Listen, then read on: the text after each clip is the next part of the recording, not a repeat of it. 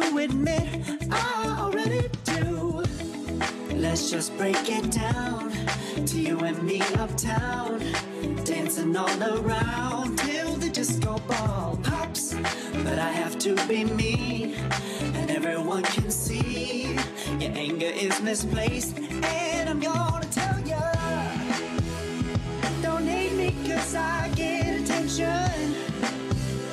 Don't turn me into I'm not.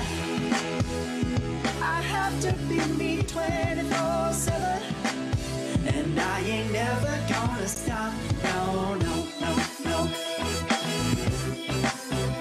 No, no, no, no. Oh, no, no, no. No, oh, oh, oh. And I ain't never gonna stop. Come on. Listen to me.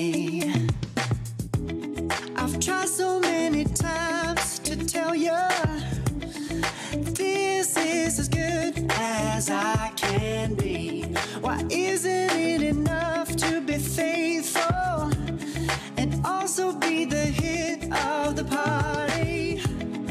Let's just break it down to you and me uptown, dancing all around till the disco ball pops. But I have to be me, and everyone can see your anger is misplaced, and I'm gonna tell you, don't hate me 'cause I get attention. Don't turn me into what I'm not.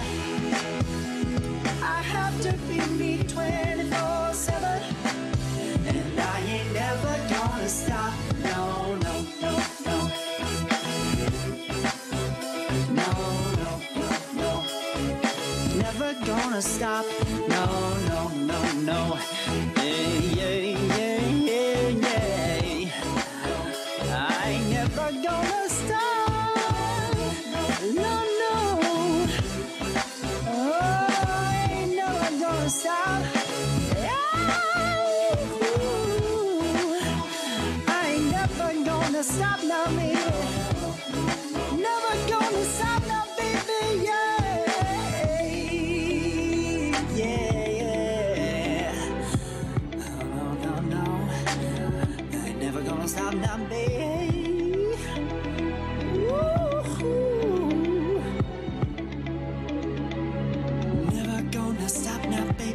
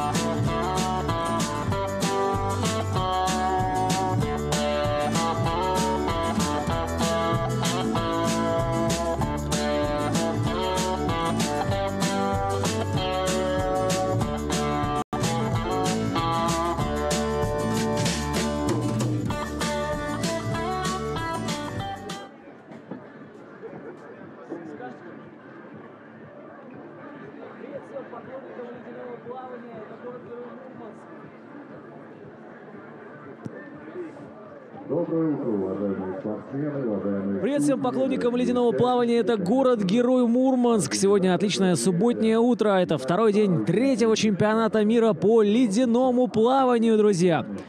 Озеро Семеновское сегодня как никогда полно от спортсменов, которые жаждут победить, потому что сегодня у нас очень и очень интересный день. 1000 метров. Штука, как называют ее спортсмены, или 1K, как говорят иностранцы. Сегодня нас ждет только одна дистанция, которую случайный человек, как мы вчера выяснили от главного судьи, проплыть точно не сможет. Все уже готовится к первому заплыву. Начнем мы с девушек, ну и плавно переместимся к мужчинам. Сегодня мы посмотрим только одну дистанцию, 1000 метров. Выясним, кто же на ней станет самым лучшим, как среди мужчин, так и среди девушек. Ну и, в общем, сегодня очень интересная подготовлена программа. Я думаю, что в течение всего дня мы будем вместе с вами. Ну вот, смотрите, как раз программа на сегодняшний день. 1000 метров вольным стилем, 5 заплывов до перерыва, еще 9 после и 2 финальных заплыва ждет нас сегодня. Так что откладывайте дела, давайте вместе смотреть третий чемпионат мира по ледяному плаванию. У нас трансляция на Ютубе. Также мы показываем во Дворце творчества Лапландия. Нас видят все спортсмены, нашу картинку, как соревнуются и как выступают сокомандники. Могут посмотреть те люди, которые готовятся. Вот главный судья Виталий Поборчий, он уже провел инструктаж. Судейская коллегия только что была. Сами видите, что дежурят спасатели. Сегодня все серьезно будет. Сегодня на самом деле все серьезно. Потому что здесь случайных людей быть просто не может. 1000 километров. Вот сейчас судейская коллегия поправляет вот такие таблички. На них будут цифры, номера. Что они означают? Вот видите, сейчас цифра 2. Это значит, что спортсмену осталось проплыть 2 отрезка. 2 отрезка по 25 метров туда и обратно. Олимпийский бассейн у нас на 10 дорожек, 25 метров. Видите, что цифра 38, 2. Что значит цифра 38? Значит, что спортсмену осталось проплыть 38 отрезков по 25 метров. Соответственно, если цифры, чем меньше цифра, тем ближе спортсмен к финишу. 1000 метров. Дистанция, которую, конечно, будет очень тяжело преодолеть даже опытным спортсменам, потому что здесь идет сражение не только с соперниками, но и с самим собой в ледяной воде. А сегодня она чуть больше 0 градусов. Погода в Мурманске хорошая. Нет ветра, нет снега. Сами видите, что небо чистое. У нас совсем недавно рассвело, ну и вот уже первые спортсменки выходят на старт. Заплыв, кстати, тоже очень и очень интересный. 7 спортсменок выходят на старт, и сегодня именно они откроют программу наших состязаний.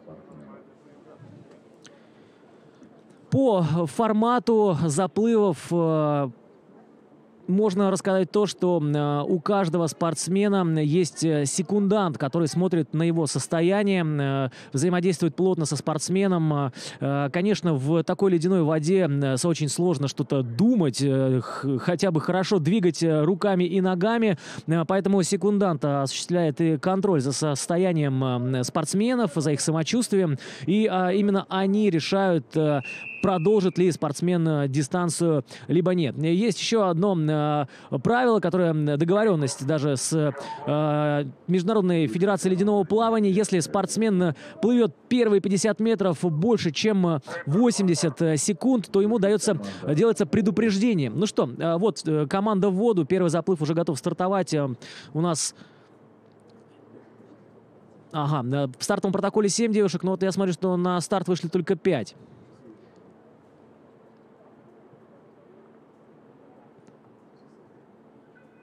И вот дан старт. 1000 метров, друзья. 1000 метров.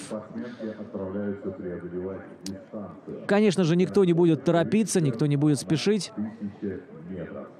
Соответственно, один бассейн 25 метров.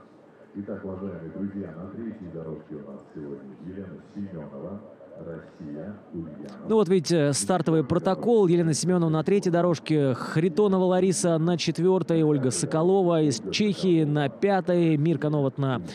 Ага, перепутали тут, смотрите, как Мирка Новотна, Чехия на 5-й, получается, дорожке, на 6-й, а на 5-й Соколова Ольга, ну и Наталья Серая на 7-й дорожке плывет. Первый заплыв по регламенту спортсмены должны выплыть из 25 минут, то есть один заплыв не может длиться больше 25 минут. Ну и, как я уже сказал, есть такая договоренность, что если первые 50 метров спортсмены плывут дольше, чем минута 20, 80 секунд, то делается сначала одно предупреждение, ну а после второго предупреждения спортсмен просто снимается с дистанции. Ну, сами видите, что первый заплыв девушки выплыли из минуты 20, где-то за минутку справились с первым полтинником, и вот сейчас они, в принципе, уходят на второй. Но никто торопиться, естественно, не будет, надо правильно и грамотно распределить силы на всю дистанцию. Все-таки 1000 метров — это довольно серьезно, особенно в такой ледяной воде. Вчера плавали 500 метров вольным стилем, в принципе, все спортсмены справились, было несколько сходов, одну спортсменку не допустили до соревнований медики, но, в принципе, это, кстати, была представительница Аргентины Виктория Мори, сегодня она тоже должна плыть, посмотрим, как сегодня будут развиваться дела. Но, в принципе, вчера все прошло благополучно, и всех восстановили, никто из спортсменов не почувствовал себя прям так плохо, но сегодня посмотрим. В 2 раза больше дистанция, 1000 метров, и вот уже второй полтинник преодолевают девушки. Цифры на красных табличках, напомню, что они значат. Это значит, сколько отрезков осталось проплыть тому или иному спортсмену. Ну, в принципе, видите, как ровненько идут. Вот только чуть-чуть впереди Лариса Харитонова из Ульяновска. Она на 4-й дорожке в такой голубой шапочке плывет. Вот, да, вот она сейчас преодолевает дистанцию. Никто торопиться не будет. Никто торопиться не будет. И тем интереснее сегодня нам будет пообщаться с нашими гостями. Сегодня у нас запланировано много гостей. Так что я думаю, что трансляции сегодня будут очень информативные и интересные. Так что, друзья, пишите в комментариях, с кем бы вы хотели, чтобы мы пообщались. В комментариях я имею в виду к трансляции на Ютубе. Так что сегодня нас ждет большой насыщенный день. Будем вещать с утра до самого вечера. Но сегодня узнаем, кто же станет сильнейшим на этой дистанции. Прямо вот от начала и до конца проследим за спортсменами. Вчерашний день был, кстати, тоже очень интересный. Первый день вчера мы посмотрели на заплывы на дистанциях, как среди мужчин, так и среди женщин, на дистанциях 500 метров вольным стилем, 200 метров вольным стилем, 100 метров брасом и, конечно, вишенка на торте, по словам главного судьи, была эстафета 4 по 50. Очень динамично она прошла и очень зрелищно. Спортсмены, конечно, если у вас есть желание посмотреть, можете посмотреть трансляцию на Ютубе. Все выложено, все записано, как они, собственно говоря, плыли. Ну, очень спортсмены, конечно, быстро и динамично преодолевали дистанцию, знаете, с таким с желанием, я бы сказал, показать себя. Там, конечно, были брызги во все стороны, тем более, что работали не в команде, не по одному человеку, то есть сражались не только за себя, но еще и за свою команду. Ну вот, пока у нас в лидерах Лариса Харитонова из Ульяновска, плывет она по 4-й дорожке, ей, кстати, 56 лет. Она чуть-чуть оторвалась от своих соперниц, и вы видите, что, да, 32 отрезка по 50 метров ей осталось, но вот сейчас должны перевернуть, так что 30 останется. Ну, в общем, дистанция действительно сложная. К нам скоро в гости придет главный судья соревнований Виталий Поборчий. Поинтересуемся у него, что вообще испытывает спортсмен вот на такой дистанции. Потому что даже 10 минут в ледяной воде — это серьезное испытание для организма. Ну, а 20, 15, 20, 25 и больше — это, конечно, вообще просто что-то за гранью человеческих возможностей, человеческого восприятия.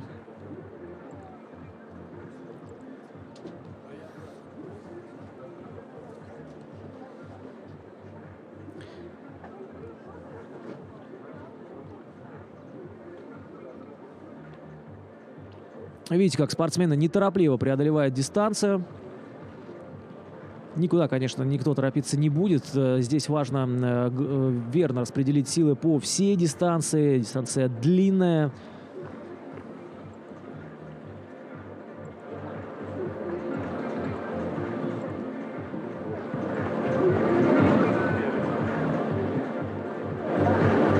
Начнем мы, конечно, с девушек и плавно переместимся уже к мужским заплывам.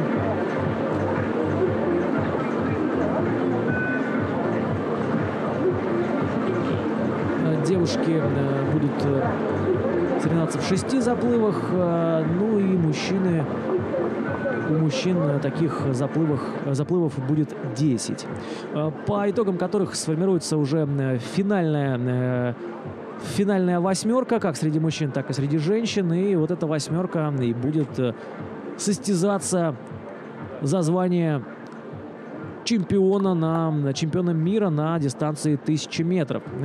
В Мурманске проходит 3-й чемпионат мира по ледяному плаванию, 1-й арктический кубок. Мы вчера разыграли, но сегодня дистанции у нас чемпионские. И 3-й чемпионат проходит уже 2-й раз в Мурманске. Ну, я имею в виду, что чемпионат мира 1-й мы принимали, а 3-й чемпионат мира тоже принимаем здесь у нас на замечательном льду Семеновского озера. Вот смотрите, какой шикарный бассейн сделали организаторы.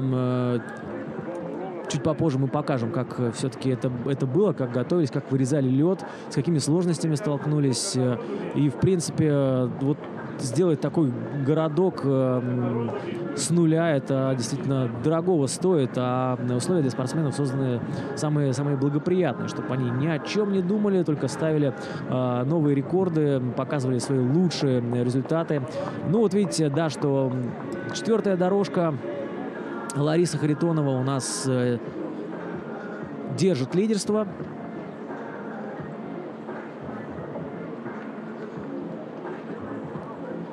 И продолжает плыть. Сейчас посмотрим, сколько осталось по дистанции. Ну а вчера мы разыграли несколько комплектов наград. Как я уже сказал, это были дистанции 500 метров вольным стилем, 200 вольным, 100 метров брасом и такой элемент шоу эстафета. Все результаты вы можете посмотреть на нашем сайте murmanskiceswimming.ru. Без пробелов, без дефисов, без точек, в одно слово. Можете посмотреть все результаты всех участников. Довольно подробная информация, как по времени, так и по другим запросам. Так что присоединяйтесь к нам, кидайте ссылки своим друзьям на ютубе. Мы будем вещать целый день. Пишите в комментариях, с кем бы вы хотели, чтобы мы пообщались, если вы болеете за кого-то лично, за какого-то спортсмена, и вы смотрите сейчас за нас где-нибудь в Тюмени или в Комсомольске-на-Амуре. Кстати, привет Дальнему Востоку. Сколько у вас там сейчас времени? Пишите. Пишите и, конечно, подбадривайте своих спортсменов. Обязательно озвучим это в прямом эфире. Ну вот, смотрите, Лариса Харитонова преодолевает дистанцию. Так, я бы сказал, уверенно, не спеша, но систематично двигаясь к финишу.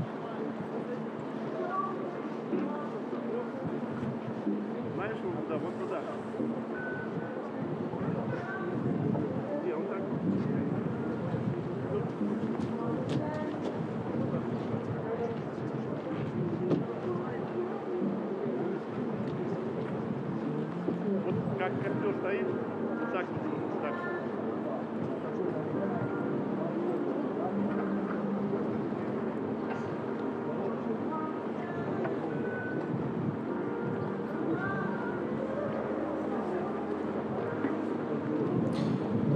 Ну что ж, привет всем, кто только к нам присоединился. Город-герой Мурманск на связи. Это 3-й чемпионат мира по ледяному плаванию. И вот у нас уже 1-й заплыв. Плывут девушки.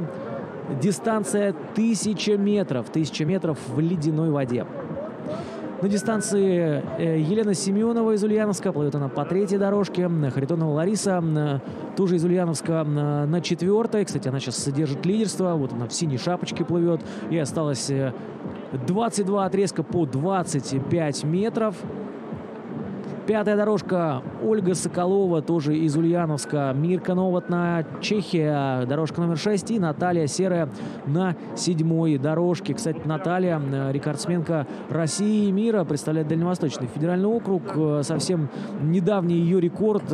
Она проплыла 6 раз по 1000 метров за одни сутки, за 24 часа. Поставила она этот рекорд в Тюмени. Но действительно, смотрите, как кто-то не может и 1000 метров проплыть, а Наталья проплыла аж 6 раз по 1000, то есть 6 километров в ледяной воде в течение суток. Это действительно рекорд, который поставила Наталья вот совсем недавно. Наталья 53 года. Видите, что возраст участниц примерно одинаковые: 53, 56, 58, 55 лет. Вот только Ольга Соколова, ей 40 лет. Самая молодая участница первого заплыва.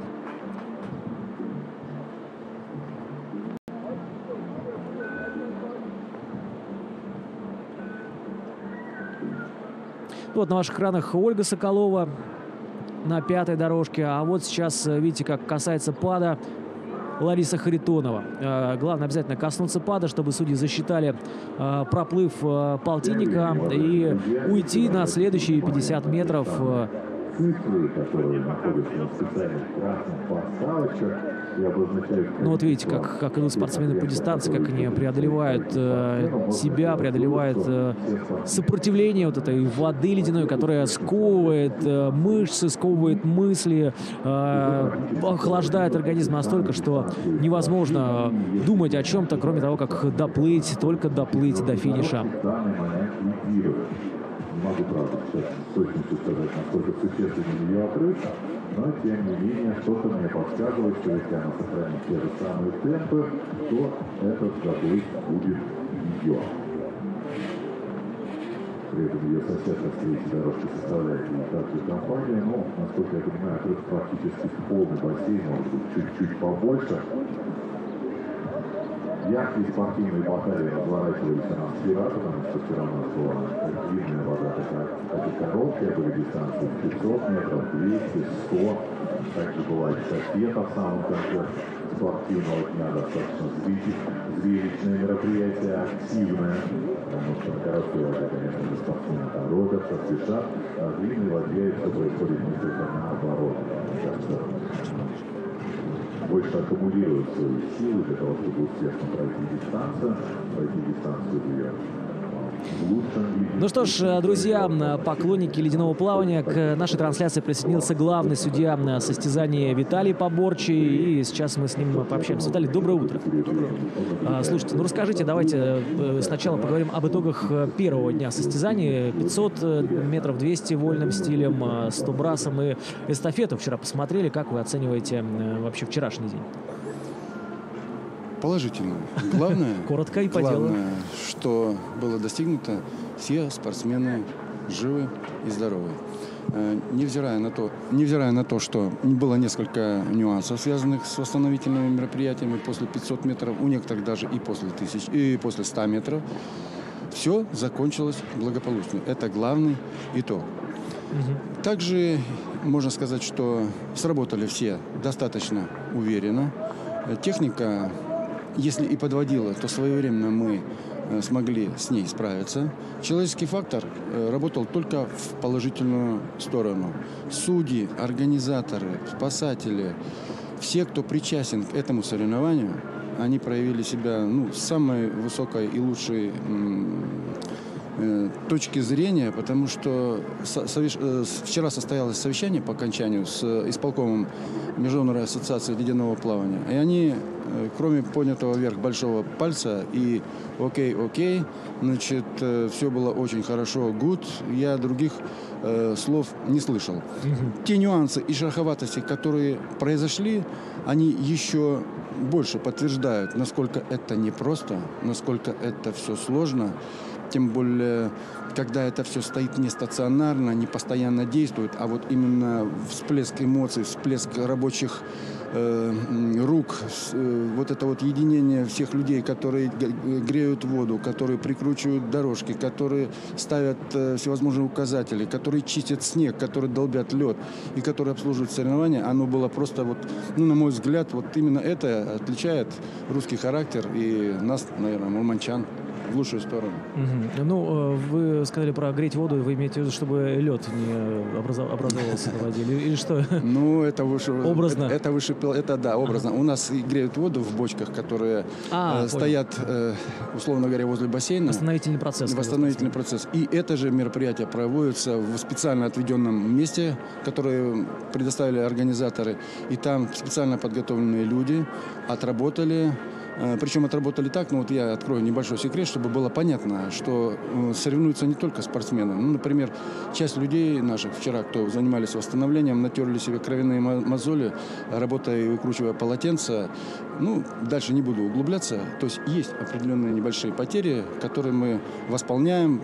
Добровольцы находятся, люди бросаются на амбразуру. Ну, я вот сейчас говорю, у меня немножко мурашки даже. Ну, то есть вот вообще чемпионат мира по ледяному плаванию — это вызов не только для спортсменов, но еще и для оргкомитета, для всех, кто организовывает эти поистине масштабные соревнования. Я бы сказал, что это вызов для страны. О, как, даже да, для Мурманска. Хорошо, что Мурманск представляет ее, ну, как-то гордость даже берет, что именно наш город-герой вот такой масштабный турнир смог себе позволить и организовать, и мировые звезды приехали к нам. Весь мир прекрасно знает, что лучше Мурманска подобные соревнования на сегодня организовать никто не может в мире. Ни на каком континенте подобное организовать невозможно. Виталий, ну вот вы уже кратко предыдущий день вспомнили. Но вот если говорить об этом дне, 1000 метров, насколько вообще это сложно для спортсмена?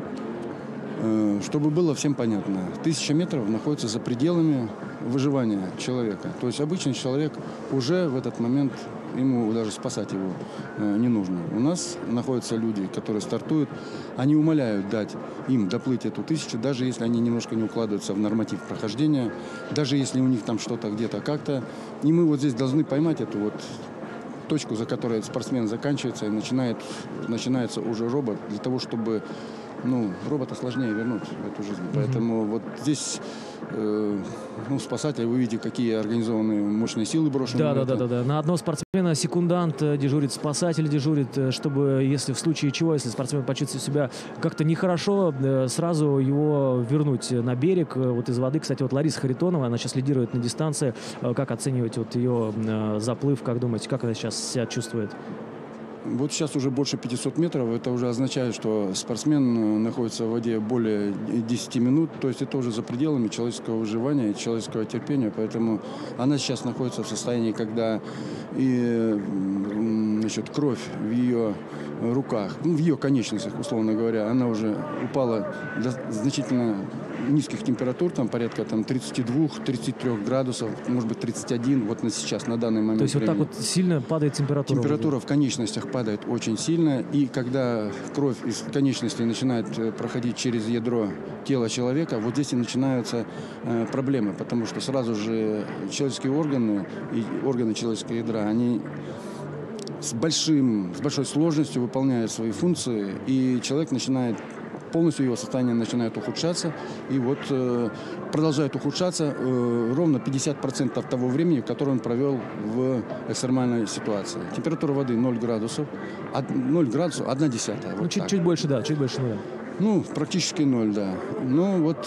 Вот так вот, если кратко говорить, примерно такая ситуация, она сейчас происходит со спортсменами, но те, кто проходит эту ситуацию, их организм, как мы говорим, то, что нас не убивает, делает сильнее. Да. Ну, смотрите, 200 метров осталось для Ларисы Харитоновой. Вот сейчас как раз, да, спасибо большое, Виталий. Говорят, что одну спортсменку надо снимать.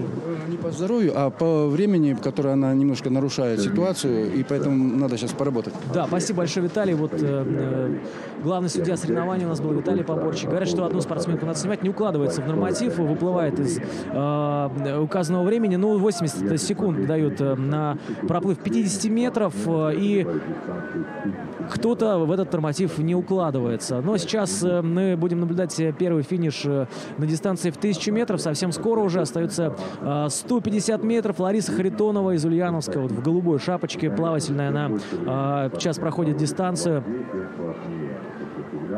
Остается совсем немножко, но вот эти даже, казалось бы, финальные 100-150 метров преодолеть будет совсем непросто. Рядом с ней плывет, рядом с Ларисой Харитоновой плывет Елена Семенова, тоже представительница Ульяновска.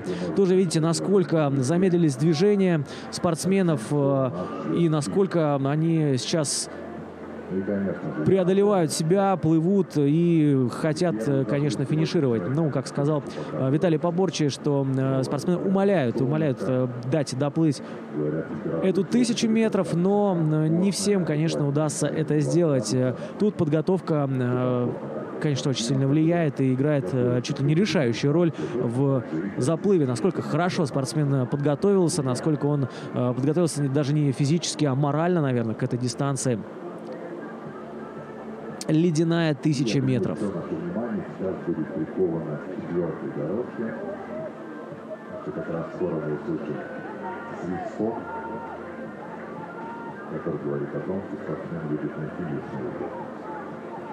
Ну, а тем временем Лариса Харитонова уже выходит на финишные отрезки. Еще один полтинник позади. Вот она приплывает к паду. На финальных метрах мы тоже подключимся к этому процессу. И в данный момент вы наблюдаете за работой спасателей. И после того, как она коснется этого желтого пада, ей останется всего лишь 100 метров. Это туда и обратно. А 100 метров, прошу прощения, да, конечно же, 2 раза туда и обратно. Видите, цифра 4. Видимо, уже перевернули судьи. Нет, все правильно, да. 100 метров остается для Ларисы Харитоновой. Ну, а вот видите, сейчас спортсменку, которую сняли... Хорошо бы посмотреть, кто это, на какой дорожке плыла эта спортсменка, чтобы понять, все-таки кто у нас не смог закончить дистанцию.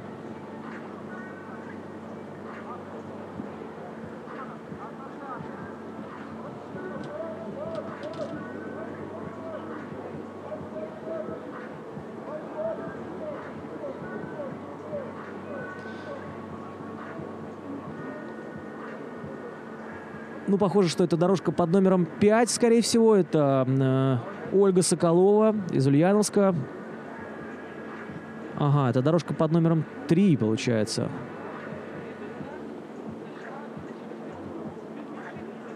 И вот еще одна спортсменка почувствовала себя нехорошо. Сегодня будет какой-то процент сходов с дистанции, потому что сложно, очень сложно. Ну, вся информация будет оперативно появляться у нас на сайте murmanskiceswimming.ru, так что можете заходить туда и смотреть, кто из спортсменов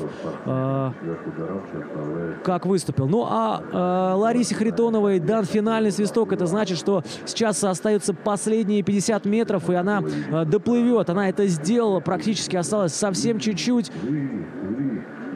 У нее остается всего лишь финальные 50 метров, и 25 из которых она практически преодолела. Ну, видите, как тяжело дается эта дистанция. Сейчас можете обратить внимание, как спортсмены будут выходить из воды после такой ледяной мили. Но, видите, вот сейчас одну спортсменку уже закутали в одеяло, спасатели сейчас ее проводят к восстановительным специалистам. Ее будут, конечно же, восстанавливать. Тяжело, очень тяжело идет. Ну, а Лариса Харитонова заканчивает выступление на дистанции в 1000 метров, заканчивает с хорошим результатом, выплывет она из 25 минут, это уже понятно.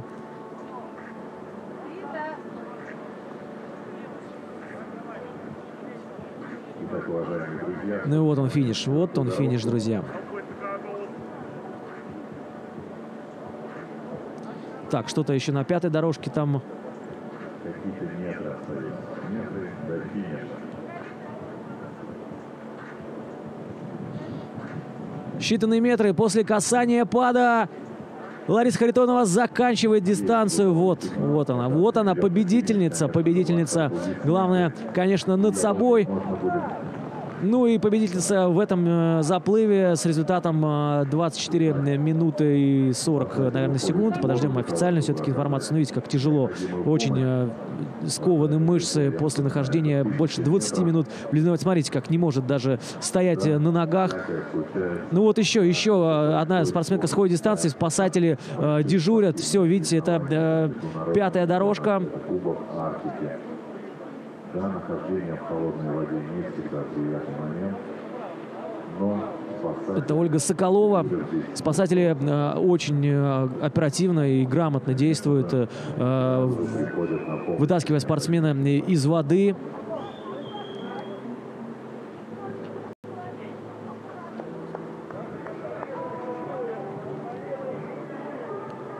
И, конечно же, нужна помощь медиков, потому что организм испытывает колоссальные нагрузки.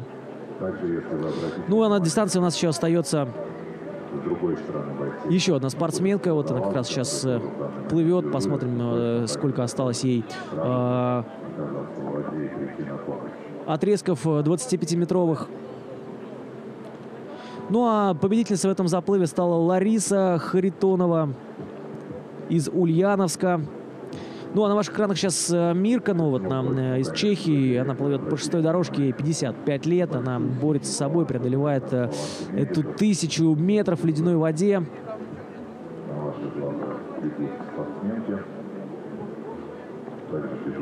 Ну и похоже, что финишировала только Лариса Харитонова, потому что не видно в ледяном бассейне других спортсменов. Видимо... Да, действительно, ничего себе. Получается, из 5 спортсменок финишируют только 2. И сейчас вот Мирка Новотна тоже приближается к финишу. И сейчас она будет после касания пада, время ее будет остановлено. Тяжело, конечно. Ой, смотрите. Молодец, молодец. Звучат аплодисменты всех, кто стоит у ледяной кромки. И молодец, молодец. Мирка Новотна из Чехии сейчас спрашивает о ее самочувствии. Ну, вроде как она говорит, что все нормально. Все, дайте еще немножко понежиться в ледяной воде.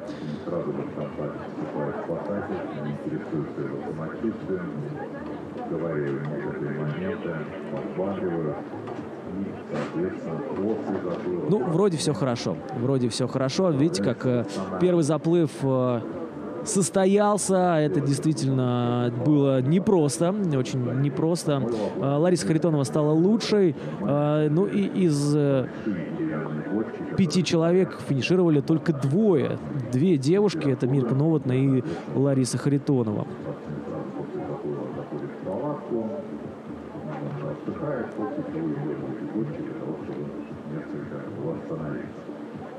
Ну а сразу после заплыва, конечно, спортсмен продолжает еще бороться с собой, потому что кровь с конечности начинает...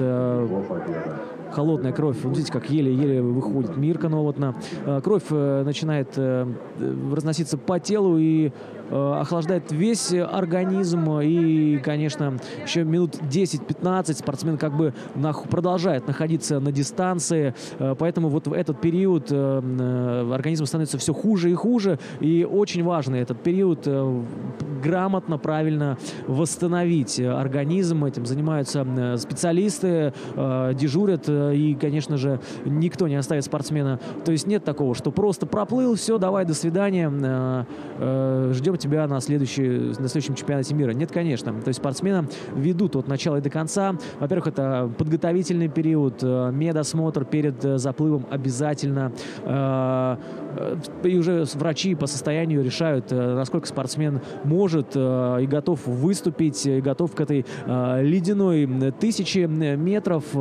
После осмотра еще, конечно, идет инструктаж с судьями.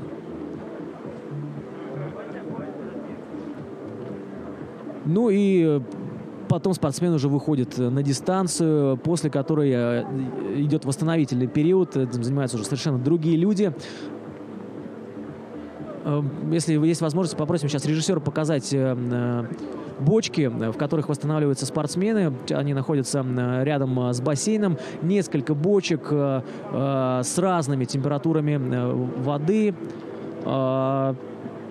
Прохладная, потеплее и более горячая вода.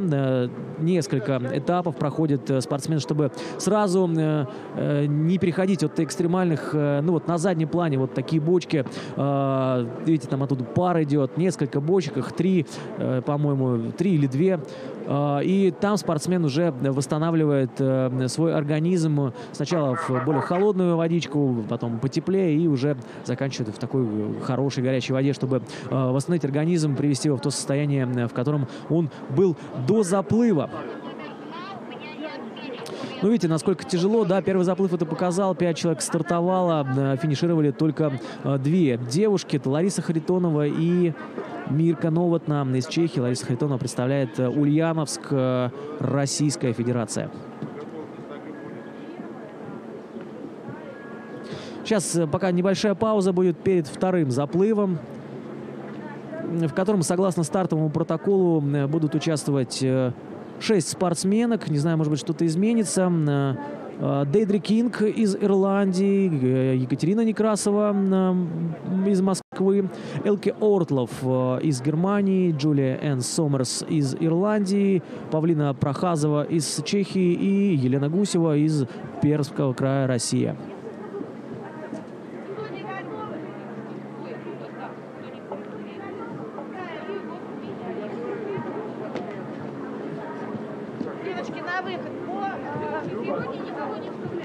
Итак, уважаемые друзья, если вы только что к нам присоединились, конечно же, доброе утро. Вышло солнце, и очень хочется надеяться, что оно сегодня будет сопровождать в течение всего дня, потому что вчера как-то было серенько, хотелось как раз немножечко солнышка. И в данный момент, насколько мне известно, участницы следующего заплыва уже готовы и с минуты на минуту покажутся на стартовой линии. Я напомню, что у нас сегодня день зимней воды, 1000 метров. Соответственно, этот день открыли прекрасные девушки, и они его в данный момент будут продолжать.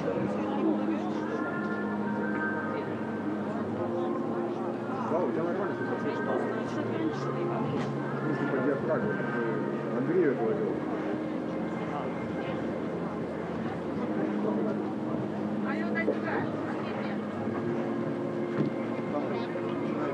Таня, значит, в медицинской палатке мало тепла, первое. Второе, стаканчики нужны. И что-то горячий чай или кипяток, я тогда поняла, что это горячее. Пожалуйста, как это сделать? Спасибо, отзвонили мне. Спасибо. Ладно.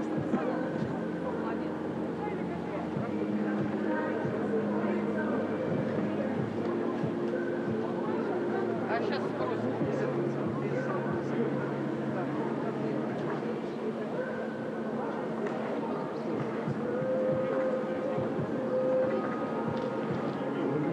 Так, давайте мы освободим центр, будьте любезны.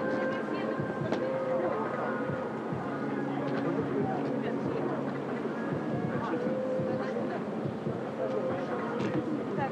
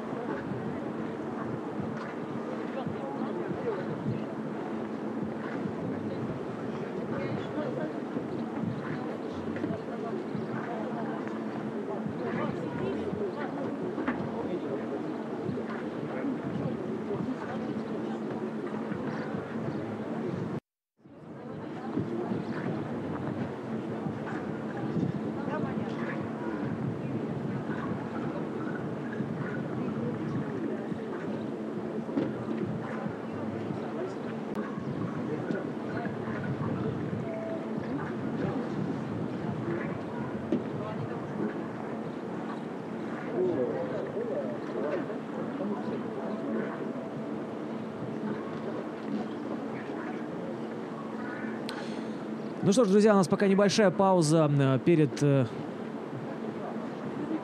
очередным заплывом. Совсем скоро расскажу о результатах первого заплыва. Из 5 девушек финишировали только 2. Это Лариса Харитонова, Мирка Новотна. Ну и сейчас идет восстановительные процедуры вот в этой синей палатке с надписью «Медицина». Харитонова Лариса проплыла дистанцию за 24 минуты 48 секунд и 10 сотых. И Мирка Новотна 27 минут 4 секунды и 8 сотых. Но сейчас, конечно, идут серьезные восстановительные процедуры. Вот в этой палатке, куда сейчас заходят люди, одну спортсменку уже увели медики. Сильное переохлаждение. И вообще это действительно довольно экстремальный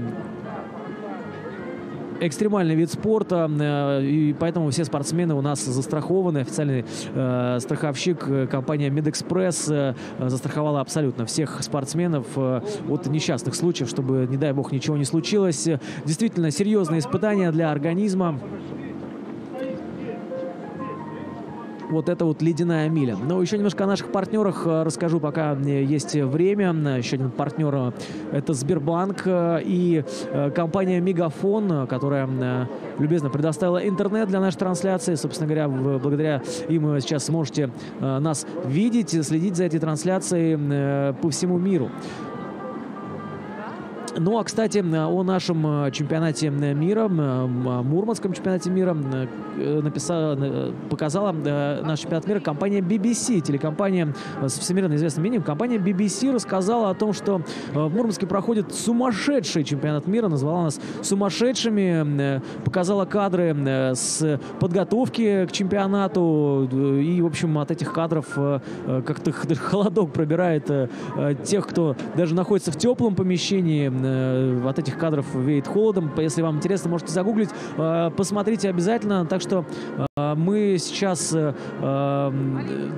вещаем на весь мир, и внимание приковано всего мира к нашему чемпионату. Здесь, кстати, есть представители французской прессы, британской. В общем, все сюда приехали, не только спортсмены, но сюда приехали, чтобы посмотреть, что же такое чемпионат мира по ледяному плаванию в Мурманске. Уже 3-й чемпионат мира. 2-й, кстати, проводится в Мурманске. В прошлом году, ну, как в прошлом, в 2015-м он был в Мурманске, в 2017-м в Германии, и вот в 2019-м снова возвращается Мурманск, проводится чемпионат мира раз в 2 года, и, собственно говоря, вот такой вот олимпийский бассейн сделали специально для этих соревнований. Трудились около месяца, наверное, здесь, чтобы создать вот такой вот стартовый городок.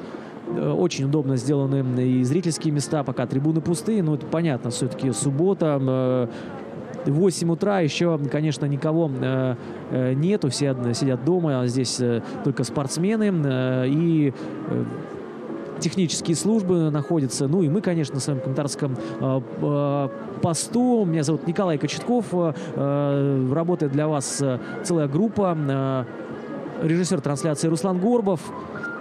Сегодня мы будем для вас вещать целый день. До 5 вечера нас ждет только одна дистанция. Это 1000 метров вольным стилем в ледяной воде Семеновского озера, температура которой достигает, как достигает, даже так достигает сказать нельзя, которая около 0 градусов. 0,1. Как сказал главный судья, это довольно экстремальная температура и вообще для спортсменов настоящий вызов. Вот такое вот ледяное испытание. Первый заплыв у нас уже состоялся. Сейчас небольшая пауза перед вторым заплывом. Ну вот, на ваших экранах результаты. Результаты девушек в первом заплыве. Харитонова Лариса 24 минуты 48 секунд понадобилось ей, чтобы проплыть эту 1000 метров. Соколова Ольга, Семенова Елена и Наталья Серая сошли с дистанции, не смогли закончить. Ну а Мирка Новотна все-таки взяла себя в руки и закончила дистанцию с результатом 27 минут 4 секунды и 8 сотых. Ну что ж, посмотрим, как будут выступать остальные девушки. Нас ждет 6 женских заплывов, после чего поплывут мужчины. Ну и на сладкое оставили финальные сражения в 1000 метров. Они состоятся тоже сегодня, так что выясним, кто же станет чемпионом мира в этой дистанции совсем скоро. В течение дня так точно. Ну вот, на ваших экранах сейчас таблица сегодняшних состязаний. 34 пловца среди девушек, 66 среди мужчин, 9 заплывов нас ждет. Ну и из этих 66 и 34 спортсменов 2 финальных восьмерки поплывут заплыв на звание чемпиона мира по ледяному плаванию.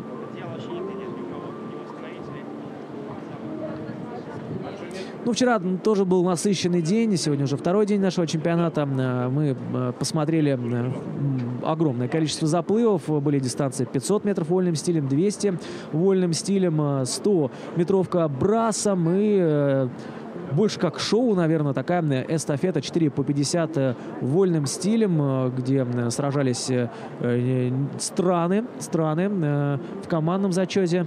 Хорошее закончение дня. Все трансляции, кстати, вы можете найти на Ютубе. Они легко находятся, так что, если вам интересно, как же прошел вчерашний день, кто победил, можете посмотреть на нашу трансляцию за вчерашний день на Ютубе. Ну, а все результаты, которые показывают спортсмены, можно найти на сайте murmanskiceswimming.ru.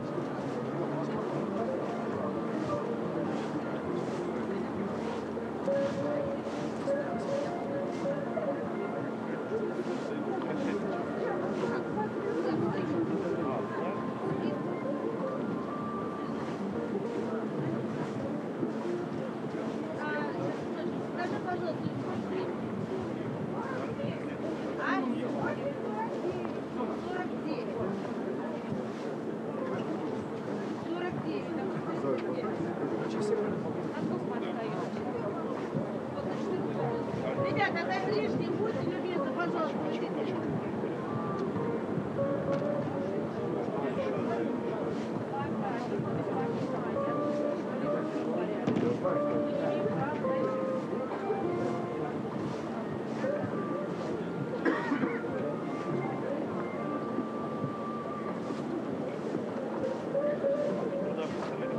Такая картинка, она перепишет чуть-чуть, когда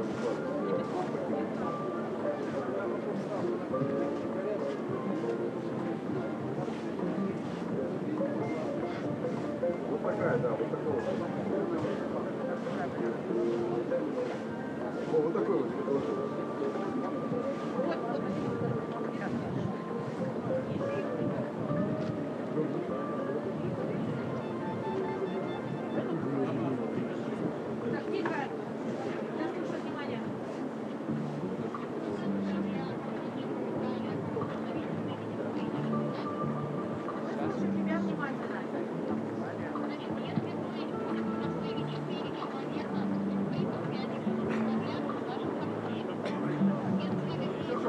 Поехали. Вот, сейчас она...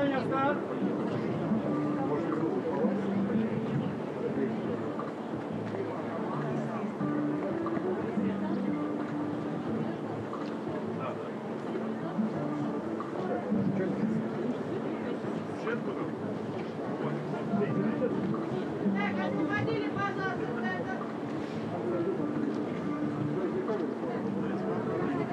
И в данный момент, уважаемые друзья, соревнования будут продолжены, и буквально через 10 секунд мы увидим спортсменов, которые выйдут. Ну что, все готово ко второму заплыву. Сейчас спортсменки будут подходить к кромке воды, на стартовые позиции. Второй заплыв нас ждет. В нем примут участие Дейдри Кинг из Ирландии, Екатерина Некрасова, представляющая Москву, Россия, Элке Ортлов из Германии, Джулиан Сомерс, Ирландия, и Елена Гусева Освободите, пожалуйста, из России.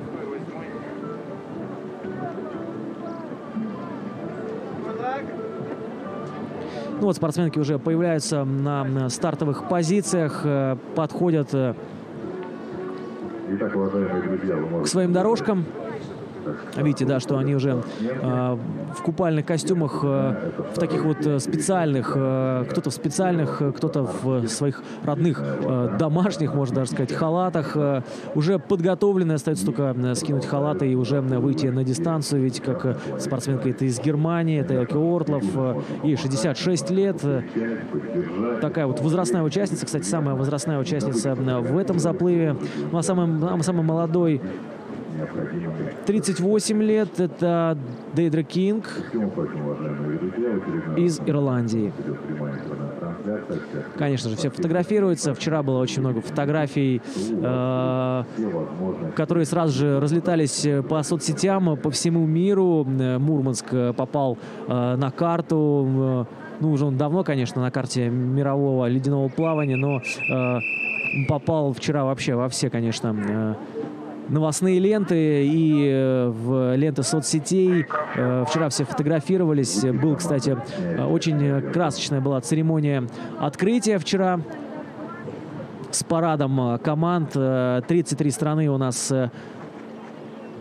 приехали на этот чемпионат мира. Ну, а тем временем уже звучит команда в воду.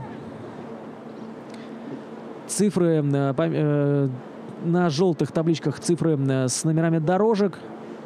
На красных табличках цифры, числа с тем количеством 50-метровых, 25-метровых отрезков, которые необходимо проплыть спортсмену. 38 отрезков по 25. Как только спортсмены проплывают полтинник, судьи переворачивают таблички. И как только число будет уменьшаться, и 2, 4, 4, 6, 4, 2, и как только уменьшится все, значит, спортсмен будет финишировать. Ну а пока ушли на дистанцию 5 спортсменок: Дейдра Кинг, Екатерина Некрасова, Элке Ортлов, Джулия Энн Сомерс и Елена Гусева из Пермского края. Есть договоренность о том, что если первые 50 метров спортсменки проплывают медленнее, чем 80 секунд, чем минуту 20, то им делается предупреждение. После второго предупреждения спортсмены просто снимают с дистанции.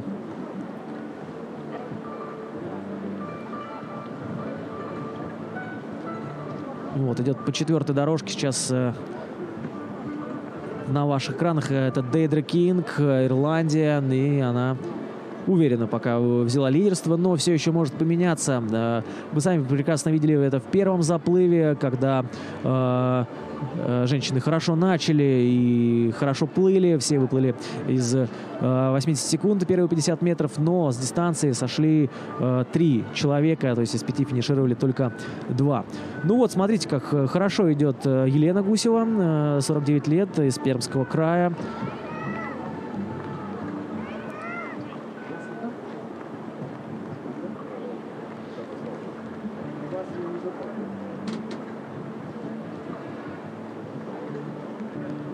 Ну, а лидерство сейчас принадлежит Дейдре Кинг, спортсменке из Ирландии. Она, вот видите, сейчас на ваших экранах. 4-я дорожка уверенно преодолевает первые ледяные метры. Ну, посмотрим. На самом деле, посмотрим. Все покажет вторая половина дистанции. Вторые 500 метров. Как спортсмен готов, как чувствует себя для того, чтобы закончить эту дистанцию, для нахождения в такой вот ледяной воде. Напомню, что температура воды всего 0,1 градуса, то есть 0, практически 0. Практически 0. Ну а к нашей трансляции присоединяются постепенно люди, просыпаются. Всем доброе утро. На связи город-герой Мурманск. Мы вещаем с берега, точнее даже не с берега, мы прямо на льду. Наша комментаторская позиция находится на льду Семеновского озера. Мы здесь соревнуемся на чемпионате мира по ледяному плаванию. Второй день соревнований. Сегодня смотрим заплывы на 1000 метров. Второй заплыв у девушек. И, кстати, очень хорошо они идут по дистанции. Смотрите, какие разрывы, да, уже определились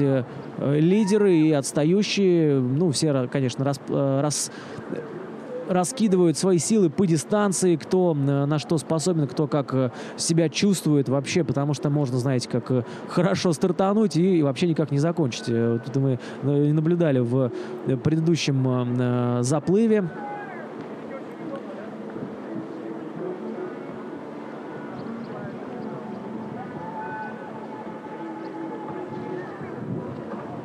Ну, тут просят наши телезрители интернет-трансляции передать привет Олегу Чекушкину из Барнаула. Передаем Чекушкину Олегу большущий привет. Вчера он тоже выступал. По-моему, даже ему удалось выиграть какую-то дистанцию. Не знаю, сейчас посмотрим. Все можно результаты посмотреть на нашем сайте murmanskiswimming.ru. Да, Олег Чекушкин 500 метров закончил с результатом 8 минут 2 секунды 81 сотая. Это 12-й результат. Он вчера показал. Ну, а лучшим на дистанции в 500 метров вчера был румын Дорин Джорджеску Полойген. 6 минут 7 секунд и 22 сотых. На втором месте медленнее на 40 секунд, 6.47, был Стефан Рунге из Германии. Ну, а на третьем месте расположился Марио Фернандес Горгойо, 6 минут 50 секунд. Видите, на ваш экран сейчас Элки Ортлов, немецкая спортсменка.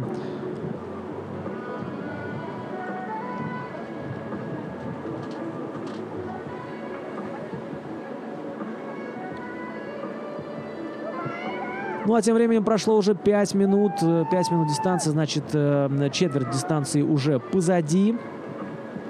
Ну вот на ваших экранах сейчас Екатерина Некрасова, она из Москвы, ей 39 лет, самая молодая участница этого заплыва.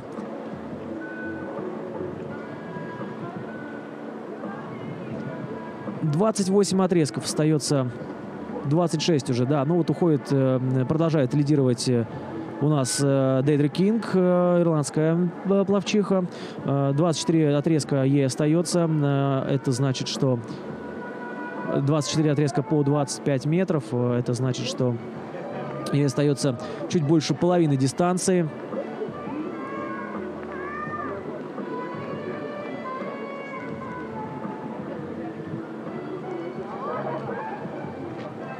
Ну, кстати, очень хороший темп взяли спортсменки. 6 минут, первая половина дистанции. Это очень неплохой результат. Посмотрим, конечно же, все покажет вторые 500 метров, вторая половина дистанции. Видите, да, что на красных табличках уже сменяются цифры. 26 отрезков остается. И постепенно, в принципе, все спортсмены как-то вот довольно близко. Нет таких прям явно отстающих.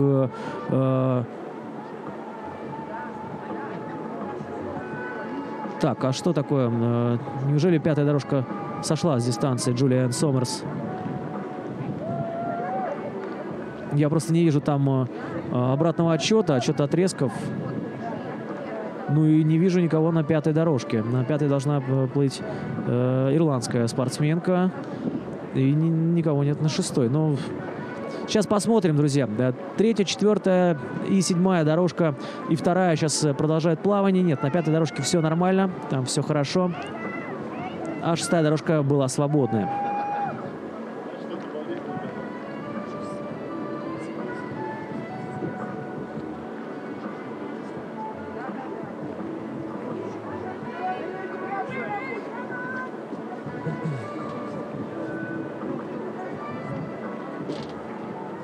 Ну, пока все нормально, пока самочувствие у спортсменов хорошее. Ну, как я уже говорил, не устану повторять, это что все покажет вторая половина дистанции. Очень много сходов как раз на вторых 500 метров. Ну, а лидирует в нашем заплыве Дейдра Кинг. Вот она сейчас выплывет. Вот она на ваших экранах. Неплохо. Даже, я бы сказал, очень хорошо идет. Смотрите, насколько уверенно она преодолевает эту дистанцию. Все-таки это не закрытый бассейн, и вода здесь не подогревается. Наоборот, убирают лед из воды, чтобы он не замерзал. Совсем чуть-чуть. и температура воды станет минусовой, конечно, это невозможно, но 0 градусов, друзья, 0 градусов. Температура воды сегодня в Мурманске, погода хорошая, нет снега. Ветер минимальный. -1, -2. Вчера, конечно, было очень ветрено, но даже нас порадовало немножко солнышко. Ну вот сегодня вот такая вот погода, спокойная, в принципе, комфортная для спортсменов. Единственное, что вода, конечно, 0 градусов, это вот дополнительная сложность. Обычно спортсмены плавают в воде где-то +2, +4, вот так вот, но 0 градусов это дополнительная нагрузка, которую спортсмен преодолевает, находясь в воде. Вообще уж 9 минут в ледяной воде спортсмена для организма — это серьезное испытание. Ну и видите, да, что 20 отрезков остается всем спортсменам. Успешно преодолели практически половину дистанции. В данный момент лидирует дорожка номер 4. Ее нагоняет дорожка номер 3. Ну, соответственно, еще через 200, я думаю, отрезков завернется. Ну вот сейчас вот как раз проходит экватор Дейдра Кинг, дорожка номер 4. Она лидирует уверенно. Ну и не думает останавливаться, в отличном темпе продолжает преодолевать ледяную воду на Семеновском озере. И, в принципе, если в таком темпе она продолжит, то покажет замечательное время. Очень хорошо идет. Ну все, остается даже меньше половины. 18 отрезков по 25 метров. У кромки воды дежурят секунданты, которые находятся в постоянном контакте со спортсменами. Если видят, что спортсмен плохо себя чувствует, самочувствие ухудшается, это может произойти в любой момент. Грубо говоря, плывет спортсмен, преодолевает 25 метров, а толкнувшись обратно, уже не может плыть. И они, секунданты, находятся в постоянном контакте со спортсменами, и чуть что они готовы дать знак спасателям и снять с дистанции спортсмена, вытащить его из воды. Но, как сказал вот Виталий Поборчик, главный судья соревнований, умоляют спортсмены дать им возможность доплыть, потому что это действительно уникальная возможность вот так вот посоревноваться в ледяной воде в Мурманске. Очень хорошо идет Дейдра Кинг по дистанции. Видно, что готова она замечательно к этим стартам. Ну и 1000 метров. А вот Элки Ортлов тоже, смотрите, хорошо преодолевают дистанцию спортсмены. В целом виден уровень, видна подготовка. Ну и в прошлом заплыве к этому моменту уже были первые сходы. То есть на второй половине дистанции спортсмены уже начали сходить. Даже кому-то понадобилась медицинская помощь, потому что сильное переохлаждение было у спортсменок. Сейчас, в принципе, пока тьфу-тьфу-тьфу, все идет благополучно. И спортсмены так хорошо преодолевают дистанцию в отличном темпе и с отличной скоростью.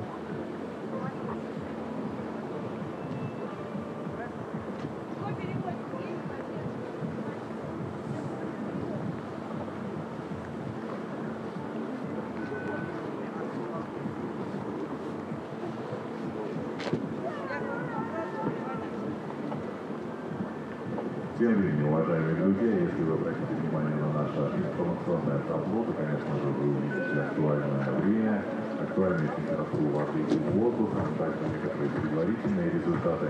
И, как только что вы могли заметить, мы немножечко сменили музыкальный формат, связано это с тем, что сегодня суббота, ранее утро, множество горожан еще отдыхает, а с 10 часов, я думаю, здесь будет шумно. По-настоящему шумно было вчера, и, я думаю, Глядя на то, как спортсмены преодолевают дистанцию, даже не скажешь, что да, вода вот всего 0 градусов, что она ледяная. Очень хороший темп у всех спортсменов, без исключения. Элки Ортлов из Германии на ваших экранах сейчас. Ей 66 лет, самая возрастная участница этого заплыва. Ну вот видите сами, в какой форме человек 66 лет, а вот как плывет, вообще очень и очень здорово. За позицией всего происходящего, можно сказать, что спортсменка на дорожке под номером 4 продолжает... Очень забавные комментарии оставили к нашей трансляции. Железные бабушки. Железные бабушки на дистанции.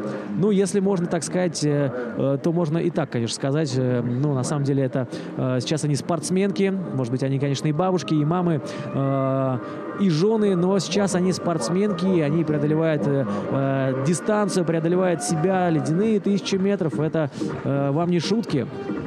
Ну, а смотрите, тем временем остается уже 10 отрезков по 25 метров. Это значит 250 остается всего лишь доплыть спортсменкам. Ничто по сравнению с тем, что они уже преодолели.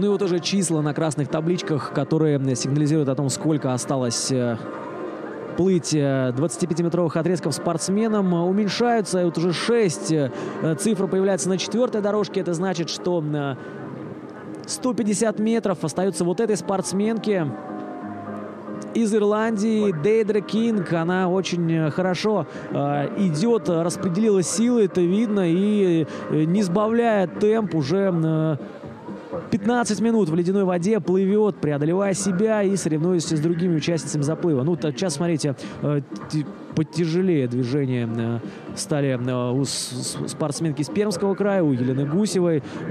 Видно, что тяжело дается эта дистанция. Один из них такой своеобразный гид электронный. Это тот момент, когда спортсменка прикасается к специальной пластине. Вы их можете видеть в воде, они черно-желтые. Это специальные счетчики. Они помогают слезть и бегать. И в тот момент, когда спортсменке до финиша останется 50 метров, вы также услышите свисток от судьи.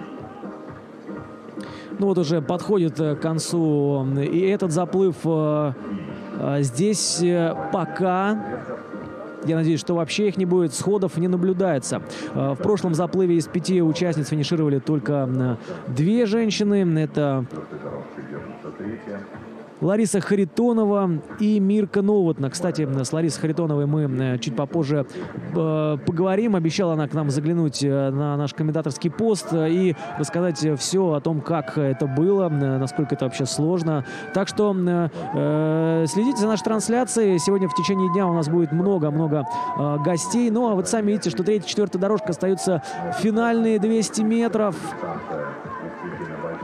Финальные 100 даже метров. Ну вот после того, как проплывет на 4-й дорожке Дейдра Кинг, вот этот полтинник, и останется всего лишь 50 метров. Так что финальная соточка. Финальная соточка для представительницы Ирландии.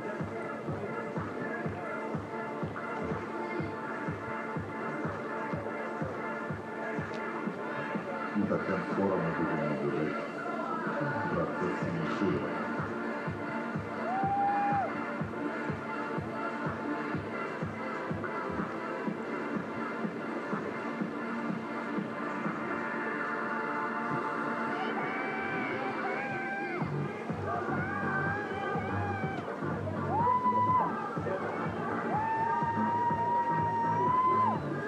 Ну и вот, смотрите, подплывает к паду. Это такие желто-черные панели. Надо обязательно до пада докоснуться. Специальные счетчики у них встроены и помогают судьям следить за передвижением спортсмена.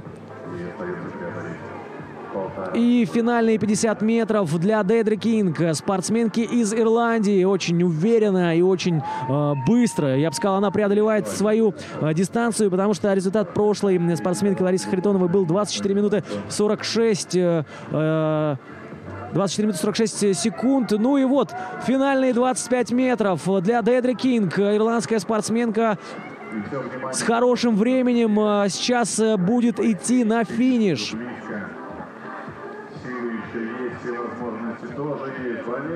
Кстати, самая молодая участница этого заплыва, ей 38 лет. Ну и вот она преодолевает последние метры. Зрители подбадривают ее. И вот он, финиш. 19 минут. Отличное время. Это Дейдри Кинг, Ирландия. Даже, смотрите, сама выбирается из воды без помощи спасателей. Ну и третья дорожка у нас, кстати, финиширует тоже. Третья дорожка, на которой самая возрастная участница этого заплыва, 66 лет, Элки Ортлов из Германии, тоже приходит на финиш. Очень хороший результат. Ну и видите сами, что доплывают и спортсменки на 5-й и 7-й дорожках Джулиан Сомерс и Елена Гусева. А вот она, Элки Ортлов, пришла второй в сегодняшнем заплыве. Радуется секундант, радуются все участники, все присутствующие. Элки Ортлов решила еще, что это я буду вылезать. Не хочу пока. Хочу пока еще немножко побыть в воде.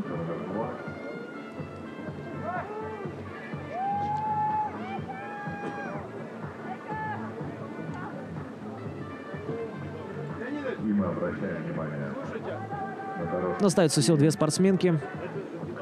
5 в том числе. Поддерживаем их. Очень близко они идут друг к другу. И у одной спортсменки, и у второй это финиш.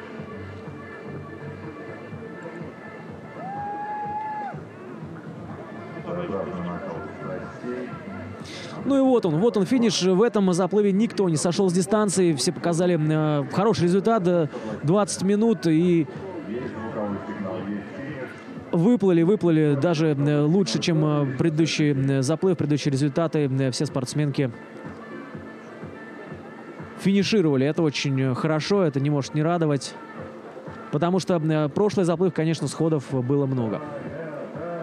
Стремится к финишу спортсменка на второй дорожке, конечно же. Ну и у нас остается только 2-я дорожка. Екатерина Некрасова, вот она, тоже приходит к финишу. Друзья, я думаю, можно поаплодировать, пожалеть немножечко девушкам, будет приятно и поздравить успешным преодолением. Судейская коллегия дает команду, что заплыв закончен, друзья. Ну и я вас поздравляю. Поздравляю спортсменок, которые преодолели эту ледяную тысячу, ледяную штукарь, как говорят некоторые спортсмены. И второй заплыв на этом подошел к концу с хорошим временем. Сейчас дождемся официальных результатов, обязательно их озвучим. Но все результаты, как вчерашнего дня, так и сегодняшнего, вы сможете оперативно смотреть на нашем сайте murmanskiceswimming.ru. Сейчас небольшая пауза перед 3-м заплывом, и мы обязательно к вам вернемся.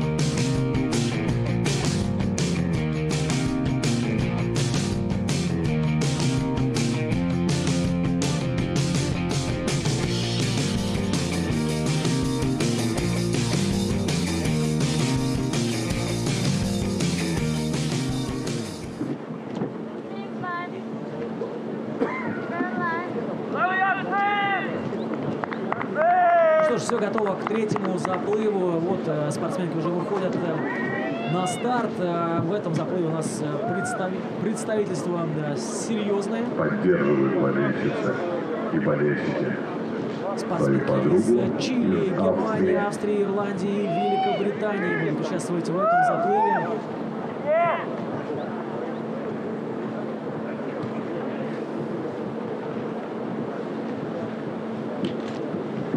На второй дорожке будет стартовать чилийская спортсменка Барбара Хернандес. Вот она на ваших экранах сейчас настраивается, готовится к своему старту. Ей 34 года. Спортсменка из Чили. На третьей дорожке немецкая пловчиха Пегги Хеннинг.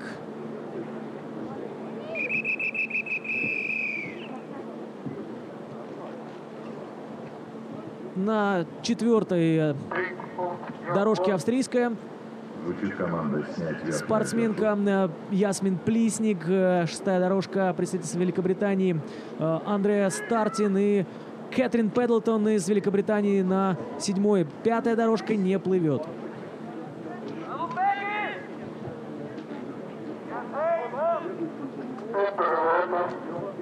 Звучит команда в воду.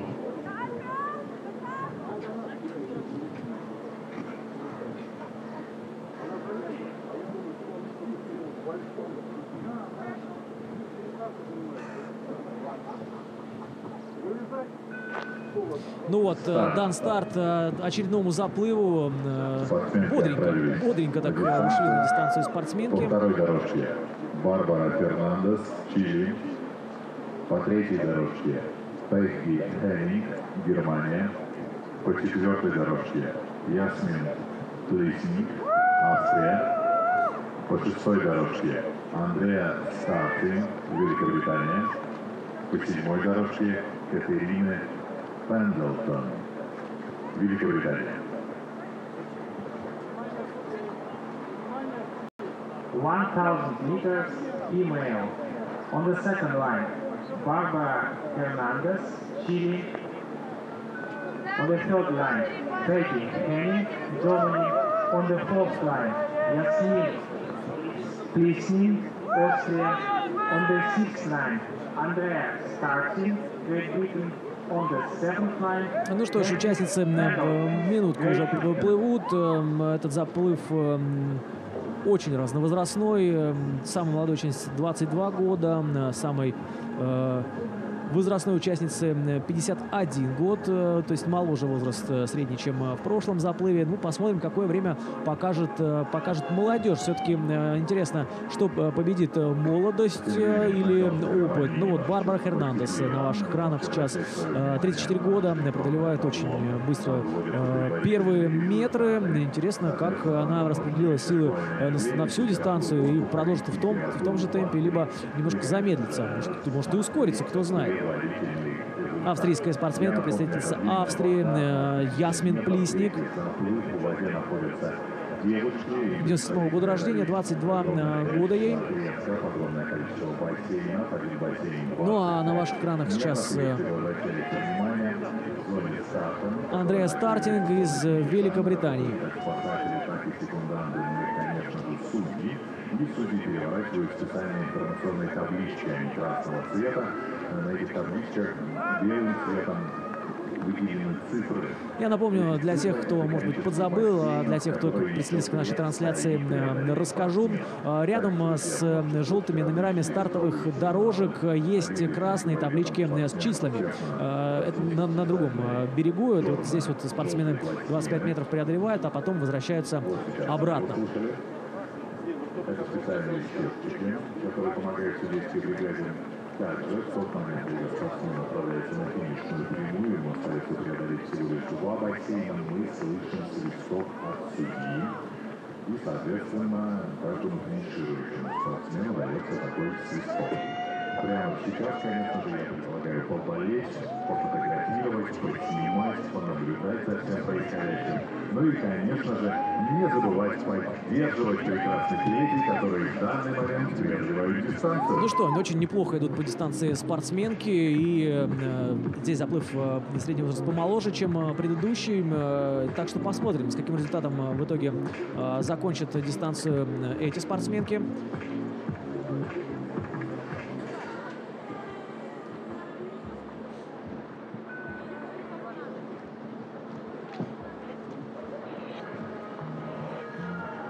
Ну, а здесь у нас в заплыве участвует представительница Великобритании, в частности, Кэтрин Пэддлтон, и очень известная персона у себя в стране. Ее называют ледяной королевой или Crazy Cat, сумасшедшая Кэт, потому что регулярно плавает она в группе своих подруг с другими 4 девушками, и вот эта группа называет себя Dippy Dragons. Ну, это можно перевести как... Ну, не хочется грубо как-то переводить, спятившие драконы, ну, либо сумасшедшие тоже драконы. Кстати, первая валлийская девушка, Кэтрин Пэддлтон, которая проплыла ледяную милю в январе 2016 года.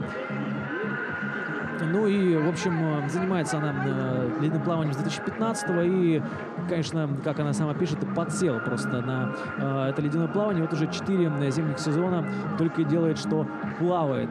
Кстати, переплыла она Ла-Манш в одиночку в октябре 2018-го. Ну и вот сейчас приехала в Мурманск тоже показать себя.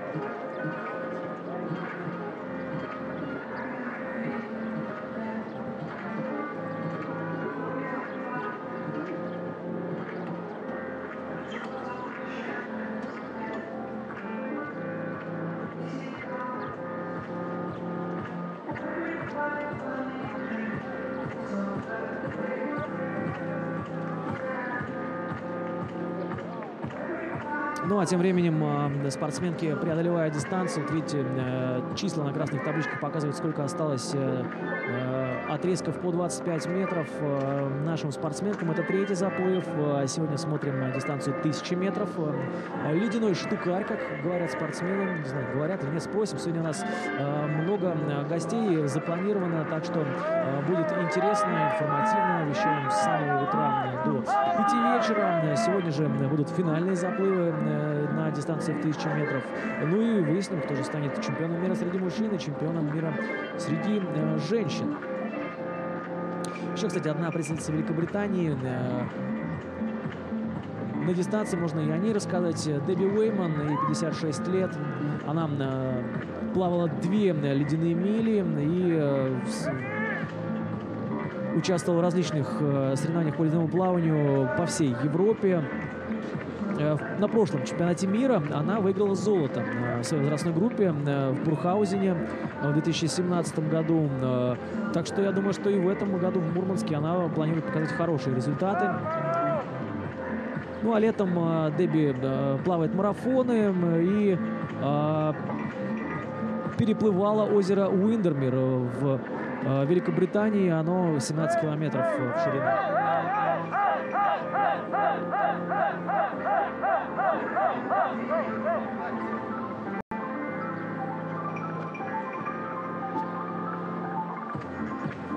Ну что, друзья, у нас присоединился к нашей трансляции гость. Это Роман Каркачев.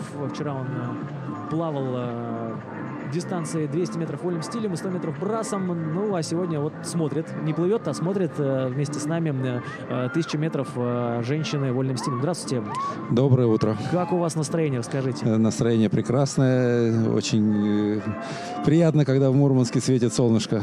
А сегодня-то нету вроде, вчера светило. А сегодня тоже, но есть немножко через облака, но это все равно приятно. Ага, ну расскажите немножко вообще, как вам Мурманск, как организация этого чемпионата, как проплыли, как считаете по ощущениям сами? Ну, во-первых, я начну с того, что Мурманск для меня это, в принципе, родной город. Я провел здесь все мое школьное детство со 2 по 10 класс.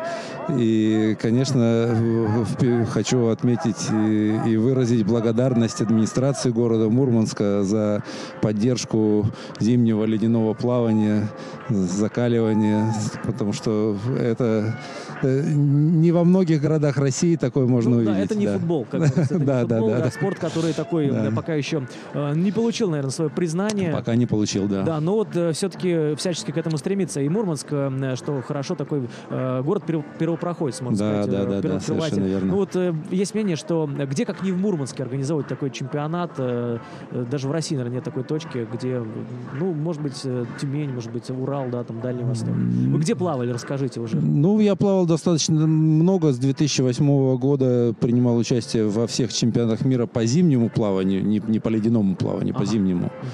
И вот на соревнованиях по зимнему плаванию участвовал от Вермонта до Китая и Аргентины.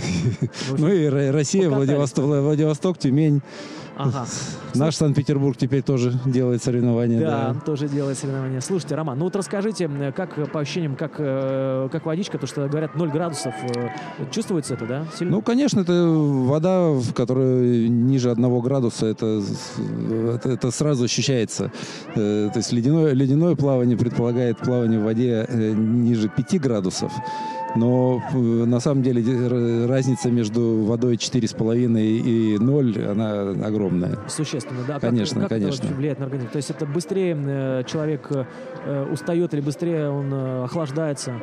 Ну, и в воде 4,5 градусов, например, вы не будете чувствовать онемение пальцев, рук, ног в то время, когда вы плывете. То есть, в принципе, это все получается более организм находится под контролем.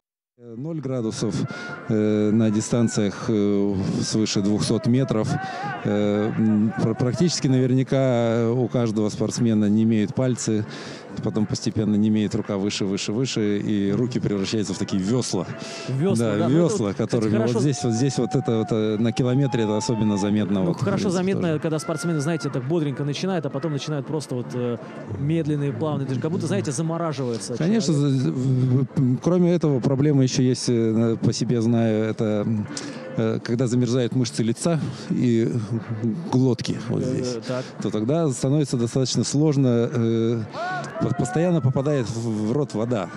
То есть ты не контролируешь, их трудно сомкнуть, и дыхательный рефлекс, который вот когда мы вдыхаем и попадает вода, и мы делаем так, и останавливаем это. А когда человек замерзает, здесь вот есть некоторая опасность надышаться вот этой воды.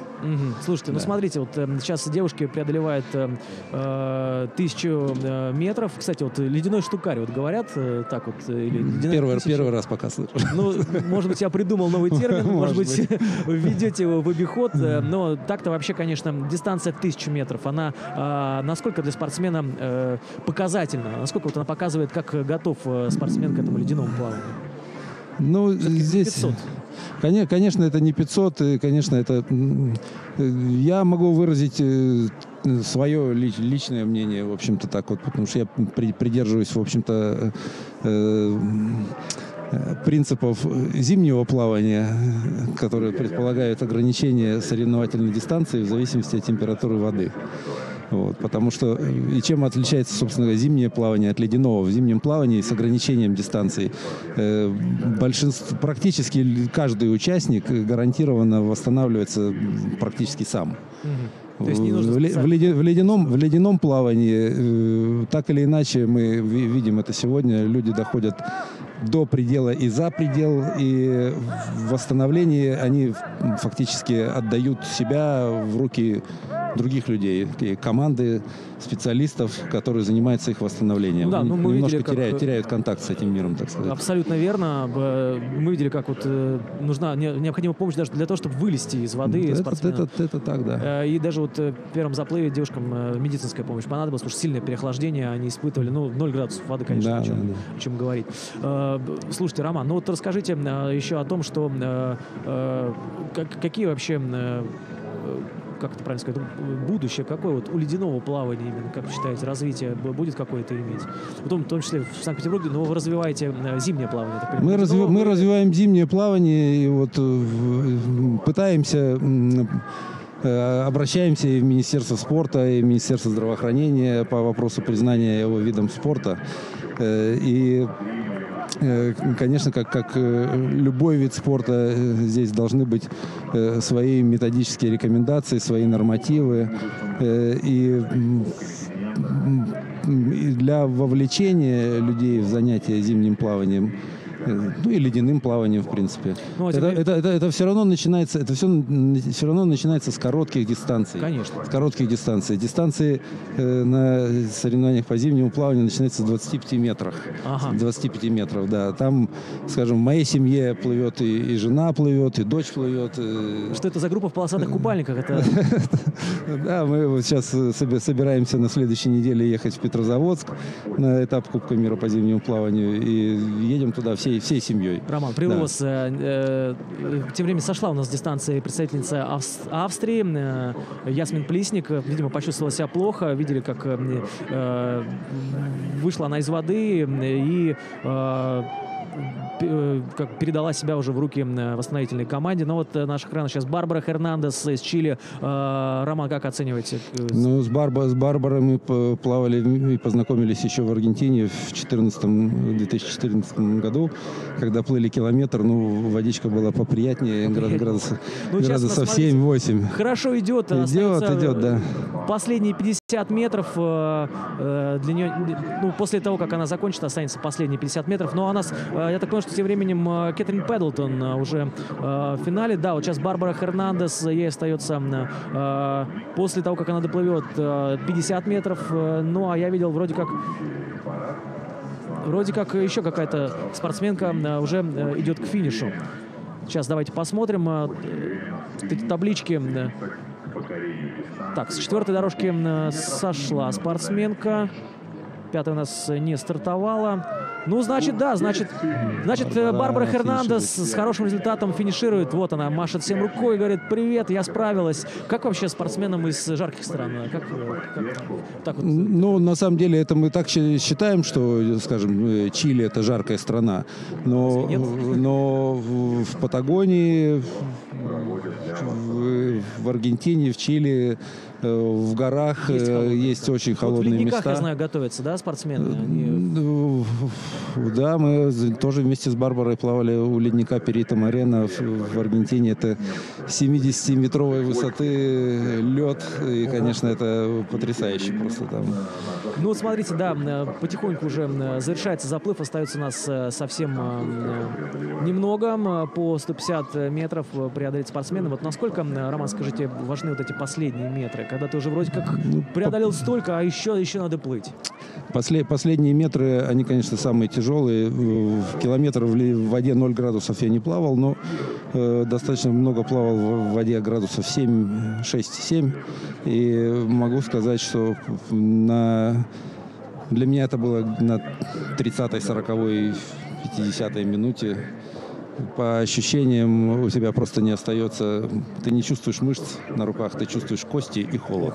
Это правда. Себе. Но это вы говорите про марафонские дистанции. Ну, да. я думаю, здесь девушки ощущают примерно то же самое. Ну, потому что вода холоднее. Потому что вода холоднее, да. Здесь это вопрос времени, кто сколько времени проводит в этой воде. Ну, а тем временем у нас уже спортсменки постепенно заканчивают, остается совсем немного. Вот уже на второй дорожке Барбара Хернандес уже финишировала. Сейчас у нас подходит к финишу и спортсменки из Британии. Напомню, что Ясмин Плисник, австрийская спортсменка, уже сошла с дистанции. Ну, а с нами в студии был Роман Каркачев, директор зимнего плавания Федерации Санкт-Петербурга. Да? Может, что-то хотите сказать тем, кто посмотрит трансляцию напоследок? Хочу сказать, что ребята, оценивайте свои возможности, правда. Вот. Если вы плывете быстро, welcome на километр. Если вы не плывете быстро, ограничьте свои амбиции 500 метрами, 200 метрами. Вы получите гораздо больше удовольствия, радости от всего этого процесса. Вот. Давайте стараться поменьше выносов на носилках. Вот, да. Честное слово, вот я вот этого хочу. Слушайте, ну не прибавить, не убавить. Спасибо большое, Роман, что были с нами в гостях. Роман Каркачев, напомню, директор Федерации зимнего плавания Санкт-Петербурга, был у нас. Ну а тем временем у нас подходит к концу наш заплыв. Девушки хорошо себя показали. Барбара Хернандес, напомню, выиграла этот заплыв. Ну, а сейчас уже... Звучит еще один свисток, и спортсменка на 6-й дорожке также отправляется на финишную прямую. Ей также предстоит преодолеть 2 бассейна.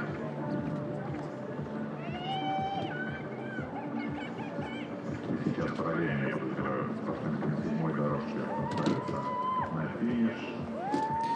Ну вот, мы наблюдаем с вами финиш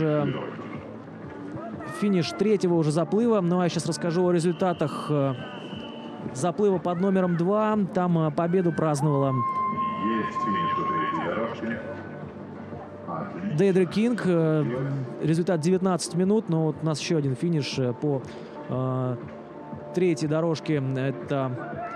сейчас показывают результаты заплыва под номером 2. Дейдра Кинг 19 минут 6 секунд 59 сотых. Второе место Элки Ортлов 19 минут 30 секунд ровно. Ну и вот в третье место Гусева Елена 20 минут 39 секунд. Ну а тем временем у нас уже финишировал и этот заплыв. В результатах чуть позже. Ну а к нам в нашу комментаторскую студию пришла победительница заплыва под номером 1 Лариса Харитонова, спортсменка из Ульяновска. Лариса, здравствуйте. Здравствуйте. Как у вас дела, расскажите. Восстановились уже? Конечно. Потому что мы хотели, конечно, сразу после заплыва с Ларисой побеседовать, но он сказал, не могу, я восстанавливаюсь. Как вот, расскажите, восстановительный процесс проходит? Ну, большое хочу спасибо сказать бригаде, которая занимается восстановлением спортсменов. То есть целая серия мероприятий для того, чтобы произошло как можно быстрее, как можно безболезненнее для спортсменов. Это большое отличие от, допустим, стартов за рубежом. Допустим, вот в Таллине мы были ровно год назад, чемпионат мира по зимнему плаванию. Там реабилитацией спортсменов вообще никто не занимается. То есть там, как грубо говоря, отплыл и до свидания. Да, то есть это твои проблемы, как ты будешь отходить. И поэтому всегда очень приятно вот плавать у нас в России, особенно в Мурманске, в Тюмени, в других городах, где действительно вот поставлена уже как практика, выработана особая практика для того, чтобы более быстро вывести спортсмена из состояния переохлаждения. Ну вот вы только что, грубо говоря, с дистанции, насколько сложно вот после такой воды 0 градусов восстановиться, и как долго это занимает времени, сколько? Ну, наверное, у меня я обычно в это время, потому что на часы не смотрю. На часы не смотришь, да, смотришь только по своим ощущениям. То есть, как только вот трясучка закончится, ну как, начинается большая трясучка, ты понимаешь, что ты уже все вошел в нормальное состояние, переходишь в баню и уже потом живешь по обычному графику. Слушайте, ну а вот что чувствует спортсмен? Вот вы, я знаю, что продолжается еще состояние борьбы, состояние организма, как только еще вылезает спортсмен, состояние продолжает ухудшаться. Вот что чувствует, что вы чувствуете? Может, по своим ощущениям рассказать? Холод, внутренний холод. То есть холод идет изнутри, то есть тело внутри продолжает остывать. Поэтому вот важна вот эти теплые полотенца, все вот эти процедуры. обогрев, вот интенсивный обогрев, то, что делает как раз бригада, но это надо смотреть, там надо, это надо видеть. Но, с другой стороны, зрителям лучше этого не видеть. А, вот так вот, да, то есть, в принципе, в воде еще ничего, а там то, что происходит в палатке, пусть остается в палатке, да? В микрофончик, пожалуйста. Да. Слушайте, ну, знаете еще, что расскажите? Вот первый заплыв у вас был на спортсменах, которые плывут по соседним дорожкам, я так понимаю, внимания вы не обращаете, да? То есть это все-таки идет сражение с самим собой. Нет, почему? Я видела, кто рядом плывет, насколько я их обошла. Ускориться или там нормально, задел есть? Конечно, да? конечно. Тяжело только становится в последней, ну, по крайней мере, для меня. То есть для кого-то километровая дистанция – это норма. То есть в сознании человек остается в полном, всю дистанцию, потом самостоятельно уходит. Для меня вот только последние, там, может быть, 200 метров остались. А так чувствуешь, как ты плывешь, как ты натыкаешься на вот эти дорожки. Потому что, да, обычно протягивают веревочку, чтобы ты плывешь и как под собой видишь ориентир, куда плыть. Здесь этого не было, поэтому пришлось немножко пометаться. Ну, конечно, вижу спортсменок, тем более это были... А веревочку что вы имеете в виду, простите? Белую веревочку натягивают примерно на расстоянии метра под водой, для того, чтобы ты ориентировался. Ты видел, куда плывешь. Да, чтобы можно было не поднимать голову, а плыть уже головой в воду. Ну, а то, что я своих... Это мои землячки. Лена Семенова, Ольга Соколова. Это 5-я и 6-я дорожка. Слева и справа от меня плыли. Мы знаем друг друга, как мы плывем. И, конечно, я видела, как они плывут. Видела всю эту ситуацию, то есть все как в обыкновенном плавании. Слушайте, ну а как вообще вот оцениваете свое выступление? У вас результат, сейчас найдем, 24 минуты 48. Вот во втором заплыве даже из 20 минут выплыли. 24:48. Для вас хороший результат? Нет, слабенький. Слабенький. Я думаю, слабенький результат. Что повлияло на результат? Повлияло отсутствие плавательного опыта в детстве. Потому что, да, хорошие результаты показывают обычно те, кто плаванием занимаются. Я плаванием начала где-то в 50 лет заниматься. До этого я занималась восточными единоборствами. То есть у меня такого опыта нет, поэтому результат получился не очень красивый, скажем так. Но вы уже участвовали в заплывах на 1000 метров вот ледяное плавание? Нет. Это ваш первый опыт, получается? Да, ну, слушайте, мне кажется, все равно для первого опыта замечательно. Закончить дистанцию. Хотелось получше. Ну, вы видели, да, что из 5 девушек закончили дистанцию в вашем заплыве только 2, да, получается, только вы и еще Мирка Новотна доплыла, дотерпела, 27 минут 4 секунды результат. Ну, вы знаете, обычно на соревнованиях дистанции заплывы формируются по возрастным группам. Здесь же отсеивали по результатам. То есть первый, как говорю, самый первый заплыв – это заплыв аутсайдеров. То есть самых медленных собрали в первом заплыве. Поэтому, вот, может быть, такие не очень высокие результаты получились. Самый интересный будет последний заплыв, где соберутся мастера. Поэтому сделали уже ближе к концу дня, когда люди могут уже, простые мурманчане, могут прийти и посмотреть, потому что действительно зрелище будет впечатляющее. Да, ну, вчера очень много было зрителей, уже после церемонии открытия подошли, да. Может быть, организаторы правильно поступили в таком, потому что первый заплыв в 8 утра, и вот именно чем выше уровень спортсмена, тем более поздний у него заплыв. Лучше он сможет выспаться. Нет, кто-то предпочитает плыть в 8, кто-то предпочитает плыть. И не забывайте, что здесь люди вон с Благовещенска приехали, где большой перепад смены часового пояса. Да. Поэтому тут не знаю, кому как и повезло. Слушайте, ну еще, знаете, хотелось спросить, как у человека, который действительно вот преодолел вот эту ледяную 1000, вот насколько подготовка сложна к таким дистанциям и в воде таких температур? Вот вы долго готовитесь или, в принципе, регулярная практика плавания просто хватает? Вы знаете, я всю жизнь занимаюсь спортом. То есть и волейбол, и восточное единоборство. У меня черный пояс по тэквондо был в свое время. Отношение как к спорту. То есть тренировки, еще раз тренировки. Большая часть времени, конечно, мы проводим в теплых бассейнах, то есть плаваем на теплой воде. Ну а зимой с наступлением вот холодов, конечно, 2 раза в неделю это обязательно тренировки на холодной воде при наличии бани. Если бани нет, то есть такие, 7-8 минут посидеть просто в проруби, а потом одеться и побежать на работу. А длительные заплывы это только при наличии бани уже в выходные дни. Ну, то есть все равно как бы даже к тренировкам надо подходить. Конечно. Холодная вода это очень серьезно. Главное условие, ни в коем случае не делать это индивидуально. То есть обязательно, если ты плывешь даже во время тренировки 500 метров, 600, 700. Обязательно кто-то должен, наблюдатель, стоять за тобой. Кто-то тебя должен обязательно подстраховать, даже если ты дома во время тренировки это делаешь, потому что холодная вода, она, в отличие, допустим, от теплых видов спорта, она непредсказуема. То есть может пойти все не так вот по щелчку пальца, да? Да. Ага. Как в Ульяновске, да, много мест вообще, как развито моржевание, вот, холодовое, ледяное плавание? У нас есть ассоциация любителей холодового плавания, то есть у нас есть база, дом моржей, баню мы делаем прорубь, правда, прорубь у нас небольшая, 12,5 метров, но этого хватает для того, чтобы вот подготовиться к таким соревнованиям. Ну, у вас целая команда приехала из Ульяновска. У нас приехало, 4 человека, все женщины, 3 из них вот вышли на километр, но мы с удовольствием ездим на соревнования. В прошлом году вот у нас команда ездила в Таллин. Я каждый год уже 5 лет подряд приезжаю к вам в Мурманск. Это Мурманская миля, Гольфстрим. 5 раз я уже пересекала. Да. Но к вам невозможно не приехать. Вы так хорошо приезжаете, что каждый раз я говорю, все, хватит. И каждый год все равно собираюсь и опять приезжаю. То есть это тренировки постоянно летом на открытой воде, зимой в проруби. Ну, тем временем у нас начинается уже 4-й заплыв. Чуть позже расскажу о его составе. Но на этом, наверное, попрощаемся с Ларисой Харитоновной. Спасибо большое. Очень вам подробный спасибо. рассказ. Да, ну все. Спасибо, до свидания. Лариса Харитонова была с нами, спортсменка из Ульяновска. Она проплыла эту ледяную милю, закончила заплыв и даже стала победителем.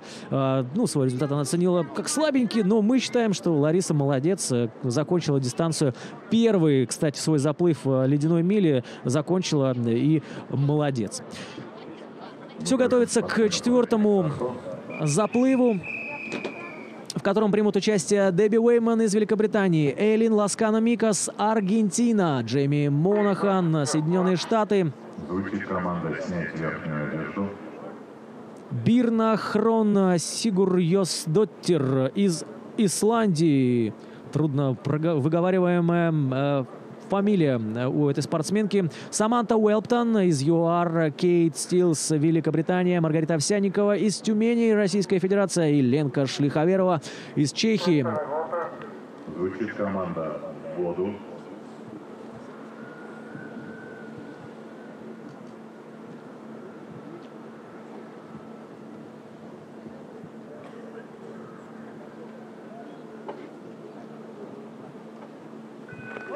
Ну что ж, дан старт 4-му заплыву. Девушки поплыли на дистанцию. Посмотрим, как они покажут себя на этой ледяной 1000 метров. На первой дорожке Дебби Уэйтман, Великобритания. На второй дорожке Эйлин Ласкано-Микас, Аргентина. На третьей дорожке Джейми Монахан, США. На 4-й дорожке Бирна Хрон Сигурьосдоттир, Исландия. На 5-й дорожке Саманта Уэлптон, ЮАР. На 7-й дорожке Кейт Стилс, Великобритания. На 7-й дорожке Маргарита Овсянникова, Россия, Тюмень. На 8-й дорожке Ленка Шлиховерова, Чехия. 1,000 meters, female. On the first line, Debbie Wayman, Great Britain. On the second line, Eylin Lashana-Micas, Argentina. On the third line, Jamie Monahan, United States. On the fourth line, Birna Hron Sigurðardóttir, Iceland. On the fifth line, Samantha Welton, South African Republic. On the sixth line, Kate Stills, Great Britain. On the seventh line, Margarita Ovsyannikova, Russian Federation. On the eighth line, Lenka Шлиховерова, Czech Republic. Работает, Рома. Да, Володя? Да?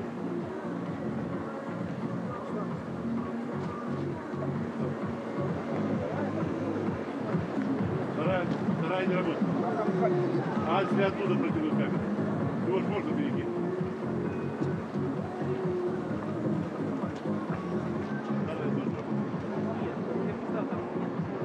Так отсюда посоединить. Ну, вот так.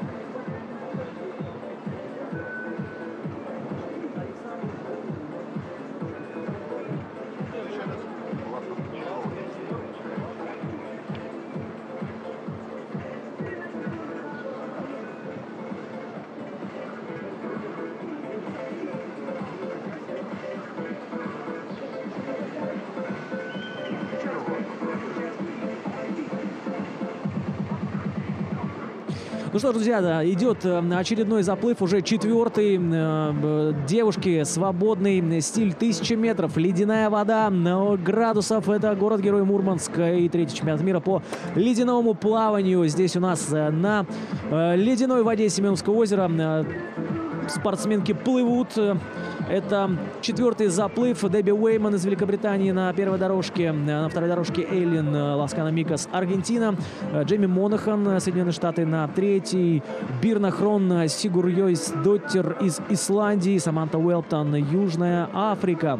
Кейт Стилс, Великобритания, на 6-й. Маргарита Овсянникова, 7-я дорожка из Тюмени. Ленка Шлиховерова, Чехия, на 8-й дорожке. Полный заплыв у нас. И преодолели спортсменки уже по 200 метров. Остается, конечно, еще очень много, но постепенно дистанцию они будут преодолевать. И я думаю, что покажут хороший результат. У нас они расставлены по силам, то есть от заплыва к заплыву все сильнее и сильнее будут спортсменки.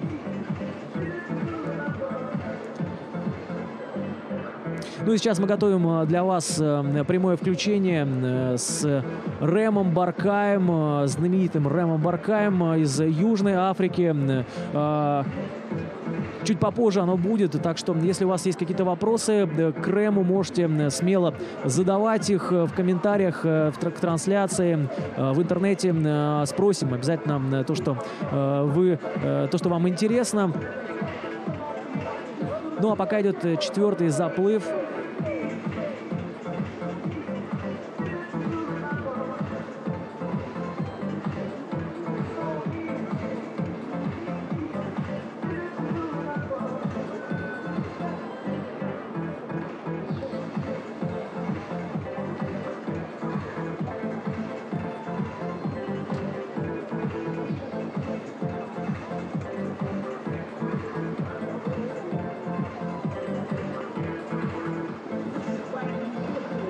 Ну, а тем временем подоспели уже результаты 3-го заплыва. Вот они на ваших экранах. Барбара Хернандес проплыла ледяную 1000 метров за 15 минут 31 секунду 42 сотых. Очень классный результат. Остальные чуть похуже. Пегги Хеннинг 19:18, Андреа Стартин 19:40 и Кэтрин Пэдлтон 20:09. Вот такие вот результаты у нас. Кстати, все вы их можете посмотреть на нашем сайте murmanskswimming.ru. Буквально в режиме онлайн они обновляются. Так что, если вам интересно, если нужна вся интересующая вас информация, вы найдете ее на сайте murmanskswimming.ru. Ну, собственно говоря, где сейчас я и тоже смотрю результаты. Они распределены по заплывам и по скорейшим, по быстрейшим, по сильнейшим результатам спортсменов тоже распределены. Так что сможете посмотреть, кто сейчас в данный момент лидирует.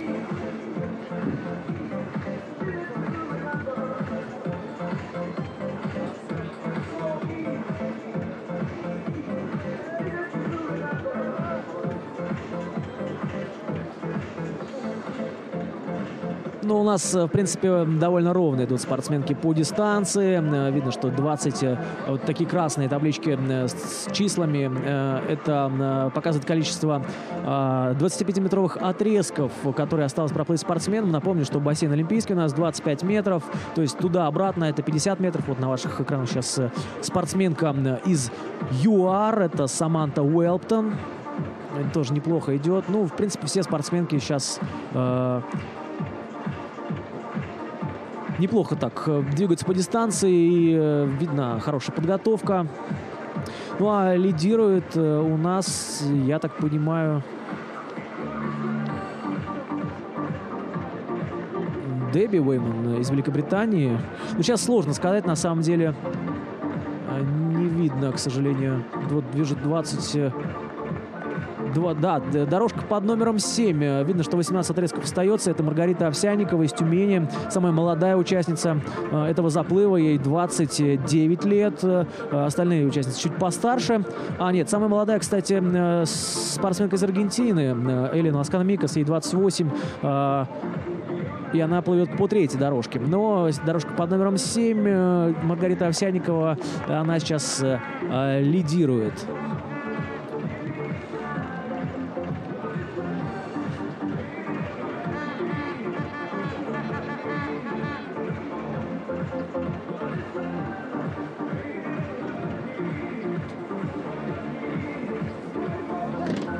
Все вы видите, да, что большая группа людей дежурит у кромки воды.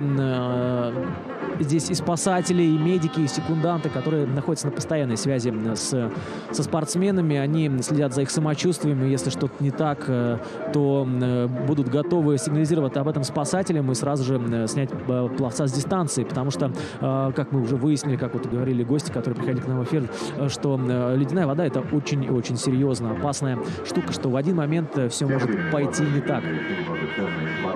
Если вы обращаете внимание на специальные красные таблички, на которых есть белые цифры, они говорят всем присутствующим в первую очередь спортсменам, сколько отрезков им еще предстоит преодолеть. И можно сказать, что практически все спортсменки успешно преодолели большую часть дистанции. Лидирует у нас спортсменка, которая находится в данный момент на 5-й дорожке. Я напомню, у нас большой интернациональный заплыв сейчас. Вот прошло объявление, что лидирует спортсменка, которая на 5-й дорожке оказывается. Это у нас Саманта Уэлптон из ЮАР. Ага, ничего себе. Ну, давайте последим, как проходят спортсменки. Идут они довольно плотненькой группой. Половина дистанции уже позади. Я, в свою очередь, напоминаю, что у нас есть специальное электронное табло, на котором можно видеть промежуточные результаты заплыва. Дело в том, что, как вы можете видеть, в зоне старта и в зоне финиша находятся специальные... Ну да, смотрите, как ничего себе. Вот Маргарита Овсянникова была на каком-то этапе лидером, но вот сейчас вот вперед вырвалась Саманта Уэлптон, 34-летняя спортсменка из Южной Африки. И интересно, чем все-таки закончится. Остается еще довольно продолжительное количество метров, и я думаю, что все еще может измениться. Но очень интересно, чем же все-таки закончится. Такой интригующий у нас получается заплыв. В лидеры выходит то одна спортсменка, то другая. Так что пристальное внимание к лидерам. Это дорожка номер 5 и дорожка номер 7. Саманта Уэлптон и Маргарита Овсянникова, спортсменка из Тюмени. Вот она сейчас на ваших экранах, вот она подплывает. Видите, да, что остается по 12 отрезков, и дорожка под номером 7, и дорожка под номером 5. Я так понимаю, что сейчас опять вырвалась вперед Маргарита Овсянникова с такой розовой шапочки, она, можете за ней следить. Ну а через одну дорожку на 5-й спортсменка из ЮАР Саманта Уэлптон. Саманта Уэлптон, она чуть-чуть отстает сейчас, так что будет интересно, кто же все-таки закончит дистанцию в ранге победителя этого заплыва. Заплыв под номером 4. Я напомню, что нас ждут всего 6 женских заплывов, после чего в воду Семеновского озера будут бурлить, если можно так выразиться, мужчины. Тем интереснее будет наблюдать. В общем, у нас заплывы оставлены по силе. И в конце вечера нас ждут, конечно, такие баталии очень-очень серьезных спортсменов с мировыми именами. Ну вот, смотрите, сейчас на ваших экранах Маргарита Овсянникова, она ближе к нам, чуть подальше на 5-й дорожке плывет Саманта Уэлптон из Южной Африки, и она чуть-чуть, конечно, отстает, но остается еще 250-200 метров, на которых можно сделать финишное ускорение и прийти чуть раньше, чем соперница. Маргарита Овсянникова из Тюмени, ей 29 лет.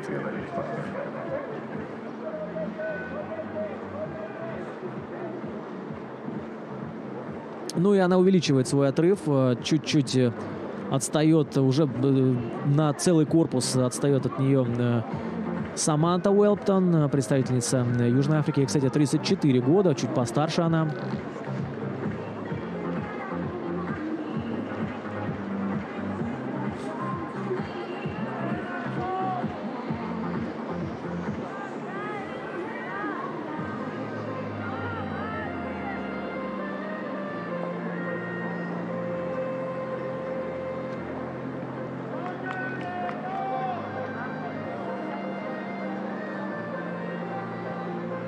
Лидерство в данном заплыве по-прежнему сохраняет спортсменка на дорожке номер 7. Это Маргарита Овсянникова, представительница России.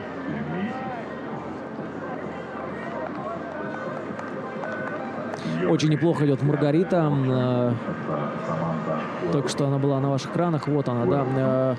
Остается... Всего остается 150 метров. 150 метров до финиша. Отличное время показывают спортсменки. Ну а я напомню, результаты можно посмотреть на нашем сайте. Прошлый заплыв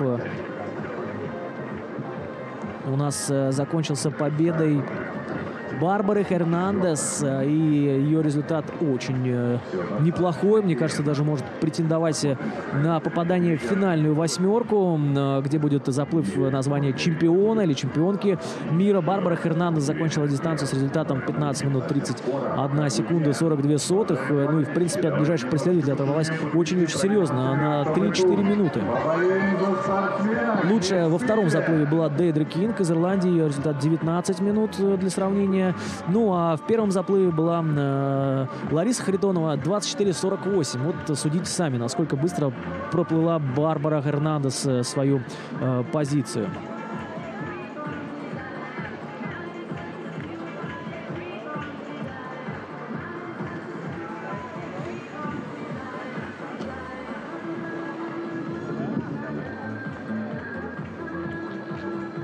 Выходит на финишные метры спортсменка под номером, хотел сказать, на 7-й дорожке. Это Маргарита Овсянникова из Тюмени. Вот она сейчас обгонит даже, наверное, чешскую пловчиху Ленку Шлиховерову. Она в желтом плавательном костюме на соседней дорожке. Ну и остается совсем ничего. Финальные 50 метров. Прозвучал судейский свисток на 7-й дорожке. Маргарита Овсянникова выходит на последние 50 метров. Это значит проплыть туда и обратно. Туда она уже двигается. Посмотрим, как же она проплывет. Что-то у нас случилось с таймером на трансляции. Он подзавис. Так что время пока неизвестно ее. Но тоже очень неплохой результат. Конечно, не 15 минут с половиной, как у Барбары Хернандес, но тоже очень... Смотрите, как она ускорилась еще. Ничего себе. Она очень серьезно ускорилась, потому что дорожка под номером 5, на которой плывет Саманта Уэлптон, они шли буквально корпус в корпус. Ну а сейчас, смотрите, какой финальный спурт, финальное ускорение от Маргариты Овсянниковой, спортсменки из Тюмени. И остаются какие-то 5, 4, 3, 2, 1. Все касается пада. И тюменская спортсменка побеждает в заплыве под номером 4. Ну и ждем финиша. Ждем финиша спортсменки из ЮАР. Вот она только-только подплывает. Саманта Уэлптон тоже заканчивает дистанцию. Ой, смотрите, как еле держится на ногах. Смотрите, не может даже стоять. Победительница заплыва Маргарита Овсянникова. Тяжело. Конечно, сейчас будут восстановительные процедуры. Смотрите, вытаскивает из воды спортсменов. Конечно, нахождение в такой ледяной воде в течение 15, даже 10. Вот смотрите, как дается победа. Как дается победа. Вот эта спортсменка из ЮАР сейчас. Ее, кстати, Рэм Баркай сейчас, который был секундантом на этом заплыве. Сейчас он ее, конечно, согревает. Сейчас пойдут восстановительные процедуры. Ну а тем не менее заплыв у нас подходит к концу. Сейчас попробуем организовать прямое включение с Рэмом Баркаем. Так что следите за трансляцией, не переключайтесь.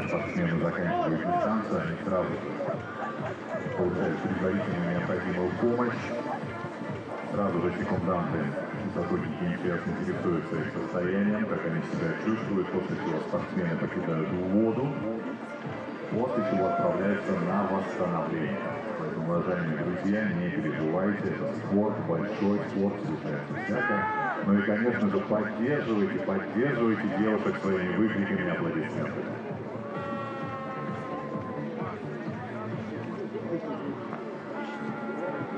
Насколько я могу судить, успешно заплыв закончен. Спортсменки отправляются восстанавливаться. А у нас небольшая техническая пауза, связанная с необходимостью подготовки к следующему заплыву, поэтому буквально 3-4, может быть, максимум 5 минут. И будем наблюдать за следующим заплывом. И немножечко я слухавил, друзья, сказав вам, что заплыв закончен, потому что на первой дорожке спортсменка все еще остается, на 8-й дорожке спортсменка только что финишировала. Соответственно, все наше внимание в данный момент приковано к первой дорожке. На первой дорожке наши гости Дэби Уэйман из Великобритании. И мне почему-то кажется, что это как раз та спортсменка, которая просто любит заниматься этим видом спорта, потому что многие наши гости честно и откровенно признаются, что туда приехал за спортивными победами, за спортивными достижениями, а многие говорят о том, что они приехали, потому что им очень нравится этот вид спорта, им очень нравится им заниматься, им невероятно приятно и комфортно находиться в городе Мурманске. В большинстве случаев они здесь уже не первый раз принимают участие в этих соревнованиях подобного характера. И, соответственно, они от души покоряют стихию, демонстрируют собственную силу воли и добиваются своих спортивных побед, которые важны им в первую очередь. Итак, звуковой сигнал, еще 2 отрезка, и, соответственно, спортсменка отправится на финиш. Ну и, конечно же, можно поддерживать спортсменов аплодисментами, можно кричать «давай, давай», ну и для наших гостей можно говорить «go, go, go, go», быстрее, быстрее, быстрее, быстрее. Соответственно, можно еще кричать «дэби, давай». Но я предлагаю чуточку подождать того момента, когда она отправится уже на финишную прямую и, соответственно, как следует в крайнем бассейне поддержать ее, поболеть, покричать, поаплодировать ей, когда она выйдет из воды. Я думаю, ей будет очень приятно.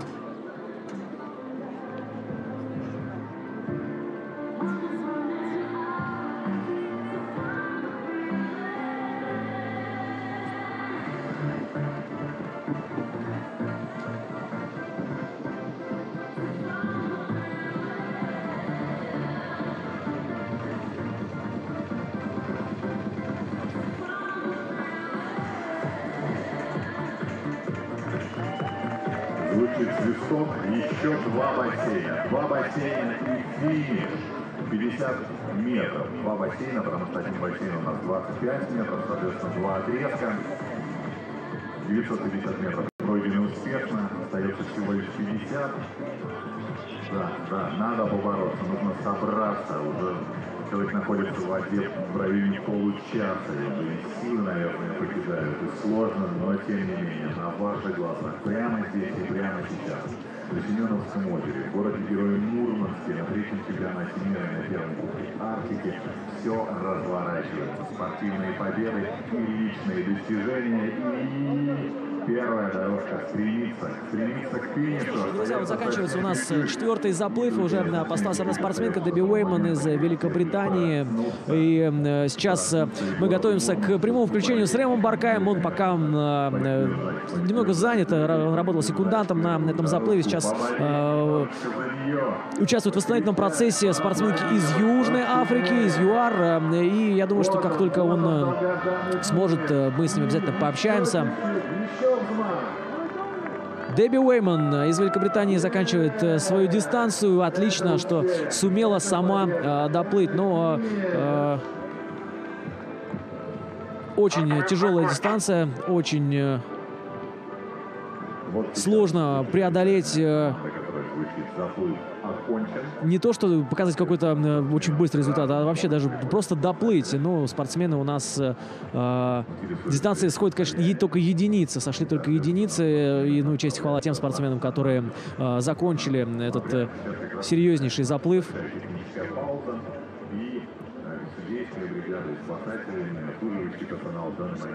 Готовятся к следующему заплыву, поэтому, друзья, совсем скоро будет следующий заплыв под номером 5. Там плывут 8 спортсменок. 5-й, 6-й заплыв. Ну а потом будем смотреть за соревнованиями мужчин.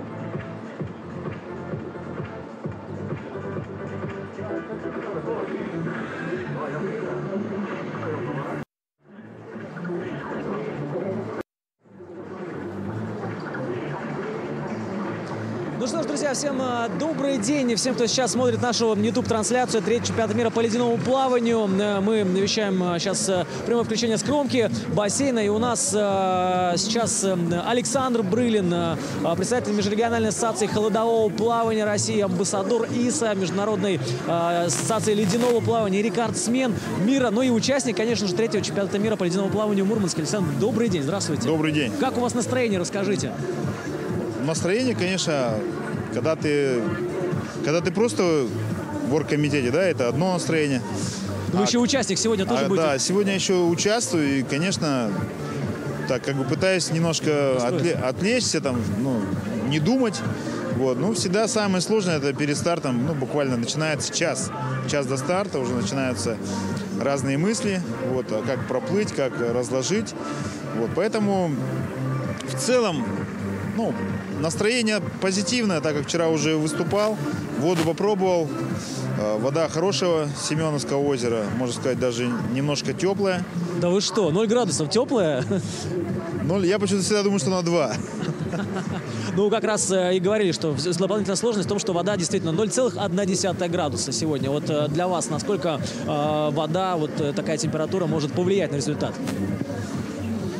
Ну, учитывая то, что мы недавно участвовали в водах Антарктики, там температура воды была минус 1,4 градуса, плотность по соли гораздо выше, да? Вот. У нас дома вода тоже 0,2 градуса, река Зея, очень жесткая, колючая. Мы в ней тренировались, и все, кто приезжает к нам, говорят, такой тяжелой воды, как у вас, мы нигде не встречали. Поэтому у нас очень жесткие условия при тренировке, а здесь, получается, есть небольшое такое послабление. Поэтому будем надеяться на опыт, стараться как бы выкладываться, пройти всю дистанцию. Ну, как оцениваете свои силы? Все-таки удастся попасть в финальную восьмерку и побороться за золото чемпионата мира? Нет, в финальную восьмерку, конечно, я не настраиваюсь. Я даже вчера на 100 брас, когда шел, я, думаю, 5-6 буду, потому что очень сильные пловцы приехали со всего мира. То есть, такая география, она просто, даже когда просто понимаешь и смотришь протоколы, это бесконечные листы, думаешь, ловить нечего. Вот. А вчера выплыл на 2-е место, поэтому есть, да, какой-то. Думаю, может быть, кто-то действительно и в такой воде не доплывет, может быть, я в троечку и в своей группе прокачусь. При тренировках на реке Зея, да, здесь вообще для вас, наверное, курорт. Между прочим, наоборот, у нас вода холодная, а температура воздуха была в последнее время очень теплая. До 10 градусов тепла с плюсом. Здесь немножко сейчас переход идет во времени. Мы живем немножко... Сейчас у нас уже почти вечер. Ну да, вы же с Дальнего Востока, да, поэтому... Поэтому часовой пояс тоже имеет значение.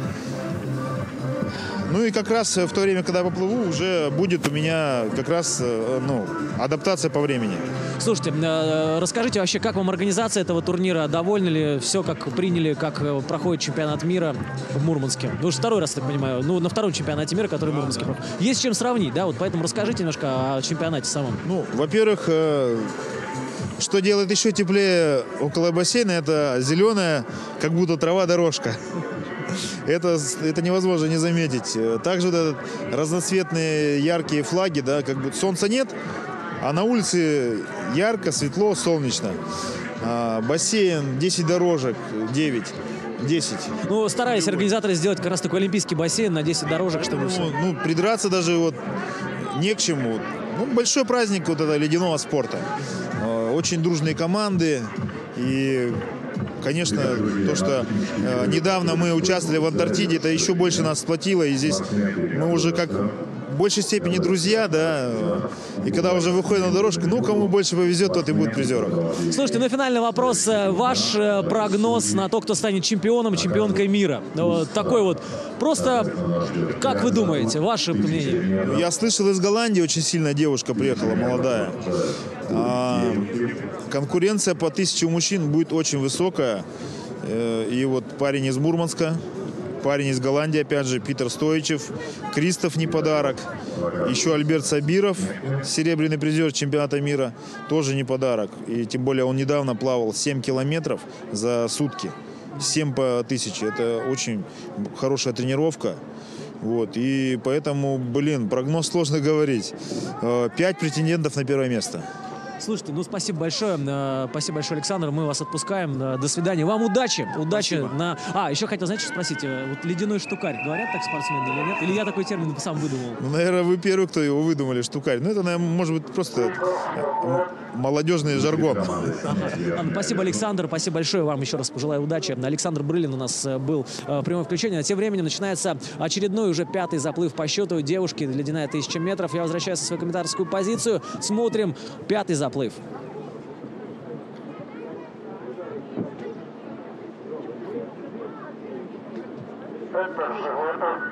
Звучит команда в воду.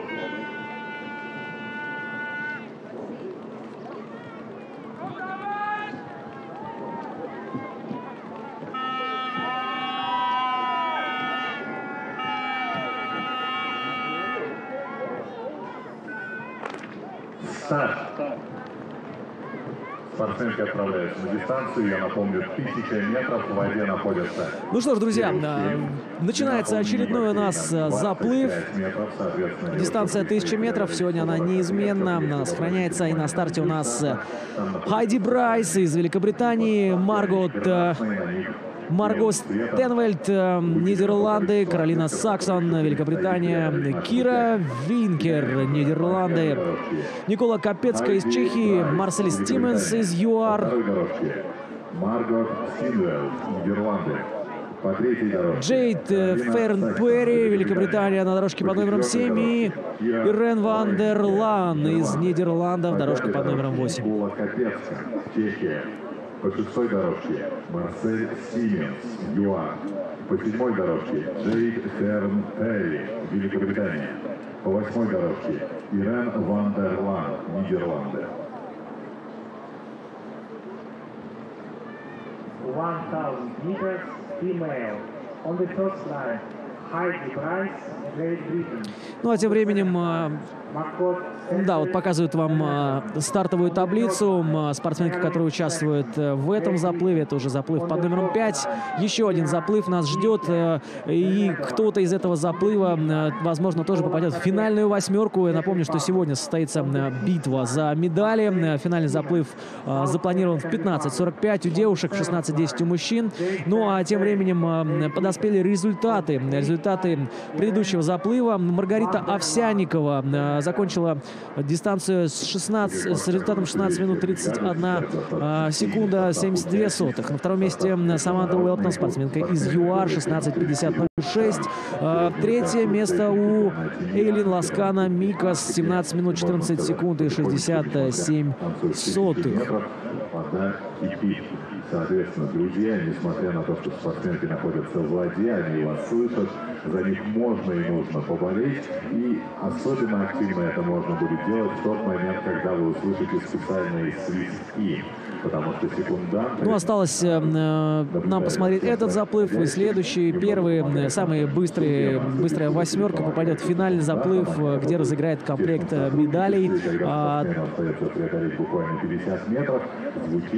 15:45 будет финальный заплыв у девушек. Ну а сейчас отборочные состязания. И видим, как хорошо идут по дистанции спортсменки. Уже такие серьезные отрывы. Когда наступает финиш. Ну и, конечно же, утро проходит достаточно успешно. Все потихонечку проснулись. И прямо сейчас ко мне присоединяются мои коллеги, которые, я думаю... Потихоньку прибавляются зрители на трибунах. Все-таки уже почти половина 11-го. И все начинают просыпаться в это субботнее замечательное утро. И присоединяться к нам, к нашей трансляции. И зрителей на трибунах тоже прибавилось. Присутствует на площадке, с удовольствием там присоединяемся, очень рады, что у нас это получилось. Так же, как я вчера вам говорил, сегодня нам предстоит максимально сложная, мужественная волевая дистанция 1000 метров. Как вы уже успели заметить, спортсмены преодолевают ее, ну, можно сказать так, на морально-волевых качествах, как вы уже это видели, так же, как видел это и я. Друзья, без нашей с вами поддержки сегодня будет очень и очень тяжело. Я надеюсь, что мы с вами эту соответствующую поддержку сегодня и окажем. Все вместе, всеми болельщиками, которые сегодня присутствуют на трибунах, болельщиками, которые, я надеюсь, еще к нам присоединятся. Но не только мы с вами, огромное количество муромских артистов сегодня будет здесь у нас на площадке, которые, в свою очередь, тоже вызвались, так сказать, желанием поддержать всех спортсменов ледяного плавания. И прямо сейчас я хочу слово этим артистам и передать. Друзья, под ваши аплодисменты для наших спортсменов, для того, чтобы наше боление сегодня было поярче, поточнее, так, погромче, по-муромски, по-северному. Я приглашаю на площадку Сергея Мельникова. Ваши аплодисменты, болельщики Муромска, я вас не слышу! В этом заплыве участвует у нас спортсменки из Голландии, очень сильные. Вообще в Голландии очень сильная школа ледяного плавания. Там 66 пловцов в ассоциации. В основном занимаются в Олендаме, Амстердаме, в водоемах этих городов. Ну и очень много, конечно, звезд оттуда, из этой страны тюльпанов. Свен Элфик, ему принадлежит рекорд на дистанции в 1000 метров. Но, к сожалению, мы не увидим его на этом чемпионате мира, потому что его не допустили до соревнований. Казалось бы, да, что может помешать мировому рекордсмену поучаствовать в нашем чемпионате. А это возраст, друзья. Вот не прошел по возрасту, просто нельзя ему было поучаствовать и приехать сюда, вот в Мурманск. Еще один знаменитейший голландец, это Ферджил Хестерман, неоднократный тоже участник и Мурманской мили, заплыва через Кольский залив, и событий по ледяному плаванию, по холодовому плаванию. Это голландец, которому принадлежит мировой чемпион мира на дистанции в 500 метров.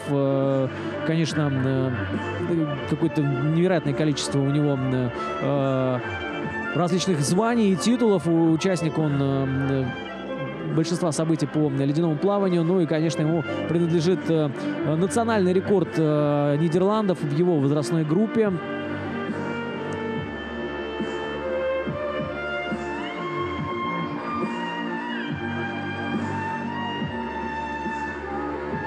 Также вот в этом заплыве участвует Кира Уинкер. Это ей тоже принадлежит национальный рекорд Нидерландов. Ну, сама себя она называет быстрая леди. Быстрая леди. Посмотрим, как сегодня она себя покажет. Ну и, конечно же, тоже она переплывала различные каналы и дистанции. Еще одна спортсменка, которая тоже участвует в этом заплыве, голландская, это Ирен ван дер Лан. Самая быстрая девушка в группе 60+, и ей тоже принадлежит национальный рекорд Нидерландов. Ну и, конечно же, Ирен ван дер Лан, бывшая многократная чемпионка мира, марафонский пловец, множество раз переплывала канал. Ну и, в общем, очень сильная спортсменка.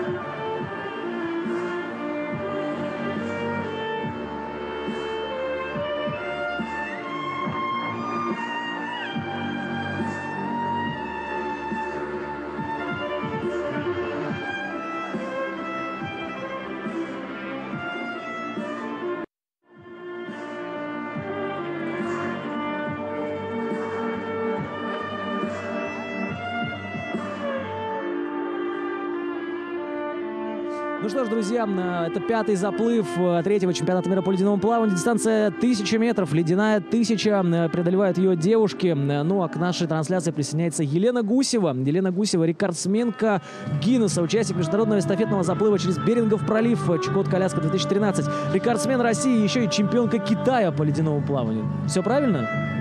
Ну да, я плавала во всех местах, которые вы назвали. Плавали, знаем. Да, скромно так Елена Гусева к нам зашла. Можно микрофончик чуть поближе даже держать. Елена, ну вы уже отплавали. Расскажите, как водичка, как свой результат оцениваете? Результат я еще не знаю, потому что я только что вышла после обогрева. Так. Да, но водичка ласковая, холодная, очень холодная. Я плыла во 2-м заплыве. Ну, смотрите, на нашем сайте murmanskyswimming.ru можно все результаты посмотреть прямо в режиме реального времени. Елена Гусева, 20 минут 39 секунд и 38 сотых. На 3-м месте. Да, я боролась с собой и улучшила свой результат. Да вы что? В таких соревнованиях все приезжают разный уровень подготовки, разные истории у всех. Вот. И мне кажется, тут борются с собой больше, чем... Ну, вот сейчас вот мы смотрим на этот заплыв. Здесь участвуют спортсменки из Голландии. Как вообще оцениваете вот этот заплыв по силе? Вот...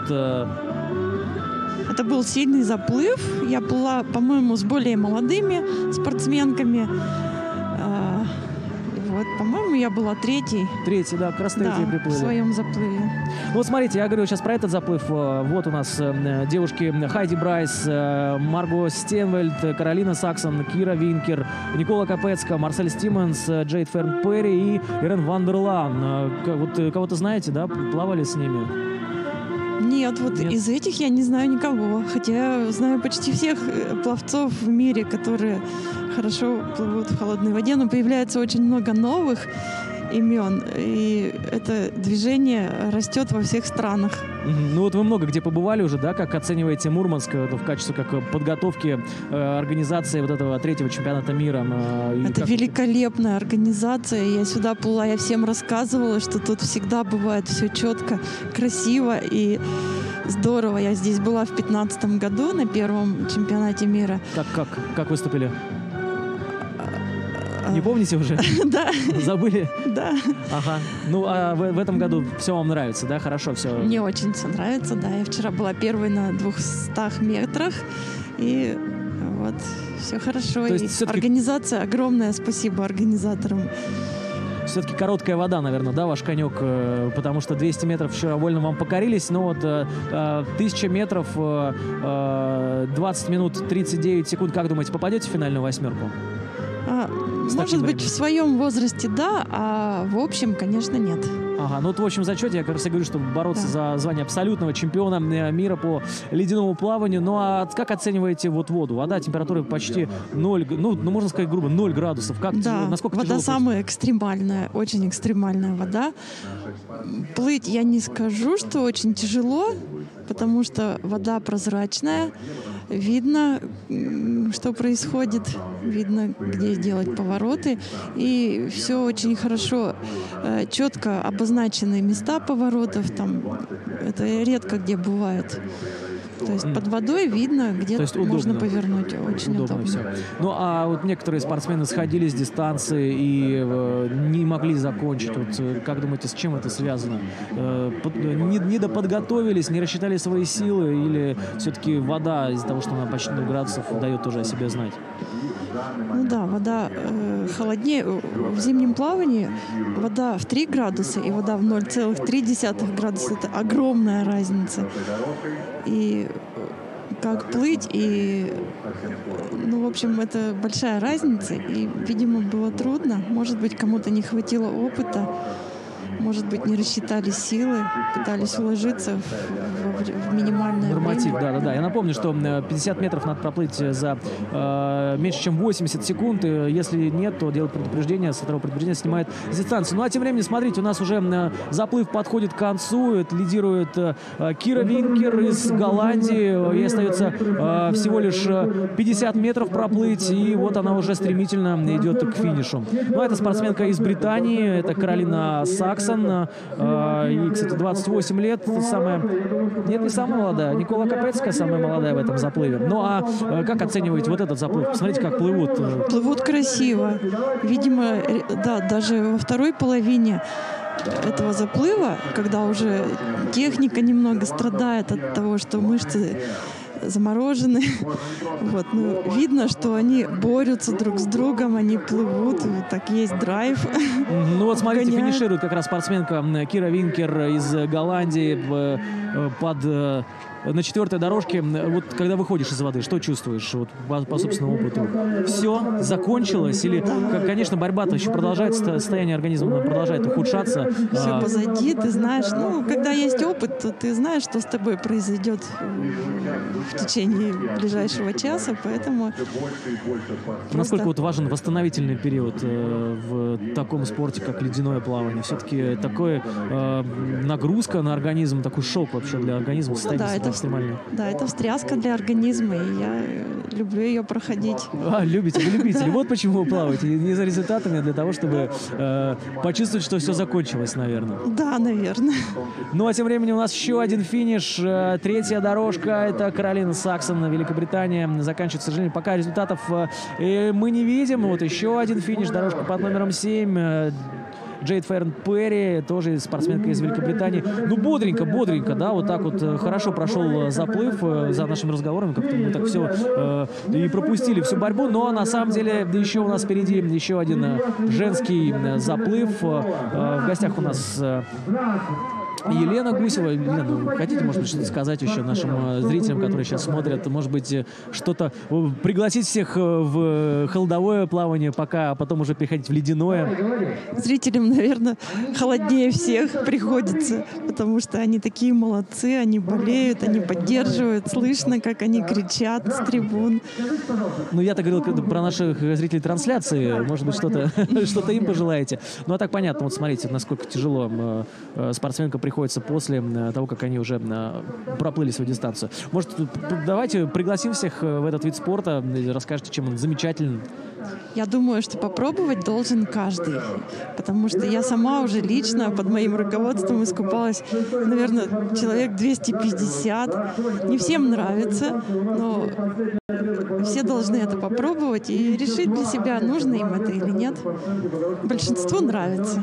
Ага, ну то есть в любом случае даже свой страх преодолеть и опустить свое тело в холодную воду надо. Да, это бодрит, это отпугивает болезни. Отпугивает. Кстати, вот насчет болезни очень интересный вопрос. Говорят, что люди, которые вот занимаются, они вообще не болеют. Нет, я так не скажу. Люди болеют, но и я тоже болею, но совершенно в легкой форме, которая не требует оформления больничного. Да, те же самые, мы сталкиваемся с теми же вирусами, болезнями, небольшими простудами, но они очень легко преодолеваются. Но тем временем у нас уже спортсмены уже проплыли всю свою дистанцию, подошел к концу и 5-й заплыв. Ну, а у нас в гостях была Елена Гусева, рекордсменка Гиннесса, участник международного эстафетного заплыва через Берингов пролив, рекордсмен России, чемпионка Китая по ледяному плаванию. Елена, спасибо большое. Ну, желаем вам хороших спортивных результатов, удачи, спасибо, что были с нами. Спасибо большое. Да, спасибо большое. Ну, а мы продолжаем, друзья. У нас впереди еще один заплыв под номером 6.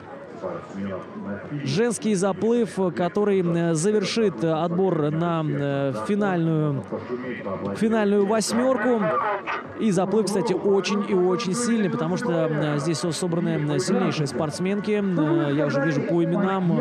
Это Виктория Мори из Аргентины, Александр Беднарик из Польши, Ханна Бакуняк, тоже польская спортсменка, Алиса Фатум из Германии, Лина Мякинин, знаменитая близняшка ледовые, одна из сестер из Финляндии, Киара Доран, ирландская пловчиха, Рената Новакова, Чехия, и Марион Жофли из Франции. В общем, заплыв будет очень и очень интересным. Оставайтесь с нами. Это 3-й чемпионат мира по ледяному плаванию. Последний отборочный заплыв среди девушек, и будем смотреть на мужчин.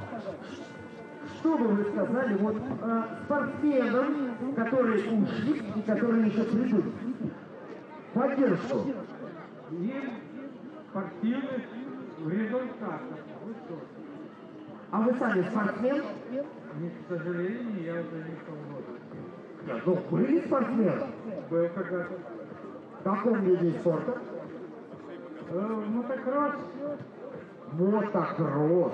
Ничего себе, у нас такое даже может быть. А купаться любите? Нет. Нет, даже в теплой водичке не любите купаться? В Черном море? Да. В Черном море, да.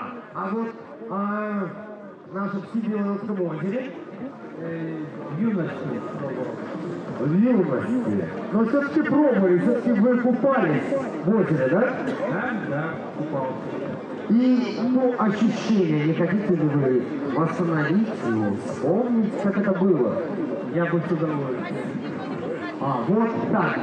Отлично, спасибо большое. Вы уже... Ой, извините. Здравствуйте. Нет. Уходят. Так. Здравствуйте. Здравствуйте. Что бы вы сказали в поддержку наших спортсменов? Победы. Успеха. Задора.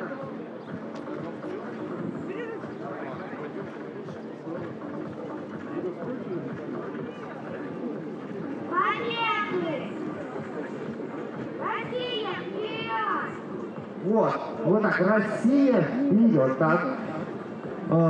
Здравствуйте. Здравствуйте. Что бы вы сказали в поддержку наших спортсменов? Все спортсмены молодцы, никто не сошел с дистанции, поэтому всем удачи и спортивных достижений, наград. А вы сами... Не в такой воде.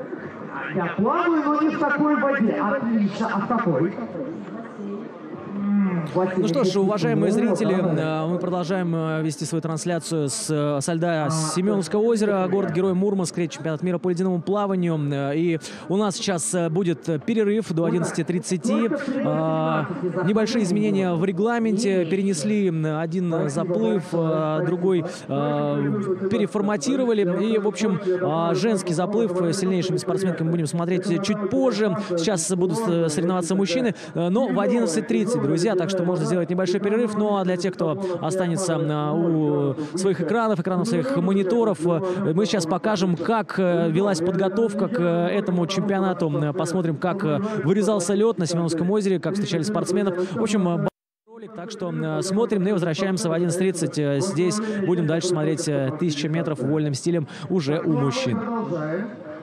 Что бы вы сказали в поддержку спортсменов?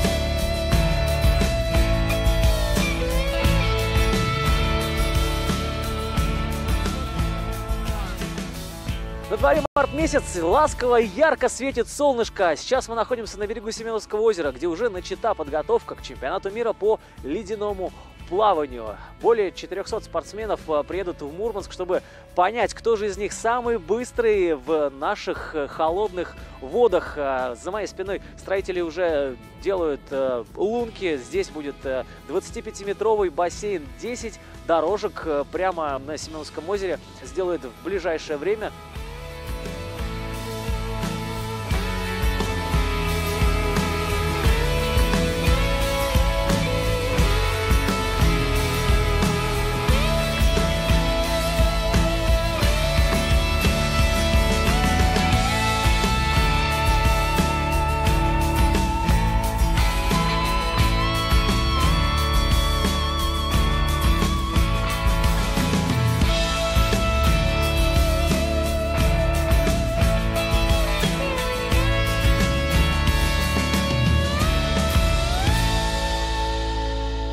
Здесь создадут целый палаточный городок, пока еще ничего нет, пока вот, можно сказать, лед, солнце яркое, и здесь скоро совсем появится целая инфраструктура, создадут с нуля специально к чемпионату мира по ледяному плаванию.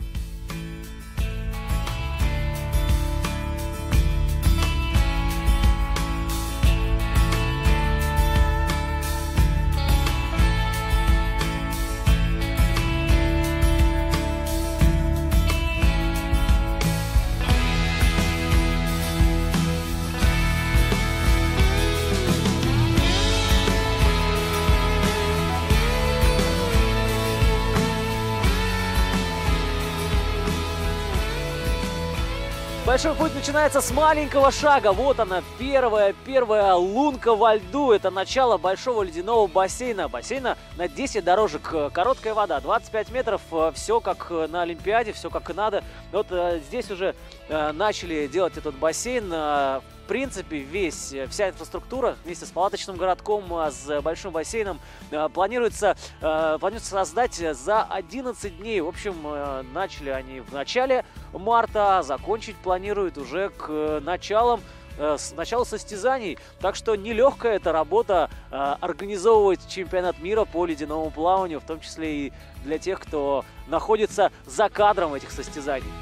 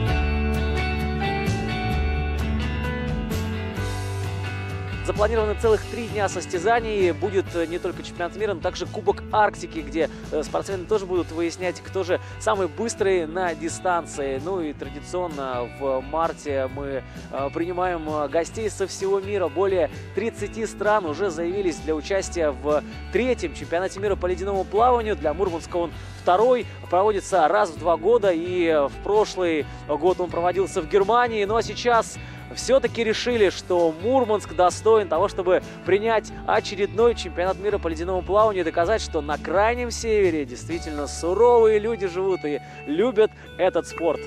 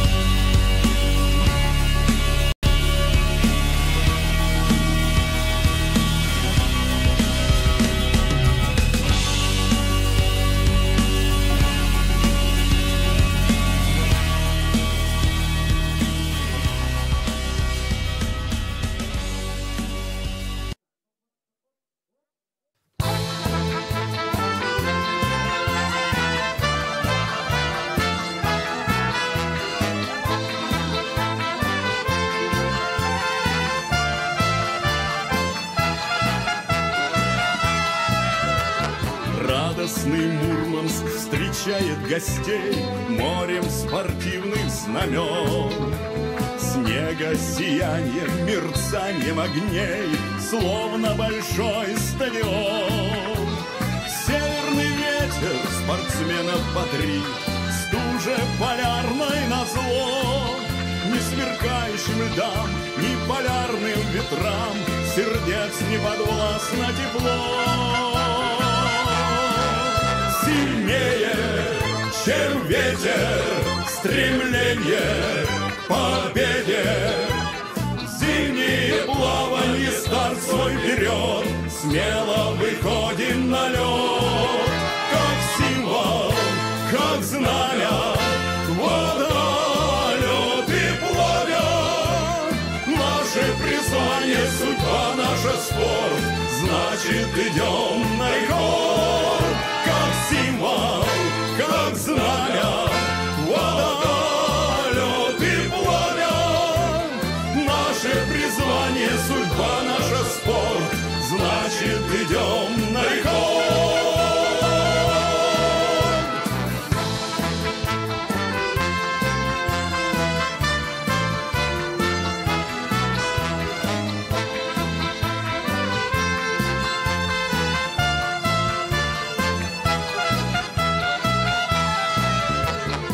Северный город овеян теплом добрых улыбок друзей. Настежь для спорта распахнут наш дом, сил для борьбы не жалей. Пусть посвящается каждый рекорд миру, любви, доброте. И в спортивной борьбе, в чемпионской судьбе к финишной рвемся черте. Сильнее, чем ветер, стремление к победе.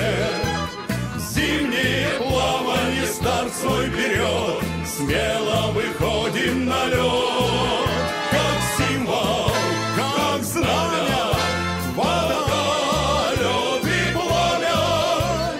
Наше призвание, судьба, наша спорт, значит идем на рекорд. Как символ, как знамя, вода, лед и пламя. Наше призвание, судьба, наша спорт, значит идем на рекорд.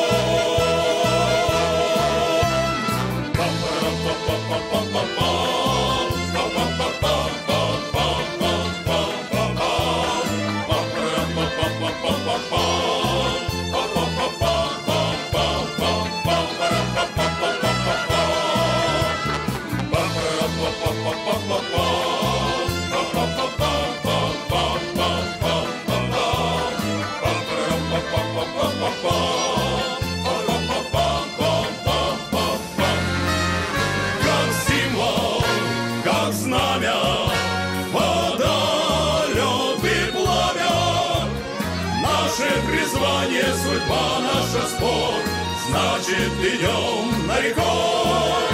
Как символ, как знамя, вода, лед и пламя. Наше призвание, судьба, наша спорт, значит идем на рекорд.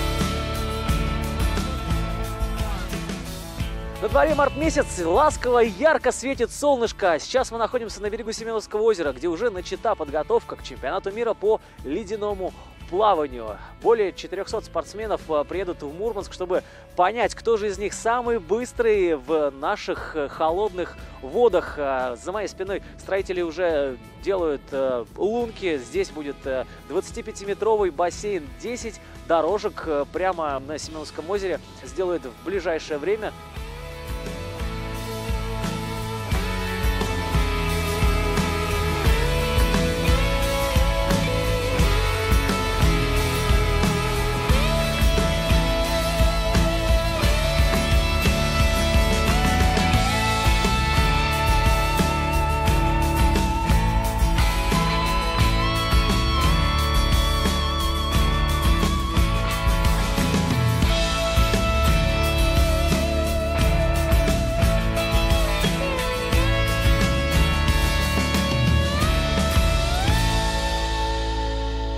Здесь создадут целый палаточный городок, пока еще ничего нет, пока вот, можно сказать, лед, солнце яркое, и здесь скоро совсем появится целая инфраструктура, создадут с нуля специально к чемпионату мира по ледяному плаванию.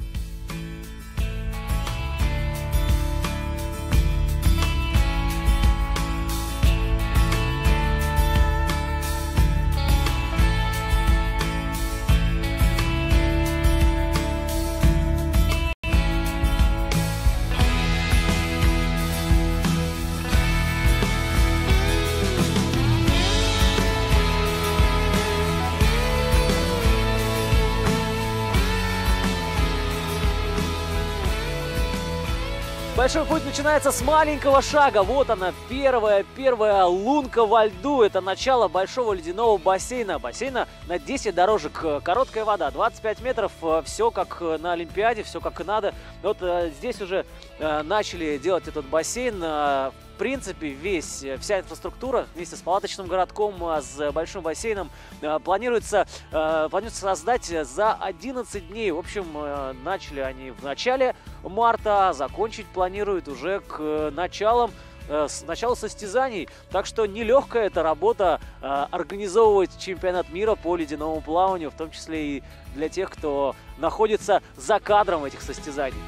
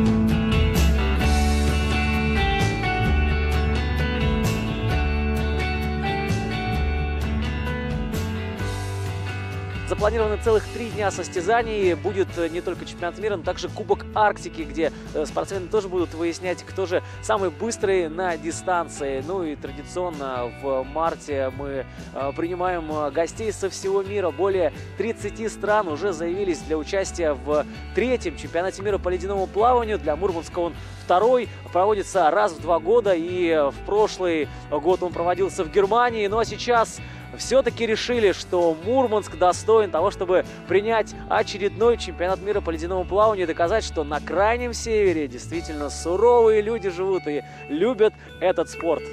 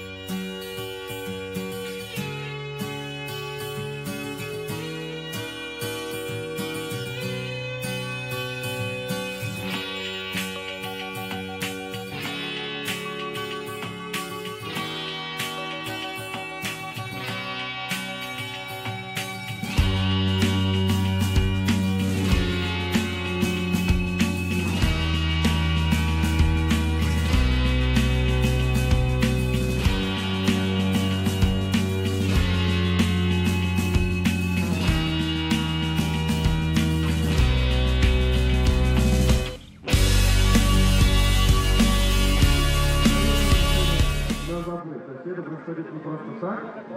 Каждый спортсмен медицински проверен и готов. Ну что ж, друзья, я уже вижу спортсменов, но буквально через несколько секунд их увидите и вы.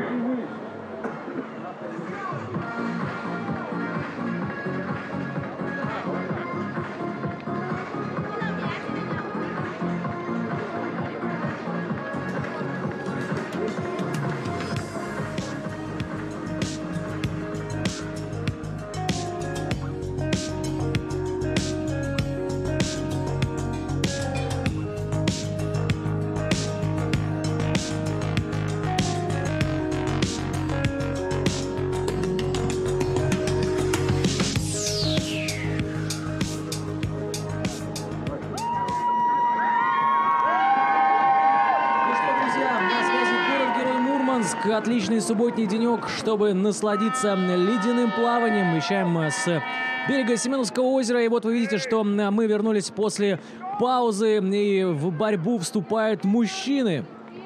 Дистанция на сегодня одна, это 1000 метров. Вот на ваших экранах спортсмен из Китая Ван Фэнг.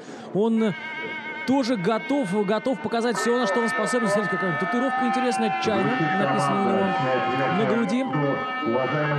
Ну а в заплыве у нас участвуют 5 человек, и они готовы для того, чтобы показать все, на что способны. Дистанция 1000 метров в ледяной воде. Напомню, что температура воды всего 0 градусов, даже вообще 0,1. Ну, в общем, вода ледяная, в такой воде плыть, конечно, нереально просто сложно, что доказывает... Сейчас старт будет дан. И я продолжу. Да, старт дан, друзья. Нереально сложно в этой воде плыть, поэтому очень много сил уходит на восстановление спортсменов, и восстанавливаются они целой бригадой человек, целой бригадой медиков, и пауза была вызвана тем, что не хватало медиков на спортсменов, которых необходимо было восстановить, и все они сейчас уже все нормально, в хорошем состоянии находятся, так что все с ними хорошо, мало проплыть, главное восстановиться, как сказал Виталий Поборчик, главный судья соревнований, что чем сложнее дистанция, тем сложнее будет восстанавливаться. Ну, вот на ваших экранах Александр Фюзо из Франции на дорожке под номером 7, 6-я дорожка. 1000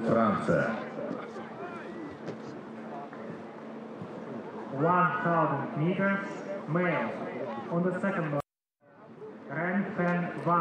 6-я дорожка, вот у вас таблица. Марик Жива, Йоханнес Капеллер на 5-й дорожке из Австрии, Давид Хаслауэр на 4-й, Фэнг Ван на дорожке под номером 2, Александр Фюзо, дорожка под номером 8. Вот заплыв мужчин. Смотрим. 1000 метров, 3-й чемпионат мира по ледяному плаванию.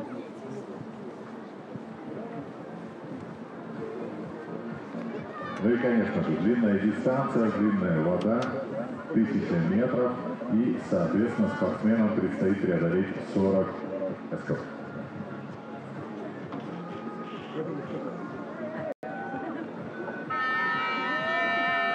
Причем мне даже есть что к этому добавить, друзья. Каждый из отрезков спортсмен должен преодолевать быстрее, чем за 80 секунд, друзья. И в случае, если он этого не делает, судья принимает красный флажок. Вы сможете это заметить. Ко всему прочему, также мы слышим различные звуковые сигналы в тот момент, когда спортсмены касаются специальной счетной пластины, они черно-желтые, находятся в воде, мы тоже слышим звуковой сигнал. И, ко всему прочему, мы слышим звуковой сигнал, когда спортсмены отправляются на финиш. На финишные 50 метров мы слышим свисток судьи. Уважаемые друзья, мы слышим, что у вас есть специальные дудочки. Ну что ж, друзья, продолжаем наши трансляции. И у нас в гостях наша иностранная гостья Кейт Стилс из Великобритании. Кейт Стилс from Great... No? Соответственно, в период старта мы соблюдаем абсолютную тишину. Ничего себе, я перепутал. Это Кейт Пендлтон. Кэт Пендлтон, да, ну она сама представится, но видите, как ошибся, ничего страшного, бывает. Поддерживаем активно Hello. Hello. Кэт. Hi. Как вы? How are you? I'm really good, thank you. Ага, да. Ну, у нас есть еще переводчик, не знаю, будет? В порядке. Да, да, и переводчик, как вас зовут, переводчик? Игорь. Так что мы здесь в дружной компании будем сейчас общаться. Игорь, ну, можно спросить Кэт вообще, как водичка, как был заплыв, который вот она проплыла? The water was lovely. I absolutely loved it. Вода была чудесной, мне все понравилось. That's all? Yeah, it was hard, but I love the cold water. Она была холодной, но мне нравится холодная вода. Ага, ну у вас целая делегация приехала из Великобритании, 14, по-моему, человек. Вот как думаете, какие результаты они покажут? There are 14 of you. How do you think what result they will show? I think Team GB will have really good results. Я думаю, команда из Великобритании покажет очень хорошие результаты. They're very fired up. Ready to go. Они готовы бороться за самые лучшие места. Да, за самые лучшие места, но мы видим уже, что отличные результаты показывают. Я могу показать, Игорь, ты можешь, кстати, переводить в микрофон, чтобы наши зрители тоже слышали, чтобы не было таких провисов. Окей, ладно, на меня смотрят такими глазами. Давайте сейчас покажем таблицу заплывов на 1000 метров. We'll show you a table for 100 meters. Да, ну и в тройке, сразу две спортсменки из Великобритании. Это женщины, это Каролина Саксон и Перри Джейд Ферн. There are two people in the first.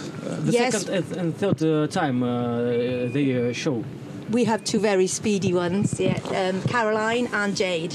Ага, ну, сказала, могу я уже и переводить, да. Каролина и Джейд очень скоростные спортсменки. And the very fast time, 14:55 and 15:02. This result? That's absolutely brilliant. I call it flying, so they'll be really pleased. They've done really well. Да, ну, превосходный результат, сказала Кэт, что показали эти спортсменки. Ну, я называла, что они, грубо говоря, летели прям по дистанции. What do you think about Murmansk and the third Winter Championship? Как вы думаете про Мурманск? Как все организовано? How it is organized? The championships really well organized. Everybody's so friendly and love Murmansk. Great Britain are having a wonderful time. Our girls are going to be really happy because that's now a British record. So. Ага, ну, сказал, что все очень классно организовано, очень нравится Мурманск. И you ready to break records? Already they have broken? That's the UK record now. So for Great Britain, that'll be the record, yes. Ничего себе, еще и Кэролайн Саксон поставила новый национальный рекорд Великобритании. Это 14 минут 55 секунд, ничего себе. And this is also for Murmansk water, for Lake Semyonovsk. How do you think it helped to break this record and to set a new record? I think being fired up, being at the World Championships has probably made you swim even harder. And there was big competition with Great Britain. So they'll be over the moon. I believe it's the record, so we're really hoping so. Ага, ну я спросил Кэт, говорю, как вообще, думаете, помогла ли водичка Семеновского озера? Она говорит, ну вообще мобилизуются спортсмены к чемпионату мира, это действительно такое соревнование, они, грубо говоря, горят вообще на дистанции. Ну и, как она сказала, что это, конечно, прыгнули выше головы, что называется, и вот этот рекорд установили. What is your plans after Murmansk? Что планируете делать после Мурманска? What is your program for ice competition? For Great Britain? Well, yes. The program after here, they'll be waiting to find out where the next world champs are and looking to train a really fast team for that. For me, I will just continue to hunt the low temperature water and enjoy it. Ну, я спросил, чем будет заниматься с командой Великобритании. Сказали, что будем ждать следующего чемпионата мира, будем ждать, плавать, готовиться. Ну, и она очень любит холодную воду. И будем дальше участвовать в соревнованиях.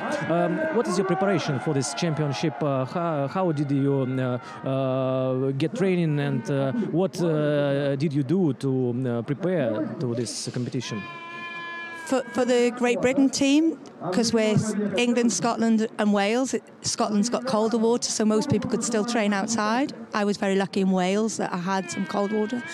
For others, the last 3 weeks, maybe a month, the temperature's been really warm, so people have had to take to ice baths, and they've had to train by sitting in ice baths for 15-20 minutes at a time. Ну, я спросил Кэт, говорю, как готовилась команда Великобритании. Она говорит, что соединенная команда из Шотландии и Валийская, из Уэльса, им повезло. Но у них есть водоемы с низкой температурой, и они плавали, в принципе, что называется, на улице. Ну, а ей, кстати, тоже повезло, у нее тоже есть водоемы с низкими температурами. Ну, а те, кто не имеет такой возможности, те сидели 15-20 минут в ледяных бассейнах, в ледяных ваннах, и, собственно говоря, так готовились. Ну, а плавали в более теплых водоемах. And you see now that men compete, and how do you think who will win? Who will win in this heat? Maybe not in this heat. Maybe the whole championship. Who will win, men and women? It would be lovely to say Great Britain. We don't have anybody in the last heat for Great Britain for the ladies, but we do for the males. So. I'd love to see Great Britain win the male. Ну, я спросил, Кэт, как вообще оцениваете, как думаете, кто победит не в этом заплыве, может быть, в целом чемпионате? Ну, и она сказала, что, говорит, я хотела бы сказать, что Great Britain, Великобритания, да, и она подняла большой палец вверх, говорит, но посмотрим, покажет все дистанция, и я думаю, что победит сильный очень мужчина Великобритании, победит кто-то из британских мужчин. Ну что ж, good luck, thank you very much. Да, спасибо большое. Спасибо. Да, с нами была Кэт Пендлтон из Великобритании, команда Великобритании на связи. Ну что, мы продолжаем следить за развитием событий. Thank you very much.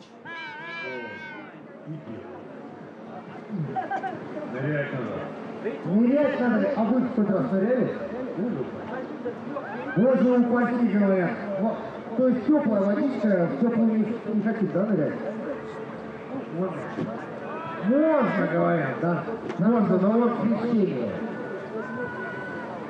Но вот нашим спортсменам по правилам ледяного плавания нырять нельзя. Практически нельзя, если вы обратили свое внимание, они не стартуют с бортика, они стартуют, погружаясь изначально в воду. И, что самое главное, они не поворачивают при помощи кувырка, как вы привыкли, может быть, это видеть в обычном плавании в бассейне, в теплом, в хорошем, приятном бассейне. Там как раз-таки поворот осуществляется с помощью кувырка. Здесь это идет всячески запрещено. Более того, запрещено при повороте и со старта проходить более 5 метров под водой, более одного грибка в стиле брас. Так, а я продолжаю. Здравствуйте.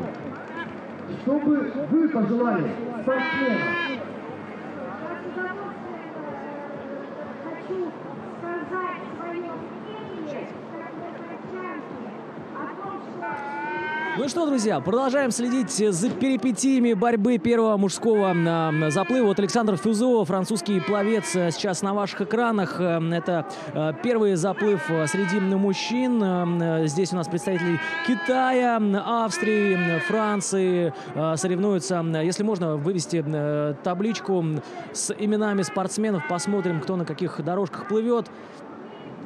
Да, вот видите, на второй дорожке представители Китая, Давид Хаслауэр и Йоханнес Капеллер из Австрии. На 4-5 дорожке поляк Марик Жива и Александр Фюзо из Франции. Дорожка под номером 7. Все они соревнуются, но видите, как половина дистанции уже преодолена позади. И сейчас начинается самое сложное. Это вторые 500 метров, 1000 метров вольным стилем. Напоминаю, что это третий чемпионат мира по ледяному плаванию. Ну и мы начинаем, знаете, как время подходит к полудню. И народ собирается, видите, сами сколько зрителей, пресса, спортсмены, вон наши мишки замечательные бегают. И это по-настоящему праздник. Здесь, на берегу Семеновского озера, развернулся большой такой стартовый городок. Также палатки с различной едой, так скажем, шашлычок есть. Так что, если вы смотрите трансляцию, мурманчане, призываю всех, приходите к нам. Здесь очень интересно, также развлечения тут. Ну и можете посмотреть на лучших пловцов мира, которые приехали в Мурманск из 33 стран, друзья. Ну и сильнейшие заплывы мы оставили на сладенькое по времени. Как оказалось, мы будем выяснять, кто же будет сильнейшим чемпионом. Один заплыв предстоит каждому спортсмену. И по результатам которого будем выяснять, кто же станет чемпионом мира на дистанции в 1000 метров. Стиль у нас вольный. Первый мужской заплыв. И, собственно говоря, вы видите, что уже половина дистанции пройдена. Вторая половина только-только начинается для кого-то. Но сегодня мы еще, конечно, сделаем несколько прямых включений. Будем следить, как плывут спортсмены. Девушки уже отсоревновались. Сейчас скажу первую тройку. Ну вот у нас была Кэт Пендлтон, представитель британской делегации была. Мы с ней немножко пообщались. Тут даже в комментариях к трансляции наши иностранные язычные зрители говорят: ну, наконец-то, теперь я стал понимать, что происходит. И пожелали удачи команде Великобритании. И, собственно говоря, go, Great Britain, go.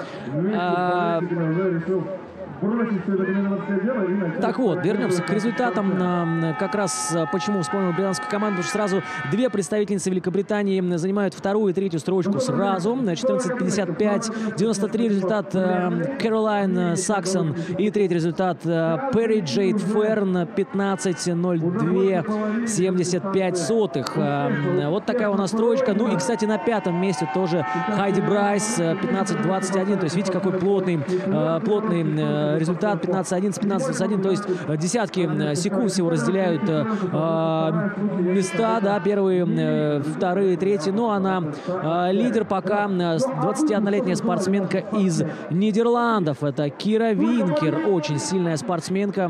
Здесь ее уже прогнозировали, то, что она станет чемпионкой мира в этой дистанции. Ну и пока действительно очень потрясающий, я бы даже сказал, результат. 14 минут 7 секунд 92 сотых. Кира Винкер пока держит лидерство среди женщин в женском зачете. Ну а у нас первый заплыв среди мужчин. Первый заплыв среди мужчин. Экватор уже пройден. И будем сейчас провожать их до финиша. Как раз вот Ван Фэнг, китайский спортсмен, приехал из Китая. Попробуем у него взять интервью. Если получится сразу после заплыва. Ну или пишите, кого вы хотите, чтобы мы пригласили в гости. Или, может быть, поговорили с ним у кромки льда. Прямо сразу после заплыва пишите в комментариях. Наша трансляция идет на Ютубе. Также ее видят все в гостинице «Азимут», где остановились спортсмены. Там они, прямо есть отдельный канал, они смотрят с утра до вечера наши трансляции, смотрят с командниками, болеют.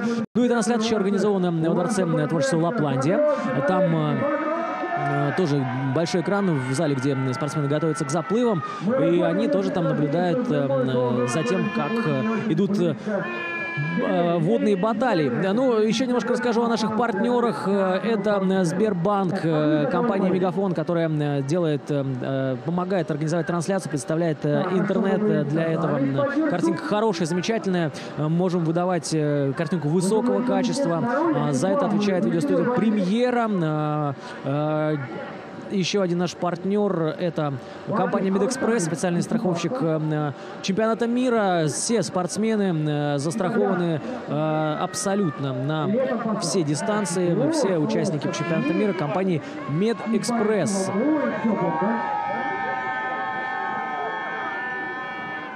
Но видите, да, что остается 8 красные таблички с цифрами, которые уменьшаются, означают количество 25-метровых отрезков, которые необходимо преодолеть спортсменам до финиша. Цифра 8 значит, что осталось всего 150 Правильно я посчитал? Нет, 200 метров, да, 200 метров осталось спортсменам. Это значит, что дистанция подходит к концу. Экстремальная дистанция. Тут не прибавить, не убавить. И у нас была пауза, связанная с тем, что пересмотрели регламент. Не успевали восстанавливать спортсменов, потому что они плывут. Серьезное переохлаждение у организма. И, в общем, как-то они выходят. Сил хватает только на то, чтобы выйти. И то многие не держатся на ногах. И сразу попадают к восстановительной команде, которая уже там работает с ними по полной программе. Так вот, пауза была, что не хватало восстановительных команд. Пачками, если так можно выразиться, спортсмены просто падали с ног и выносили на носилках ни одного человека. Ну, всех восстановили, друзья, всех восстановили. Все нормально, не переживайте.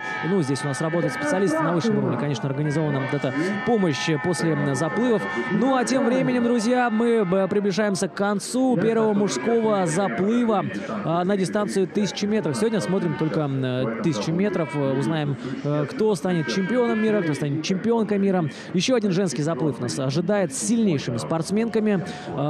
Ждем мы его чуть попозже. Ориентировочно в 3 часа он начнется. Ну а сейчас первый заплыв среди мужчин. Вот он уже заканчивается. И лидирует, насколько я понимаю, спортсмен на 7-й дорожке Александр Фюзо из Франции. Вчера он тоже участвовал в заплывах, плыл Александр Фюзо 500 метров. Очень хорошо видно и слышно. Я думаю, что поддерживают они как раз-таки Дэвида Кослаувера. И показал 21 результат. Время его 9 минут 41 секунда и 50 сотых. Лидером в этом заплыве, но пока еще непонятно. Нет, Александр Фюзо, походу, не лидирует. Походу, он как раз немножечко отстает, наверное. Не знаю. Сейчас все будет видно на последних метрах дистанции. Так вот, вернусь к тому, что 500 метров он проплыл вчера. Сегодня 1000 метров ждет его. В общем, спортсмены как раз и использовали вчерашние 500 метров для такой разминочки. Попробовать водичку, попробовать свои силы. Ну и 1000 метров сегодня показать все, на что способны. Китайский спортсмен перешел на брас. Тяжеловато, видимо, ему удается эти ледяные метры. Ну, вот нам показывают усиленно французского спортсмена. Вот еще представители Австрии плывут. Ну, все уже, друзья. Первый заплыв подходит к концу. Сейчас будем финишировать. Я не знаю, слышите вы или нет, но болельщики очень активно поддерживают, подбадривают. Действительно праздник, большой праздник для мурманчан, для жителей, для гостей Мурманска, ну вообще для всех, кто сейчас присутствует на озере Семеновском. Если вы еще не с нами, и у вас есть такая возможность, приезжайте, подъезжайте к нам. Здесь очень много всего интересного. Ну да, слушайте, действительно, похоже, что Александр Фюзо лидирует. Да, абсолютно верно. Ну и последний полтинник. Александр, французский пловец, преодолевает. И я думаю, что сейчас он будет финишировать. Ну и посмотрим, какое у него время на сегодня. Ну, вчера он, повторюсь, 9:41 у него 500 метров. Ну, может, если прибегнуть к простому математическому сложению, то где-то должен за 18 минут, наверное, до 20 проплыть. Время чуть попозже узнаем. Да, друзья. Финальные 50 метров плывут уже спортсмены на дорожке под номером 4. 7. Ну и все. Александр Фюзо выходит на финишные 25 метров. Вот он плывет. Красавец. Ну, уже, конечно, полустал. Надо дотерпеть, Саша. Саша, надо дотерпеть. Как бы говорят ему болельщики. Ну и мы вторим, поддерживаем спортсмена из Франции. Наплывает, смотрите, еще один спортсмен по дорожке номер 6. Марик Живо, да, но я думаю, что не успеет он нагнать Александра Фюзо, но очень хороший результат тоже показывает. Есть финиш Александра Фюзо. Александр Фюзо показывает большой палец. Доплыл, все получилось. Yes! Слушайте, ну эти эмоции ни с чем не сравнимы, когда ты смог, когда ты это сделал. Судьи, ну и, конечно же, мы приветствуем, друзья, приветствуем спортсменов. Дэвид Кослаувер, закончил выступление по дорожке под номером 4. Третьим он проходит к финишу на дорожке под номером 5. Также Йоханнес Капелен, Австрия, заканчивает выступление. Радуются мужчины, выходят из воды, получают необходимую первую помощь. Ну а мы, друзья, взрываемся своими эмоциями.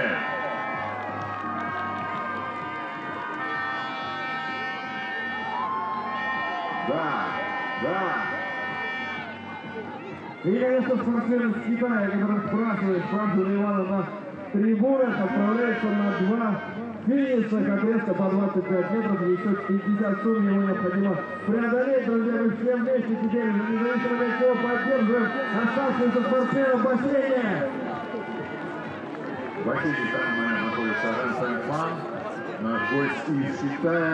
И уже полтора отрезка предстоит ему преодолеть. Все случится на ваших глазах. Ну и, конечно же, мы в очередной раз напомним, что все 3 спортивных дня проходят в режиме нон-стопа практически, и точно так же они проходят в режиме прямой интернет-трансляции. Поэтому дома можно посмотреть вчерашний день, если вы не смогли с нами быть вчера, либо еще раз пересмотреть, допустим, день сегодняшний. Или, допустим, если не сможете присутствовать с нами завтра, точно так же сможете поболеть с помощью интернета и насладиться всем происходящим. Ну а тем временем Рен Сен-Фан стремится к финишу, стремится к своей победе. Остается ему пол бассейна, и мы начинаем активно его поддерживать.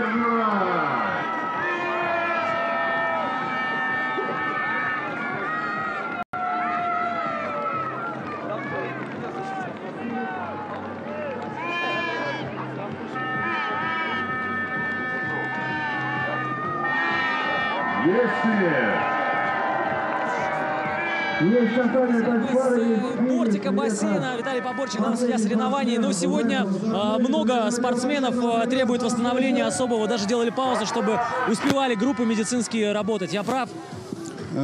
И да, и нет. Да. Потому что этот перерыв, который мы его сделали сознательно. Так получилось, что мы нескольких спортсменов перегруппировали с их согласия для того, чтобы получить время дополнительное, не нарушая режима заплыва. Для того, чтобы наши восстановители, вот, кстати говоря, вот они должны быть награждены. Если меня услышат кто-нибудь и где-нибудь, группа восстановления сегодня делает, надо сейчас сплюнуть через левое плечо, чудеса. Иностранцы в шоке. Они такого приема и такого оказания помощи еще не видели.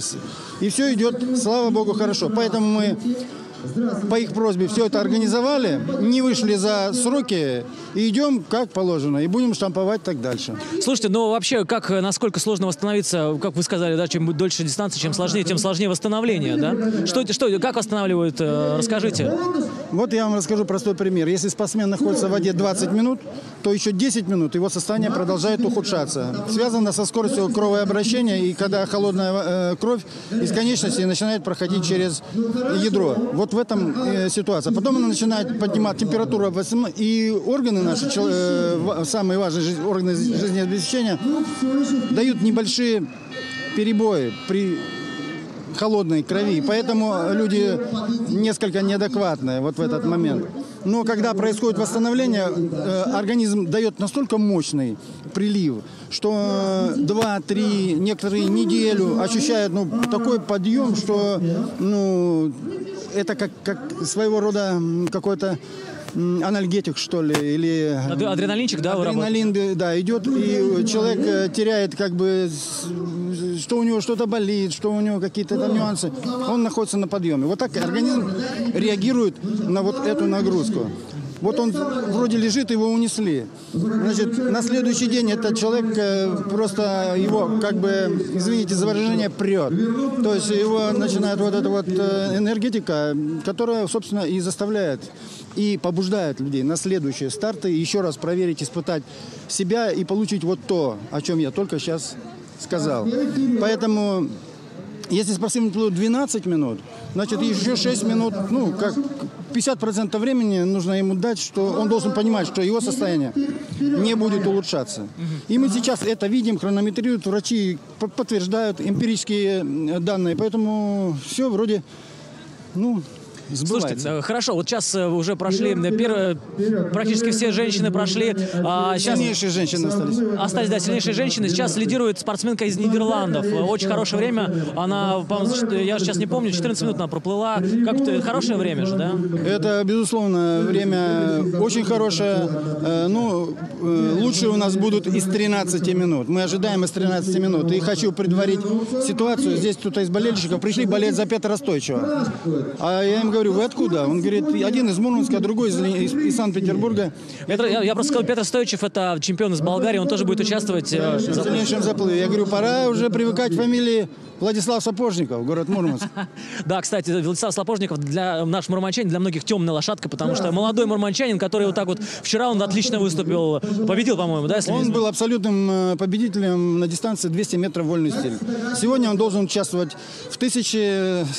Я в беседе с ним понял, что он готов, что он ощутил воздух, воду, понял, что здесь и как, чисто как спортсмен, и будет стартовать.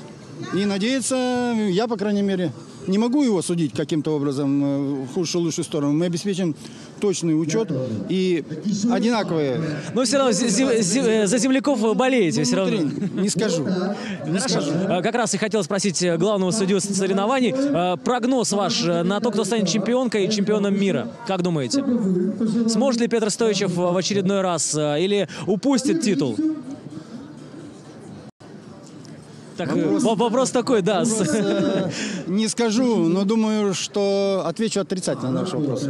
Ага, да. Ну то есть фамилии называть не будем. Хотя бы страну. Самая лучшая страна в мире. Россия.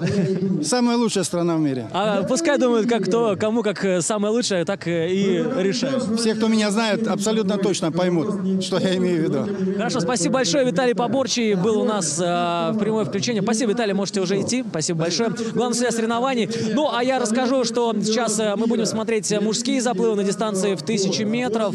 Потом 3 часа будет заплыв сильнейший среди женщин, ориентировочно в 16 часов, около 16 будет сильнейший заплыв среди мужчин, так что будет на что посмотреть, оставайтесь с нами. Но если у вас есть возможность, если вы смотрите трансляцию, вы из Мурманска, приезжайте к нам на Семеновское озеро, приезжайте, потому что здесь есть очень много интересного, помимо плавания, здесь развернута целая торговля сувенирами, и можно хорошо провести время, перекусить. Ну и, в общем, это праздник, проводите выходной день вместе с нами, это 3-й чемпионат мира по ледяному плаванию. На связи город-герой Мурманск, смотрим дальше, кто же станет чемпионом мира по ледяному плаванию. Мира 2019 года Кубок Арктики еще продолжается. И 9:30 17 марта начнутся заплывы на короткие дистанции 50 метров на озере Семеновское, на этом самом ледяном бассейне.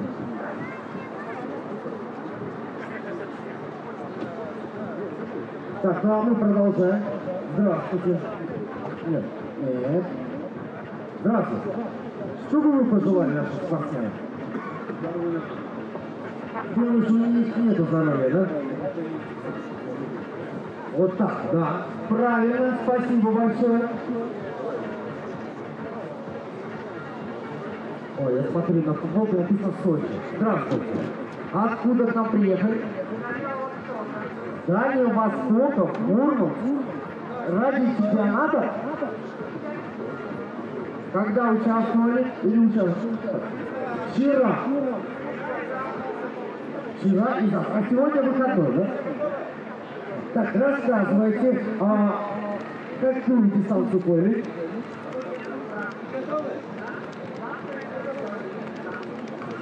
Слушайте, вот я всегда спрашиваю участников, какое это ощущение, когда вы выходите из ледяной воды? Что вы чувствуете?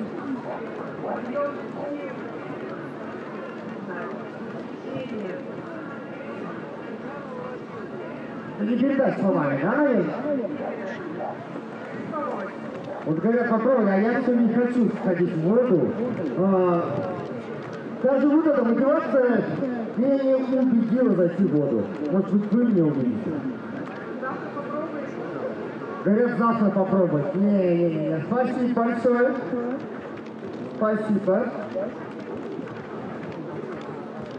Итак, Владя, я там немножко отвлекался по организационным моментам, но теперь я снова с вами. Время 12:00, и, по-моему, сейчас я, может быть, ошибаюсь. Нет, я не ошибаюсь, я уже вижу в этом проходе спортсменов, которые готовятся выходить на дистанцию. Я думаю, что через какое-то время их увидим мы все, кто присутствует сегодня на нашей арене, на нашей спортивной площадке.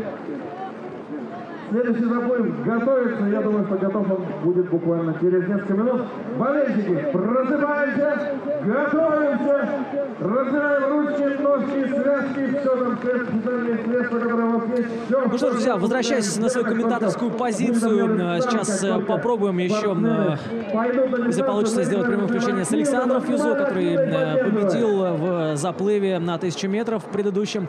Ну а уже готовятся спортсмены появиться на стартовых позициях, спортсмены следующего заплыва. Спортсмены выходят на старт. Мы просим время старта абсолютно всех зрителей соблюдать тишину. Вот они появляются. Смотрите, в белой куртке это Александр Брылин. Мы сегодня с ним общались. Это амбассадор Международная ассоциация ледяного плавания, рекордсмен, чемпион. В общем, посмотрим на его результат. Сам он свои силы оценил, конечно. Он говорит, проплыву, как бы... Буду стараться, сказал Александр. Будем следить за нашим земляком. Ну, помимо Александра Брылина, здесь, конечно, еще есть на кого посмотреть. Рене Уолбер из Австрии на 5-й дорожке. На 4-й дорожке будет плыть, на 5-й дорожке Адриан Алехандро Уитвер из Швейцарии. Ларс Мак, немецкий спортсмен. Южную Африку представляет Том Майдан. Марк Гест из Великобритании.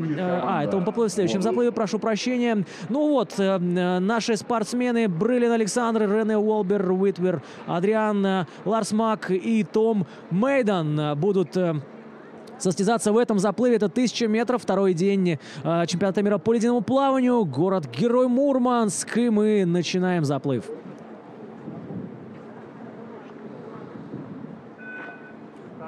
Так, старт дан, друзья. Старт.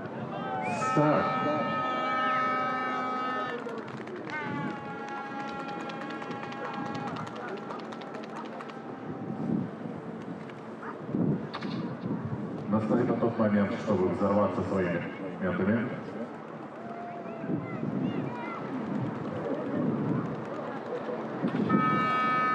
И по второй дорожке Ван Куприянов, Россия, Москва. По третьей дорожке Александр, Россия, Благовещенск. По 4-й дорожке Рене Уолбер, Австрия. По 5-й дорожке Адриан Алехандро Уитвер, Швейцария. По 6-й дорожке Ларс Марк, Германия. По 7-й дорожке Том Майдан, ЮАР.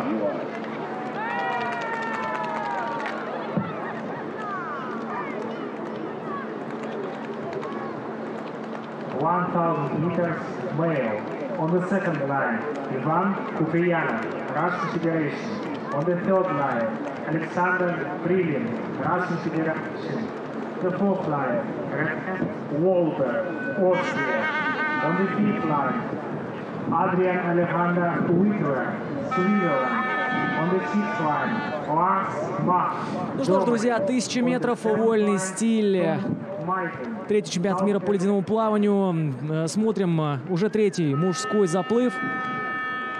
И пока бодренько у нас идут мужчины. Все результаты вы сможете увидеть на сайте murmanskyswimming.ru.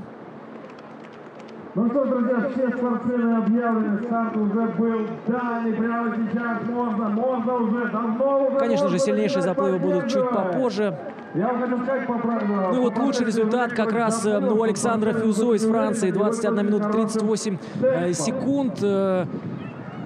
Сейчас он находится на первом месте, этот 53-летний француз. Второе место у Марика Живы из Польши, 21:44. Третье место Давид Хаслауэр и 22 минуты 2 секунды. Но пока, конечно, мужчины только начали плыть. Еще впереди большое количество заплывов, большое количество участников. Конечно же, сильнейшие будут плыть попозже, поэтому думаю, что есть на что посмотреть.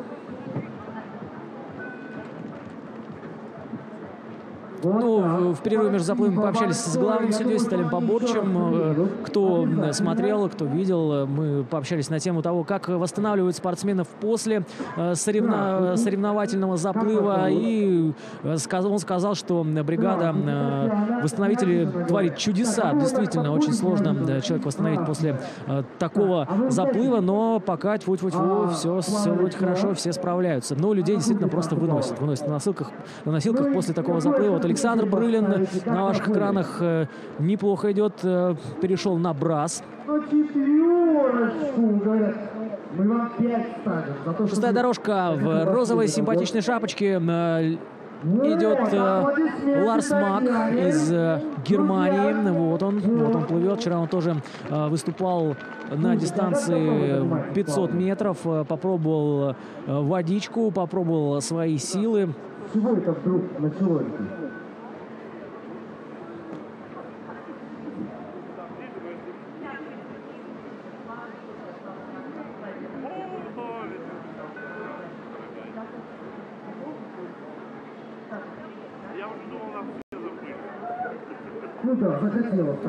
Ну вот, большая сводная таблица. Те, кто плывет в этом заплыве. Дело в том, что хотел объявить Уолбера Рене на 4-й дорожке представитель Австрии, Уитбера Адриан Алехандро, Швейцария на 5-й дорожке, Мак Ларс на дорожке под номером 6, Том Майдан, дорожка под номером 7, Брылин Александр, 3-я дорожка, и Иван Куприянов из Москвы на дорожке под номером 1. 3-й заплыв, друзья, все только у нас началось, я имею в виду соревнования среди мужчин. 5 женских заплывов мы уже посмотрели, 6-й заплыв с сильнейшими женщинами ждет нас около 3 часов, так что подключайтесь, смотрите, сегодня будем вещать до самого вечера. Выделите время, если вам интересен этот вид спорта, подключайте своих друзей, рассказывайте о нашей трансляции. Мы будем сегодня целый день и завтра целый день вещать. Завтра будет Кубок Арктики на короткой воде, заплывы по 50 метров. Будет очень интересно, зрелищно и динамично. Ну вот Александр Брылин из Благовещенска, спортсмен, представляет Амурскую школу ледяного плавания. Вот так говорят, надеюсь, попасть там, может. Мы надеемся хотя бы в воду зайти, не потрогать ее, да? А тут попасть. Андрей? Да, Иван, я тебя прекрасно слышу. Сейчас мне просто немножко меняли батарейки, я, видимо, работаю на батарейках. Друзья, прямо сейчас заплыв у нас предстоит длинный, пока что я не очень хорошо слышу наших болельщиков. Все ваше внимание, конечно, обращено к бассейну, но мы немножко попытаемся вам помочь. Сейчас такой сильный состав у нас тут появляется, девочки наши замечательные из группы поддержки занимают свои места на трибуне, отдельно аплодисменты им. Мы немножко решили поддержать вас музыкально, чтобы вы подвигались в ритме музыки, друзья, вместе с нами. Естественно, внимательно смотрим за ходом соревнования, но и немножко двигаемся вместе с нами, буквально через несколько минут. Ваню мы пока оттуда заберем его, друзья, ладно, не к нам.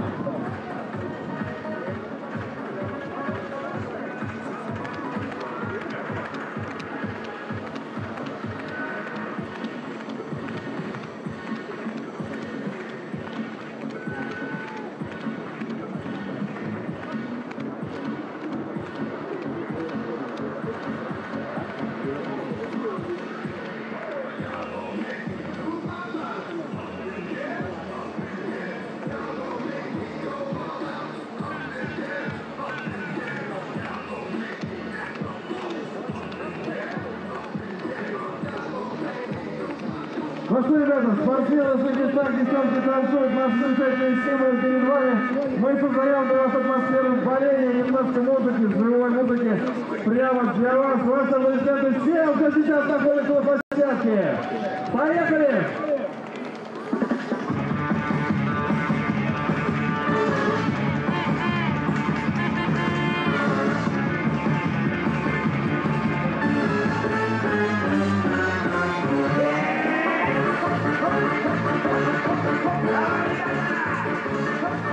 Ну что ж, друзья, друзья, продолжается у нас третий заплыв среди мужчин. Александр Брылин из Благовещенска на экранах. Он сейчас лидирует на третьей дорожке. Ну а к нашей трансляции присоединился Владимир Шульган, представитель белорусской... Председатель Белорусской Федерации зимнего плавания. Здравствуйте, Владимир. Добрый день. Как долетели? Расскажите. Я знаю историю, что вы, ну, можно сказать, собрались в считанные минуты, решили лететь к нам. В общем-то, настойчиво, и я и хотел приехать, и настойчиво меня оргкомитет приглашал. Ну, получилось так, что буквально вот вчера, в последний момент, в 2 часа дня было принято решение, согласованное с Министерством спорта, что я лечу в Мурманск, и я уже билеты заказывал на самолет по дороге в машине, по дороге в аэропорт в Минске. Ну, добрались, прилетели. Как, все нормально. Как здесь? Расскажите, как настроение, как обстановка? Ну, настроение сразу, как говорят, с вешалки начинается. Да, в аэропорту встретили нормально. Машина, встречающая, в гостинице разместили. Все как положено, как должно быть. Вот, то есть первое впечатление в Мурманске я первый раз от прилета в Мурманск, от приезда, самое хорошее. Но то, что я вижу, ну, мне знакомо, и хоть и не первый раз, конечно, пробирает мурашки по телу. Ну да, тем более, что вода у нас 0 градусов. Ну, немножко больше, поскольку 0 это уже лед. Ну, когда посмотрел вот заплывы на длинной дистанции, марафонские заплывы в ледяной воде,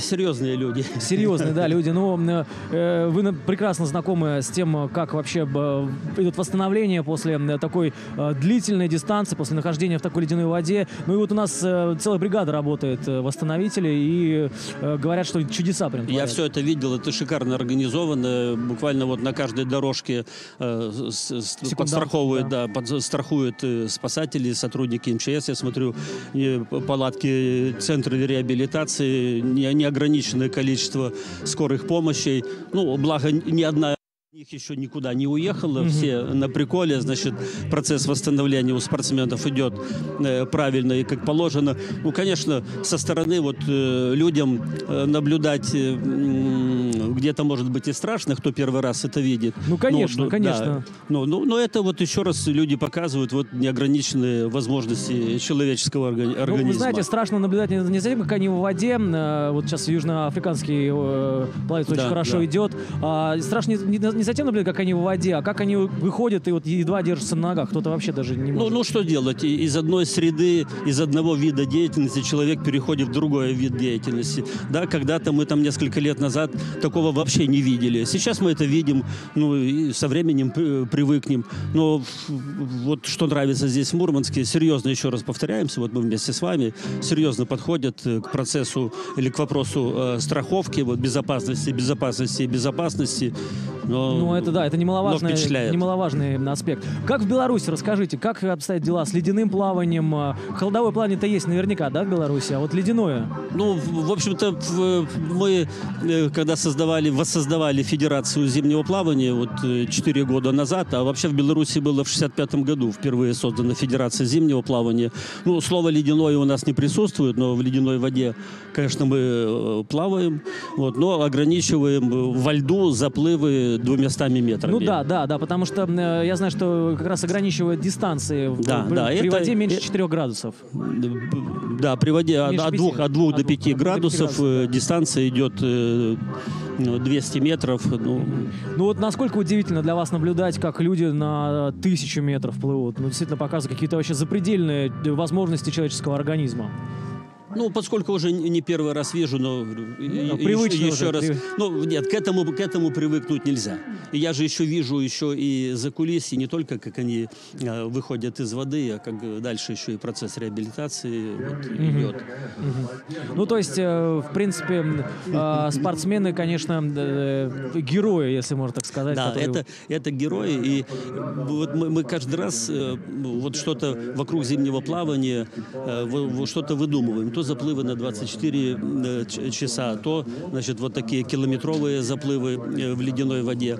И уже подошли к такому этапу, к такому моменту, что надо придавать серьезно зимнему плаванию статус вида спорта. Абсолютно верно, абсолютно с вами согласен. Да, это можно оставлять как шоу, как фестивали, но и тем более, что это же плавают, вот результаты показывают люди, которые на «ты» с водой, это бывшие спортсмены. Многие, если слово десятилетний опыт, десятками лет плавали в обычной воде, вот решили сейчас похолоднее сделать. У нас в республике федерацию, говорю, мы воссоздали в 2015 году, а в 2016 решением Министерства спорта этому виду плавания был придан статус спортивное зимнее плавание. Пока мы в мире единственная федерация. Вот ждем, и хотим, чтобы этот вопрос был побыстрее решен в России. У нас, кстати, в России Всероссийская федерация зимнего плавания, тоже вот вторая после Белоруссии, создана как юридическое лицо в масштабах государства. Вот. Слушайте, Владимир, ну вот еще интересно с вами пообщаться на такую тему. Как думаете, вот вы знаете каких-то спортсменов, которые вот здесь участвуют? Наверняка же многих. Ну, знаю, конечно. Как думаете, кто станет чемпионом? Вот такой прогноз от представителя Беларуси. Не буду прогнозировать, потому что разные дистанции. Ну, 1000 метров. Сейчас мы сегодня смотрим 1000 метров. Давайте так, не по фамилиям, а вообще сильнейшая страна в ледяном плавании, может быть, в холодовом плавании. Как думаете? Из того, что я наблюдаю, в ледяном плавании, наверное, чехи. Чехи в ледяном плавании, да? Как-то вот у них... Как-то вот чехи. Крепкие такие славяне. Ну, мы сейчас можем посмотреть вот табличку. Стартовый список был вчера заплыва на 500 метров, дистанция в 2 раза меньше, тоже вольным стилем. Ну и вот смотрите, на первом месте из Румынии спортсмен Дорин Джорджеску Пол Ойген. Вот он за 6 минут проплыл. Потом немец Стефан Рунге, испанец Марио Фернандес Гургою. Ну и поляк, смотрите, нету нигде чех, вот только Якуб Валнчек на 9-м месте только. Так что, может быть, сегодня чехи себя покажут. Но сегодня очень будет сильнейший заплыв среди мужчин, и вот ждем сильнейшего заплыва среди женщин. Ну, а так вот по этому заплыву, как идут спортсмены, по-вашему? Они уже устали, потому что сейчас уже финишная прямая, вот остается всего лишь 150 метров. Нет, ну смотрите, все аккуратненько, ровненько идут. Да, это у нас... Ведь не скажешь... Это Марс Лак из... Германии в такой розовой шапочке плывет. Хорошо идет, да? Да, все спокойно плывут. Не скажешь, что устали и что им холодно. Ага, то есть наблюдать. И вот глядя вот на такое, можно еще раз сказать, что по зрелищности, в общем-то, жалко, что у нас, может быть, пропаганды поменьше, да? По зрелищности один из самых вот таких интересных видов спорта. Ведь сколько у нас уже, что у нас зрителей много ходят в бассейны? Нет, конечно. На соревнования. Ну, а здесь открытая вода, открытые стадионы, и прийти может любой желающий. Кстати, приходите, да, мы здесь на берегу Семеновского озера, если есть такая возможность. Давайте мы ждем здесь большой праздник организован, ну и сможете заодно посмотреть на лучших спортсменов с мировыми именами. Вот сейчас лидирует у нас в этом заплыве немец, это Ларс Мак, 44-летний представитель Германии, ему остается каких-то там 100 метров проплыть. Ну и сейчас будем смотреть на финиш. Как раз, Владимир, можно будет посмотреть, как вообще, насколько он устал, как он вылезет из воды, посмотрим. Самостоятельно. Самостоятельно, спокойно. Ну вот смотрите, свисток прозвучал, это значит, что остается последний финальный, да, полтинник. Ну и, не знаю, времени пока у нас нет. Как интересно по соотношению с другими заплывами, интересно, как он прошел. Но, как по мне, так, мне кажется, тяжеловато идет. Мне кажется, все-таки усталость сказывается на представителей Германии. Вот так вот, как вам кажется, опытным взглядом своим? Вы говорите, что не устал, да? Нет, устал, конечно, но стиль легкий. Легкий стиль, да. Многие, кстати, переходят на брас. Многие переходят на брас, потому что брасом... Он легко плывет, технично плывет, никаких вопросов. И я думаю, что из воды выйдет спокойно и без помощи. А я думаю, что все-таки понадобится помощь. Давайте делать ставки. Ставлю рубль на то, что ему понадобится помощь. Ну, я фирменную тогда маечку Белорусской Федерации. По-любому вам ее презентую. Ну, давайте. Даже интересно. Так, Владимир Шульган. Смотрите. Ну, как, видите, уже даже как кулачки поднял, как в бассейне. Да, но он сейчас смотрит на табло, там табло с его результатом. Молодец, я рубль выиграл.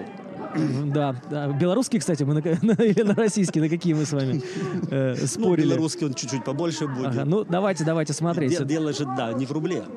Самое интересное. Спокойно. Режиссеру трансляции просьба не убирать, пока камера... Ну да, слушайте, Видите, вообще. все спокойно. Как ни в чем не бывало. Вы даже посмотрите, когда после такой дистанции, если пловец сам снимает очки, когда снимает очки, это уже показатель, что он себя нормально чувствует. Что он в адекватном состоянии. Да, контролирует свои движения и свой организм.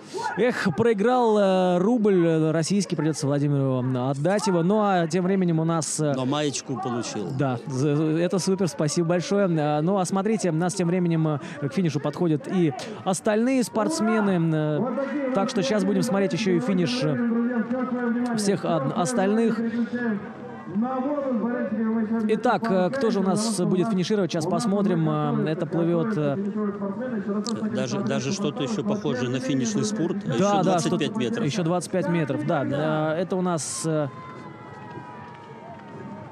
Адриан Уитвер, представитель Швейцарии. Ну и действительно, смотрите, как даже ускорился. А европейцы-то молодцы в ледяном плавании. Молодцы, да, не то слово, молодцы европейцы. Но сейчас, конечно, один из сильнейших спортсменов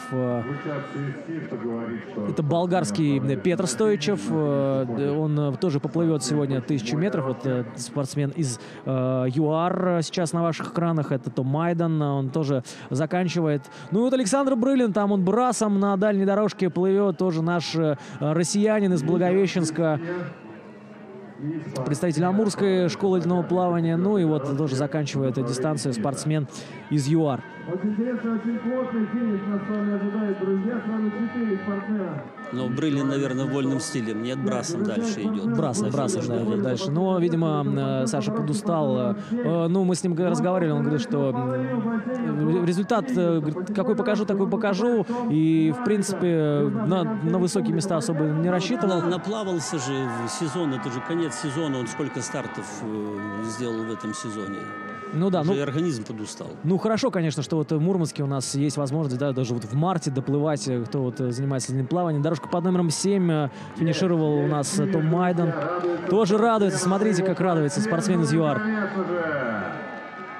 Ну да, для многих победа хотя бы преодолеть вообще эту дистанцию, потому что ледяная 1000 метров — это не шутки, конечно. Ну вот еще один финиш. Дорожка под номером 4. Рене Уолбер, австрийский пловец. Ну смотрите, как они все бодрячком, да? Вот один даже, даже не глядя, ну вот по результатам расставляют, по заплыву, по результатам. Ну по силе, вы имеете в виду, по силе, да. Все равно вот растягиваются. Где-то разница будет, наверное, метров по 50. Ну, 5-я дорожка, 2-я дорожка тоже финишировали. Это Адриан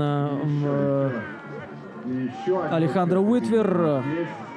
Помогают спортсменам на второй дорожке подняться сотрудники МЧС, но я так понимаю, что... Но все-таки нужна помощь некоторым спортсменам, но я думаю, что сейчас их медики... Ненадолго, да. Вот, тяжеловато, конечно, спортсмен из Москвы себя чувствует. Но вроде стоит на ногах, вроде держится.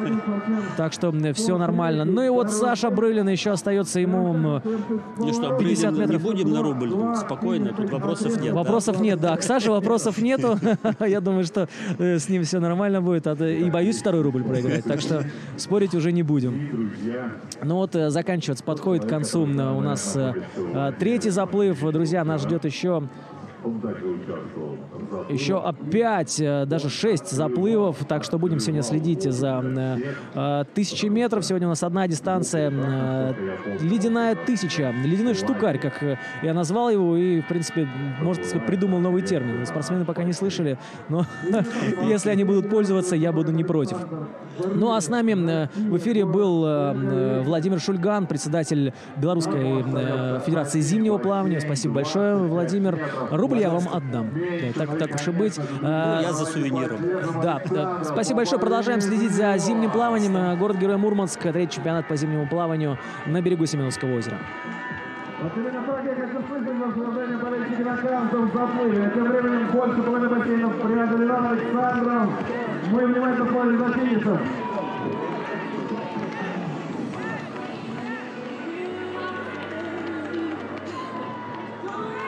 Есть звуковой сигнал, конечно же, друзья, как только спортсмен покажется из воды, я предлагаю оказать ему горячий прием, горячую поддержку, покричать, потом и похлопать! Ну что, друзья, как я говорил в самом начале, очень уверенно спортсмены в этом заплыве выступали, довольно-таки быстро прошли дистанцию, заплыв стартовал 12:05, сейчас шаг 12:26, это 21 минуту дистанция была пройдена, это заслуживает отдельно горячих аплодисментов. Так, ну а я включаюсь. Представьтесь, пожалуйста, и что вы хотели сказать? Президент Федерации сильного плавания города-героя Севастополя. Севастополь приветствует всех участников соревнования. И мы поедем за Александра Прынина. Ура! Саша, мы тебя любим! Севастополь любит тебя! Ура! Так. Спасибо большое. Как в Севастополе погода? Сейчас 8 градусов. Тепла. Почти как у нас. А вода? Водичка у нас тоже 8. Здесь крутая вода, здесь 0 градусов. Вчера я получил здесь 2 медали. За 500 метров, на 100 метров. Завтра я машине закон обязательно. Как давно вы занимаетесь вот таким спортом? 16 лет. А что вас побудило заняться этим спортом? Наверное, проверить себя. Самое главное, победить вчера себя. Вчера такой первый чемпионат мира, и он мне очень дался. Сразу передали за один день. Слушайте, ну я у всех спортсменов спрашиваю, что вы чувствуете после того, когда вы выходите из воды? Да, все первое я чувствую ничего, я не скажу. А на 100 метров проявив сил, проявив энергию, просто как будто наш дом народился. Спасибо большое. Вот, то есть зайти в воду и как будто заново родился, говорят участники. Я уже несколько раз слышал такой комментарий, но почему-то все еще не решались этого сделать. Быть может, мы увидимся на крещение в следующем году. Быть может, я все-таки смогу, может быть, с кем-то из наших болельщиков мы даже увидимся. Я надеюсь, что когда-нибудь у меня хватит сил, естественно, не на такие дистанции, не 1000, не даже 50 метров, но окунуться, быть может, когда-нибудь я смогу. Окружив себя, наверное, сотрудниками МЧС, если это позволит, спасательной бригады, и вот так, в спасательном жилете и так далее. Друзья, но тем не менее, заплыв у нас завершен, как всегда, очень удачно, спортсмены выступали хорошо. Мы с вами находимся в ожидании следующего заплыва, как обычно, как только я увижу спортсменов, сразу же вам об этом сообщу, пока у нас есть некоторое количество свободного времени, так как заплыв назначен ориентировочно на 12:40, я надеюсь, что так и произойдет. Мы с вами можем немножко потанцевать с нашими замечательными.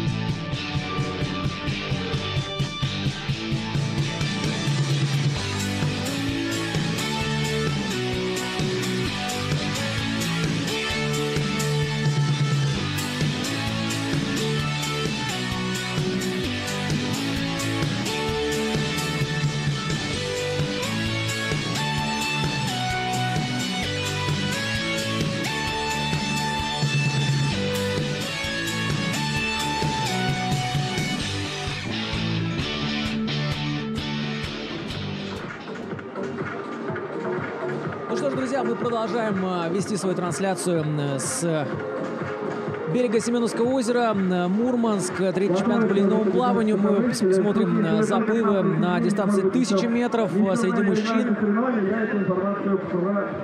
Девушки уже отсоревновались все, кроме одного заплыва. Сильнейший заплыв оставили на сладенькое специально для вас, для всех зрителей, которые присоединяются к нашей трансляции и смотрят ее сейчас, но и задают вопросы по регламенту. Посмотреть этот регламент можно на сайте murmansk.iceswimming.ru. Вот уже в комментариях ответили вам, выложили название сайта, ссылочку на него, так что сможете посмотреть все результаты там. А есть и по вчерашнему дню, и по сегодняшнему. Польша лучшая, пишут. Поляки еще будут соревноваться в сегодняшних заплывах. Ждем их и будем, конечно, вместе с вами следить за их результатами. Вот пишет англоязычный зритель: I'm waiting for women's hit number 6. Это ждет он 6-го женского заплыва, потому что там действительно будут самые сильные спортсмены, спортсменки соревноваться с мировыми именами: Виктория Морих, Ханна Бакуняк, Алиса Фату, Элена Мякинин и Марион Жофри из Франции. В общем, это будет действительно сильнейший заплыв. 3 часа он будет дан ему старт. Ну а сейчас смотрим мужские заплывы. Еще, кстати, спрашивали по украинским пловцам, будут ли они плавать. Украинские пловцы. Вчера участвовал украинский пловец на дистанции 100 метров брасом. Сегодня на 1000 метров никто из украинских пловцов выступать не будет. Но я так понимаю, что завтра на короткой воде тоже будут соревноваться спортсмены из Украины. 33 страны, друзья, 33 страны у нас приехали на этот чемпионат мира. Вот сейчас по шапочкам можно узнать британцев с их замечательным флагом. Уже на старт выходят спортсмены 4-го заплыва. Спортсмены вышли только что на линию старта, и мы просим вас во время старта... Заплыв под номером 4. Как только старт будет дан, можно заниматься, соответственно, аплодисментами, выкриками, но во время старта нужно немножечко потише.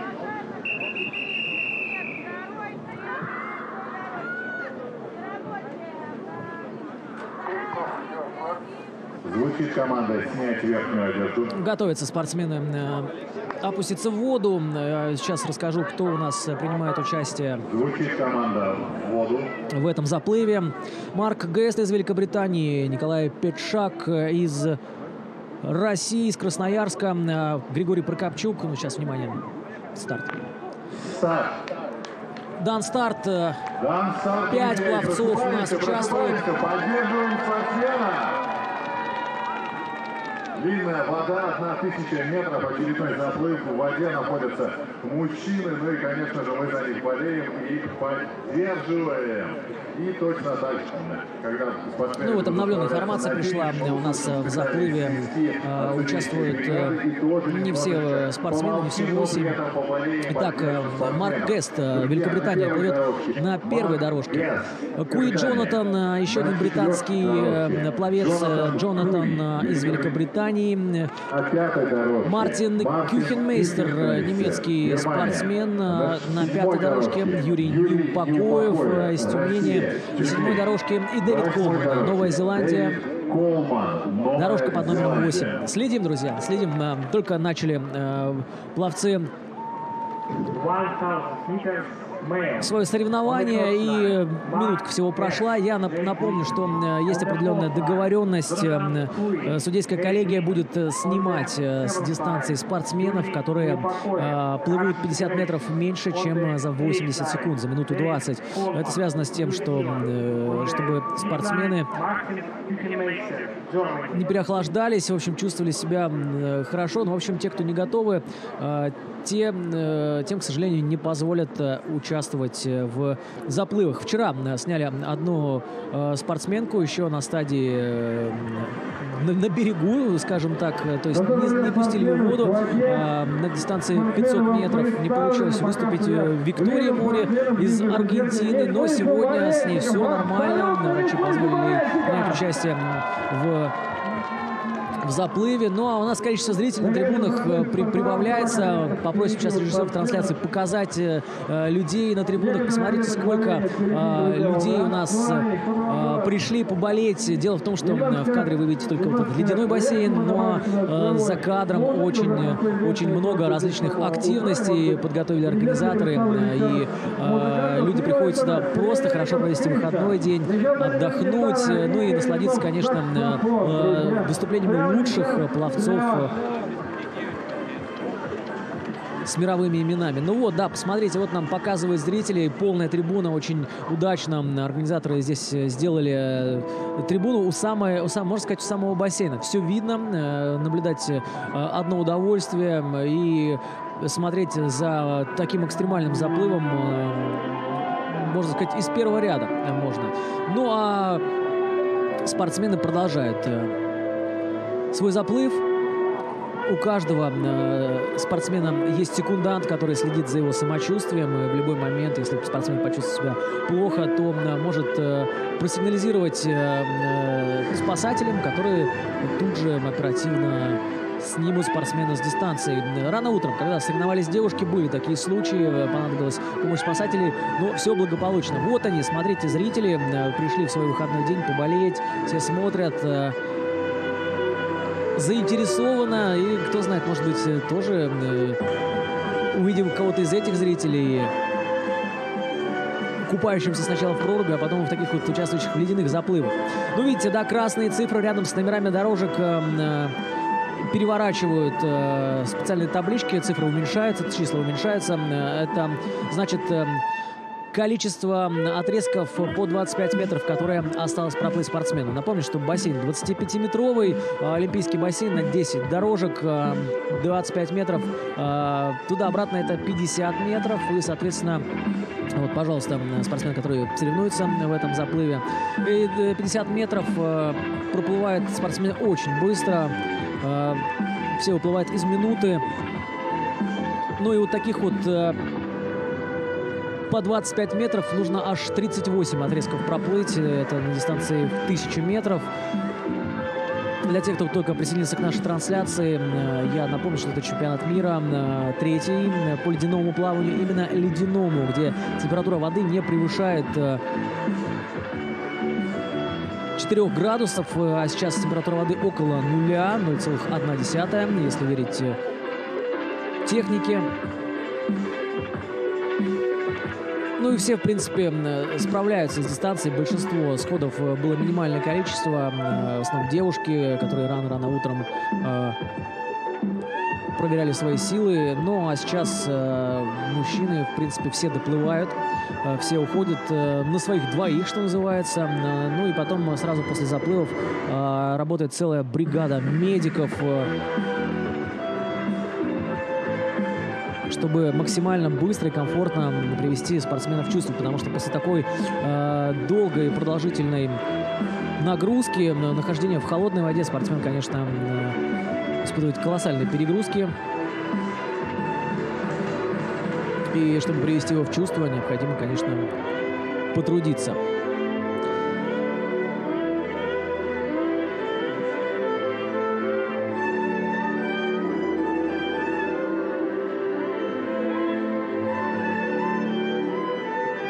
Ну а всю информацию, все результаты как вчерашнего дня, так и сегодняшнего оперативно появляются на нашем сайте murmanskiceswimming.ru на русском и на английском языке.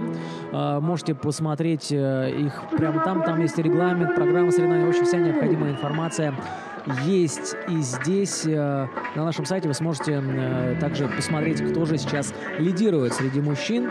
Давайте как раз сейчас это и сделаем.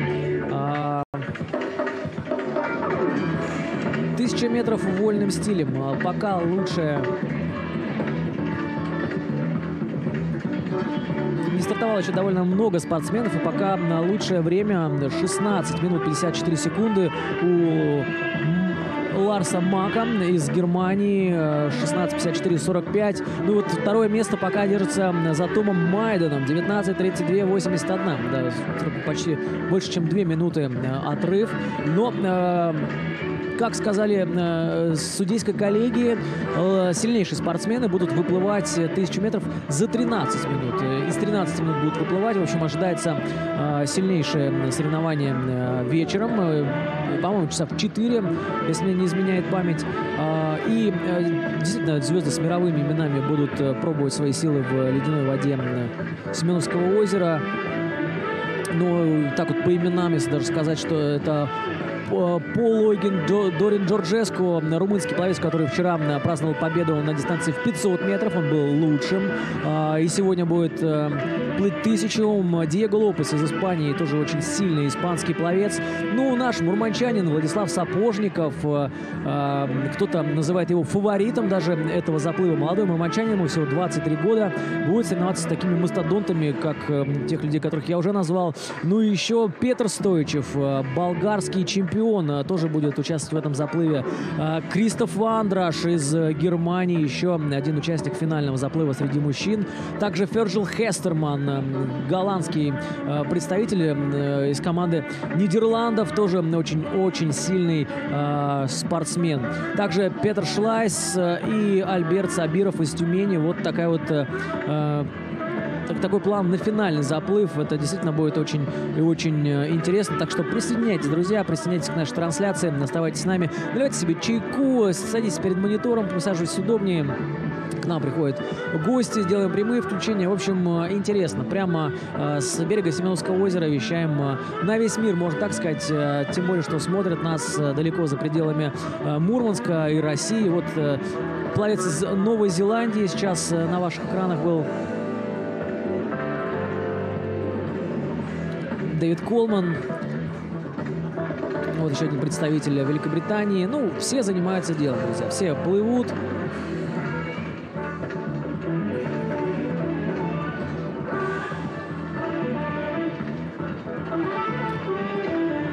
Половина дистанции практически, ну да, уже половину преодолели все спортсмены, и экватор пройден уже, собственно говоря, пошел на уменьшение. Остается 500 метров. Вчера многие уже их плавали, поэтому, конечно же, знают, что делать и как быть. Вот два британца, как красиво идут. Посмотрите, хороший такой интересный кадр поймал оператор. Ну и вот ведет он британца, который сейчас лидирует.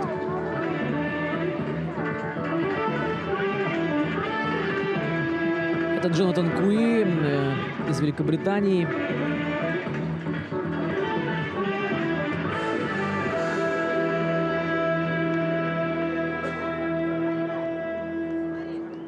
Друзья, поддержим наших музыкантов бурными аплодисментами! Кстати, Джонатан Куи состязался и даже выиграл медаль на чемпионате мира на прошлом. В своей возрастной группе он тоже посоревнуется еще. Ну, а тренируется он на озере, которое находится у него дома. Костволс называется. Вот регулярно проводит тренировки именно там. Ну, наверное, поможет ему это победить. Тем более, что он лидирует сейчас пока в этом заплыве. Еще один спортсмен из Новой Зеландии. Дэвид Колман. Вот, да, вот сейчас он на ваших экранах. Дэвид Колман живет в Великобритании.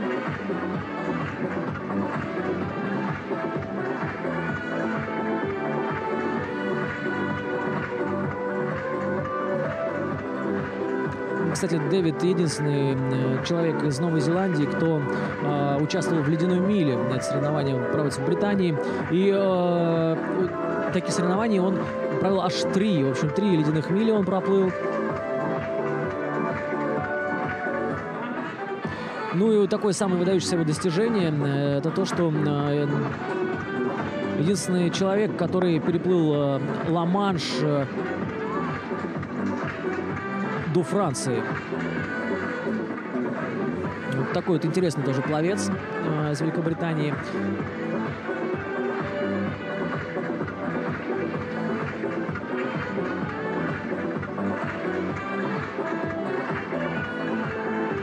Ну, еще один британец, Марк Гест, занимается плаванием ледяным с 2014 года и в 2017 году стал первым человеком из Бирмингема, который тоже выступил на ледяной миле. 49 лет этому спортсмену, и он регулярно плавает в реках и озерах в Великобритании, ну и практикует тайчи еще. Вот так вот, помимо плавания, еще и занимается тайчи. Ну, я думаю, что тайчи здесь ему не пригодится, если только придется отбиваться от соперников, которые будут его настигать. А тем временем, посмотрите, пятая дорожка. Пятая дорожка, остается 8 отрезков по 25 метров.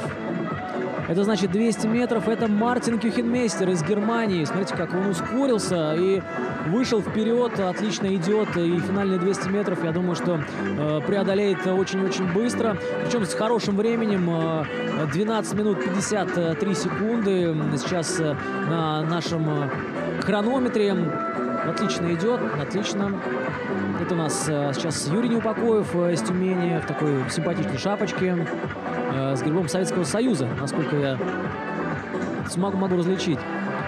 Кто-то туда, кто-то обратно. Так распределились спортсмены по дистанции. Ну вот, 150 метров. 150 метров сейчас у нас справился о его самочувствии. Видимо, что-то перекинулись парой фраз. Сказал о том, сколько плывет. Ну, очень хороший результат, кстати, у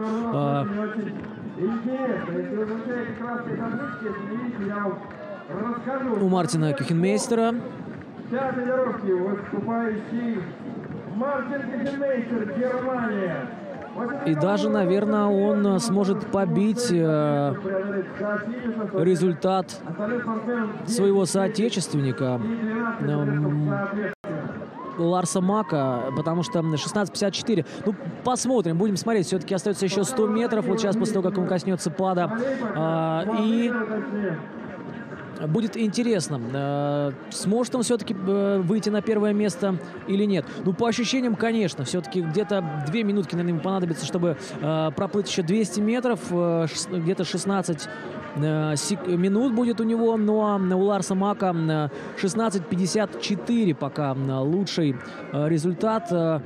И очень интересно, конечно, такая вот, знаете, конечно, спортсмены не знают результаты свои, потому что им не до этого, им главное преодолеть себя в этой ледяной воде, температура которой, напомню, 0 градусов. Видите, такие сосулечки висят на разделительных канатах и лед на ступеньках, которые оперативно убирают. Ну, а финальные 50 метров сейчас будет преодолевать немецкий пловец Мартин Кюхенмейстер. Вот он плывет, остается, сейчас появится цифра 2 и раздаться финальный свисток. Давай, давай, давай, говорят. Вот он, финальный свисток, и Мартин отправляется на последние 50 метров. Смотрите, какой результат. 15 минут, 12 секунд. И, ну, и это должен быть, конечно, лучшее время, лучший результат. Я думаю, что у него все получится. Мартин, давай. Главное сохранить темп, ну и главное доплыть. Доплыть. Все-таки остается последние 25 метров. Это, конечно, победа. 15,5 минут. Я думаю, что это стопроцентное улучшение результата Ларса Мака. Еще одного спортсмена из Германии. Посмотрите, как немцы, да, как отлично подготовлены и друг за другом. У нас будет, получается, переместиться Ларс Мак на вторую позицию. Ну и выплывет или не выплывет из 16 минут. Стоп, еще вот час только финальные 50 метров, да, что-то я запутался. Вот, да, когда появляется табличка с белым изображением, с логотипами турнира, тогда и остаются последние финальные метры. Ну, кстати, вот сейчас вопрос. Улучшит он время Ларса Мака или нет? Давайте смотреть, тем более остаются последние 25 метров. Все внимание на дорожку по номеру 5. Голубая шапочка. Мастер. Смотрим. Финальный рывок от спортсмена из Германии. Давай, Мартин. Ну, 15 секунд остается. Интересно, сможет он или не сможет выплыть из результата своего визави. По-моему, вообще 1 в 1 сейчас они. Ну, 16:53 у нас на нашей... Все-таки ждать официальные результаты. Ну, а для Мартина Кихенмейстера заплыв закончен. Вылезает он из воды самостоятельно. Смотрит на табло. Наверное, чем-то недоволен или просто вытряхивает воду из ушей. Или так как-то в сердцах он как-то так сделал такое движение характерное. Ну, вот смотрите, сразу целая бригада медиков, спасателей, восстановителей. В общем, все, конечно, забота о спортсмене. Здесь на этом соревновании, конечно, колоссальная. Ну вот, британский спортсмен. Сейчас он должен на финальную часть дистанции выходит. Джонатан Куи. Так, что случилось? Так, похоже, что Юрий Неупокоев не закончит дистанцию. Очень жалко. Ну, главное, конечно, понимать, сможешь ты или не сможешь. Не надо тут геройствовать. Здесь не нужны никакие подвиги. Здесь нужно просто доплыть. На второй дорожке финальные 50 метров тоже для Марка Геста. Подбадривают своих сокомандники. Ну а это Новая Зеландия, Дэвид Колман. И он тоже близок к завершению своего выступления. Вот Юрий Неупокоев. Вот тяжело, конечно, дается эта ледяная 1000. Сотрудники скорой помощи вот оказывают необходимую помощь, ведут вот Юрия. Но сейчас, я думаю, что там все будет нормально, восстановят его. И не таких восстанавливали, как говорят у нас восстановительная бригада. Так что все будет нормально. Ну, а тем временем Марк Гест сейчас готовится финишировать. И Джонатан Куи тоже, еще один британец. Смотрите-ка, подбадривает, как девчонки, болельщицы из команды Великобритании есть. Прям очень радуются, довольны результатом. Это Марк Гест.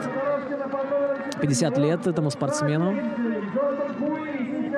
Немножко съехали очки, но он смотрит на таблицу вот так вот заботливо. Посмотрите, заботливо. Укрывают полотенцем Марка Геста. Ну и четвертая дорожка. Джонатан Куи тоже финишировал.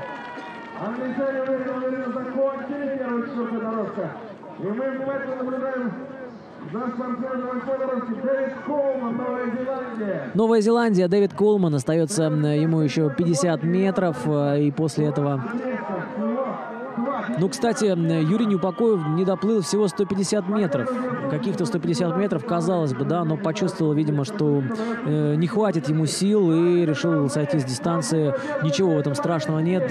Повторю, что геройствовать здесь не нужно. Здесь нужно четко рассчитывать свои силы и понимать,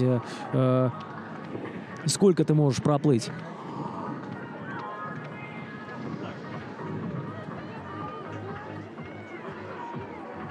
Вот вопросы в комментариях нашей трансляции. Кто побеждает? Всю информацию можете посмотреть на сайте. murmanskiceSwimming.ru. Ну, а сейчас пока среди мужчин пока не обновился результат этого заплыва. Сейчас лидирует немец Ларс Мак. Его результат 16 минут 54. Вот смотрите, какие зрители вместе с домашними животными, с питомцами. 16:54. Результат Ларса Мака. По ощущениям, еще Мартин Кихенмейстер тоже проплыл примерно на это время. Сейчас посмотрим, кто же все-таки на первом и на втором месте расположится из двух немцев. Есть еще финиш Дэвида Колмана на дорожке номер 8, представитель Новой Зеландии. Сам поднимается. Молодец. Ну а среди девушек ледяная 1000. Заплыв успешно закончен. данный момент небольшой перерыв, буквально 5-8 минут перед следующим заплывом. Ледяная тысяча. Почти все девушки проплыли, остался только последний заплыв. Самые сильные спортсменки остались. Но сейчас лидирует Кира Уинкер из Нидерландов. Ее результат 14 минут 7 секунд. Ну что ж, друзья, сейчас перед следующим заплывом у нас будет небольшой перерыв, минут 5-8. Давайте посмотрим небольшой ролик о том, о первом чемпионате мира по ледяному плаванию, который тоже был в Мурманске. Давайте-ка посмотрим и вернемся в 2015 год. Как это было? Случится буквально через 5 минут. В данный момент 5-минутка технической подготовности. Самое время взять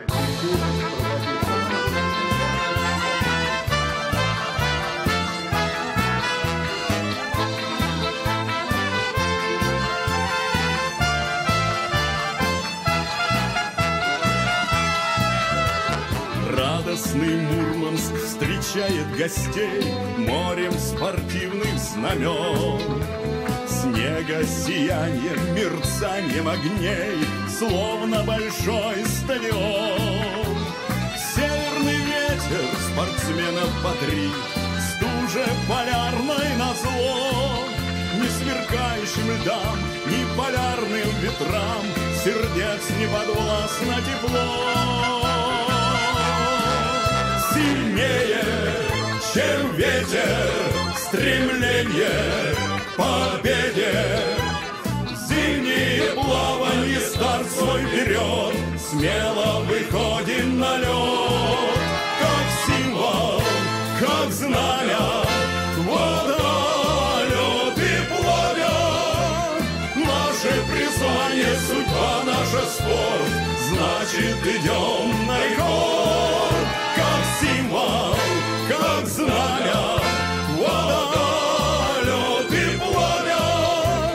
Наше призвание, судьба, наша спорт, значит идем на рекорд.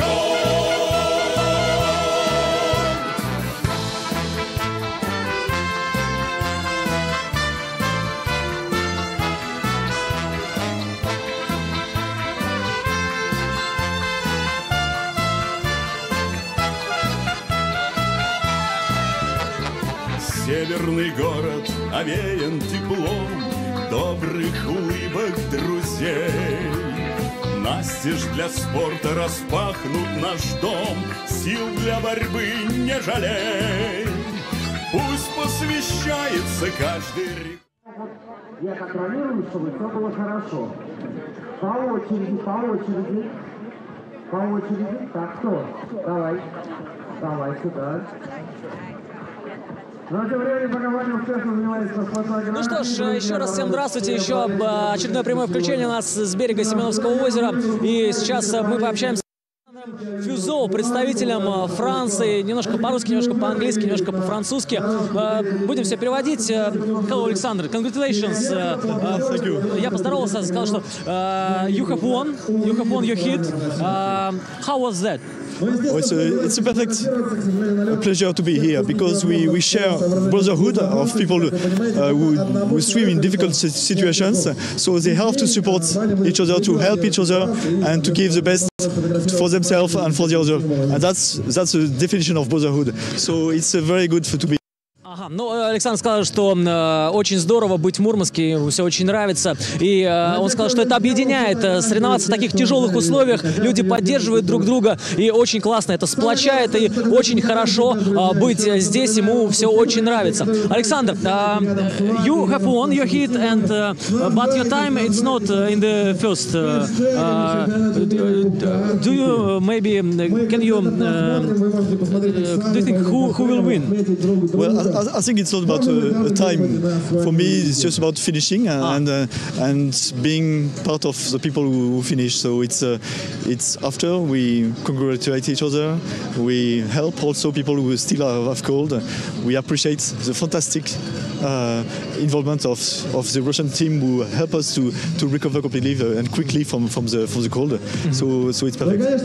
Ну, он сказал, что, говорит, я доплыл, я спросил его про то, что, как вы думаете, кто победит в ваше время? Вы вы, конечно, выиграли заплыв, но ваше время было не лучшее. Он сказал, что я проплыл и хорошо, мне этого хватило. Он еще сказал очень здорово, что поддерживают другие спортсмены. Говорит, мы проплыли, поддерживают других спортсменов, чтобы они быстрее отошли от холода. И отметил работу бригады восстановителей, которые его очень быстро приводят в чувство. What about recovery brigade? How they work? Очень прекрасно. О, на русский перешел Александр. Да, спросил про работу бригады восстановителей, сказал, очень прекрасно. What is your impression of Murmansk, of this tournament, of this championship? В душе мы чувствуем, что в России есть сердце на руки. И русские люди хотят смотреть, что это хорошо внутри. Это очень хорошо.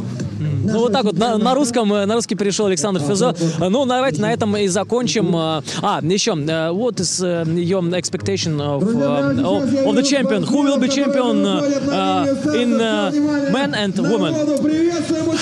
Difficult to say. Okay, what country? What country? Они все другие. Это трудно. Если я скажу, что это где-то... Обидится кто-то, да, если скажете, что это заведет или это? Они все очень хорошо. Они все должны первый. Ага. Да, спасибо большое, Александр Физо. Александр, thank you very much. Спасибо большое. Спасибо. Спасибо. Ну что ж, друзья, тем временем у нас начинается очередной заплыв. Я побегу на свою комментаторскую позицию. Смотрим, наслаждаемся. Это 1000 метров. И 5-й, по-моему, или 6-й заплыв среди мужчин. Смотрим.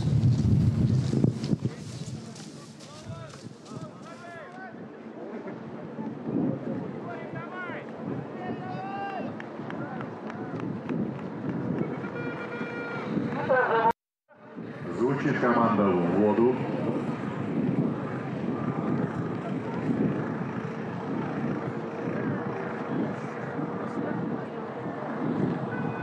Старт.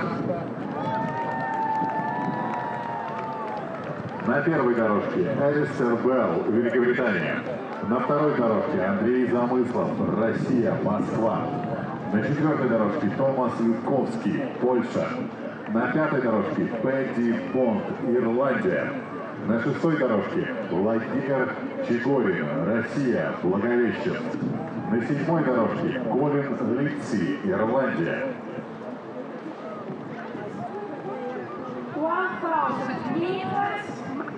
On the first line, Alex, Great Britain. On the second line, Andrei Zemyslov, the Russian Federation of Moscow. On the fourth line, Thomas Ludkovsky, Poland. On the fifth line, Peggy Bond, Ireland. On the sixth line, Vladimir Chigorin, the Russian Federation. On the seventh line, Colin Lindsay, Ireland.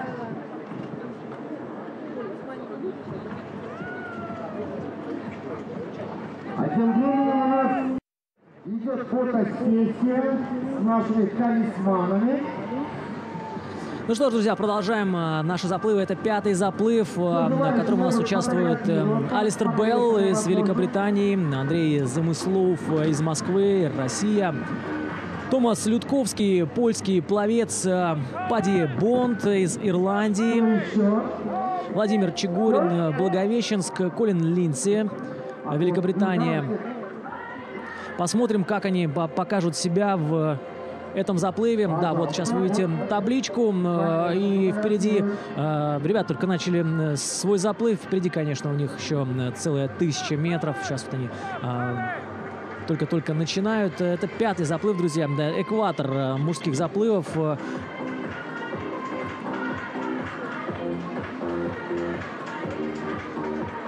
И, конечно, впереди еще длинная дистанция. Будем наблюдать за развитием событий.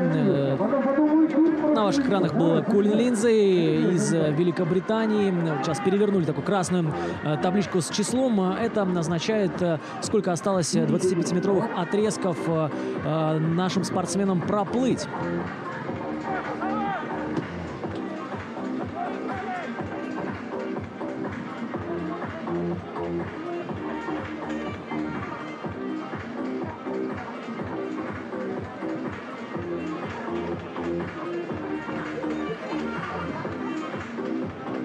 На четвертой дорожке сейчас вы видите Томас Людковский, спортсмен из Польши. Кто-то вот из зрителей ждал его выступления, так что смотрите, наслаждайтесь, болейте за своего спортсмена, тем более, что он неплохо идет. Опять показывают нам Колина Линдзей. Он сейчас лидирует на дистанции. Так, кто следующий?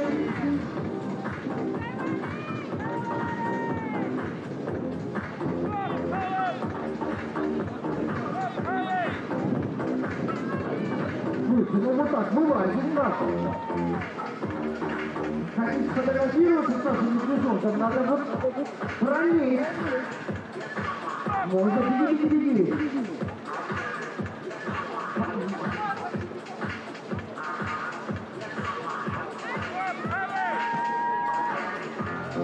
Хороший темп взяли спортсмены, очень быстро они плывут, преодолевают дистанцию. И видите, что прошло уже 4 минуты с тех пор, как они находятся в ледяной воде. Температура 0 градусов. Так что заплывы экстремальные. Дежурят спасатели, дежурят медики. Четвертая дорожка. Томас Людковский.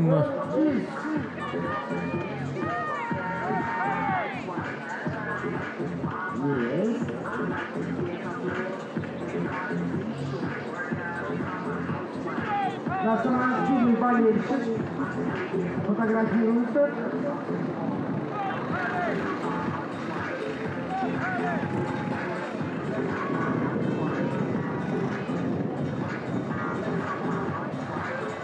Так, пожалуйста. Снова показывает нам Томас Людковский, который преодолевает дистанцию, очень хорошо идет. Посмотрите, с какой скоростью он идет, и с такой темп удастся сохранить ему на протяжении всей дистанции. То это, конечно, будет очень хороший результат. Посмотрите, как идет.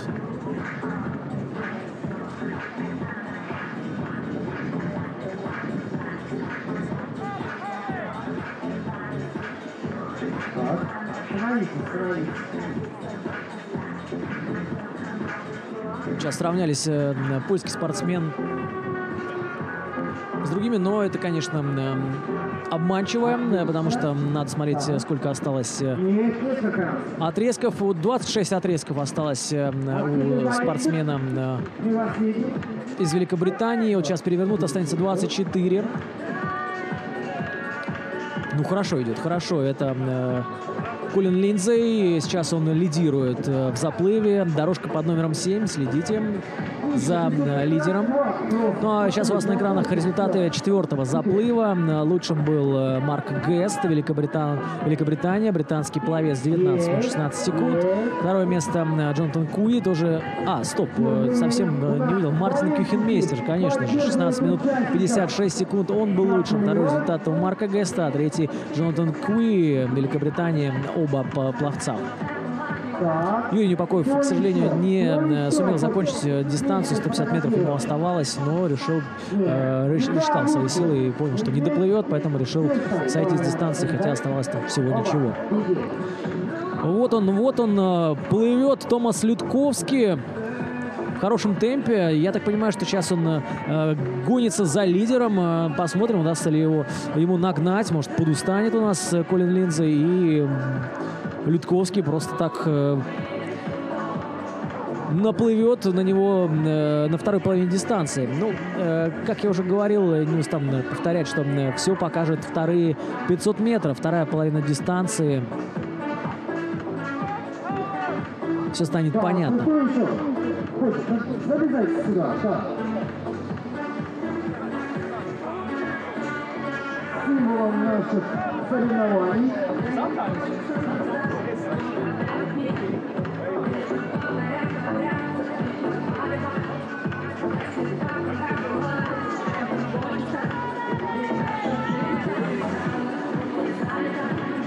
Так, конечно, идите сюда. Руки тянут, помойте, сидите, фотографируйте, конечно, можно. Если вы здесь пролезете, то можно. Постарайтесь, конечно.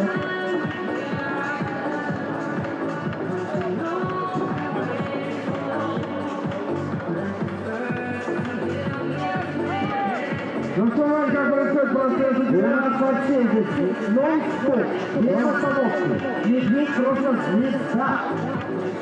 Но еще там на физическом времени спортсмены плотной группы идут процессу половину дистанции. Ну что, друзья, к нам присоединился в студию Ларс Мак, немецкий спортсмен. Hello.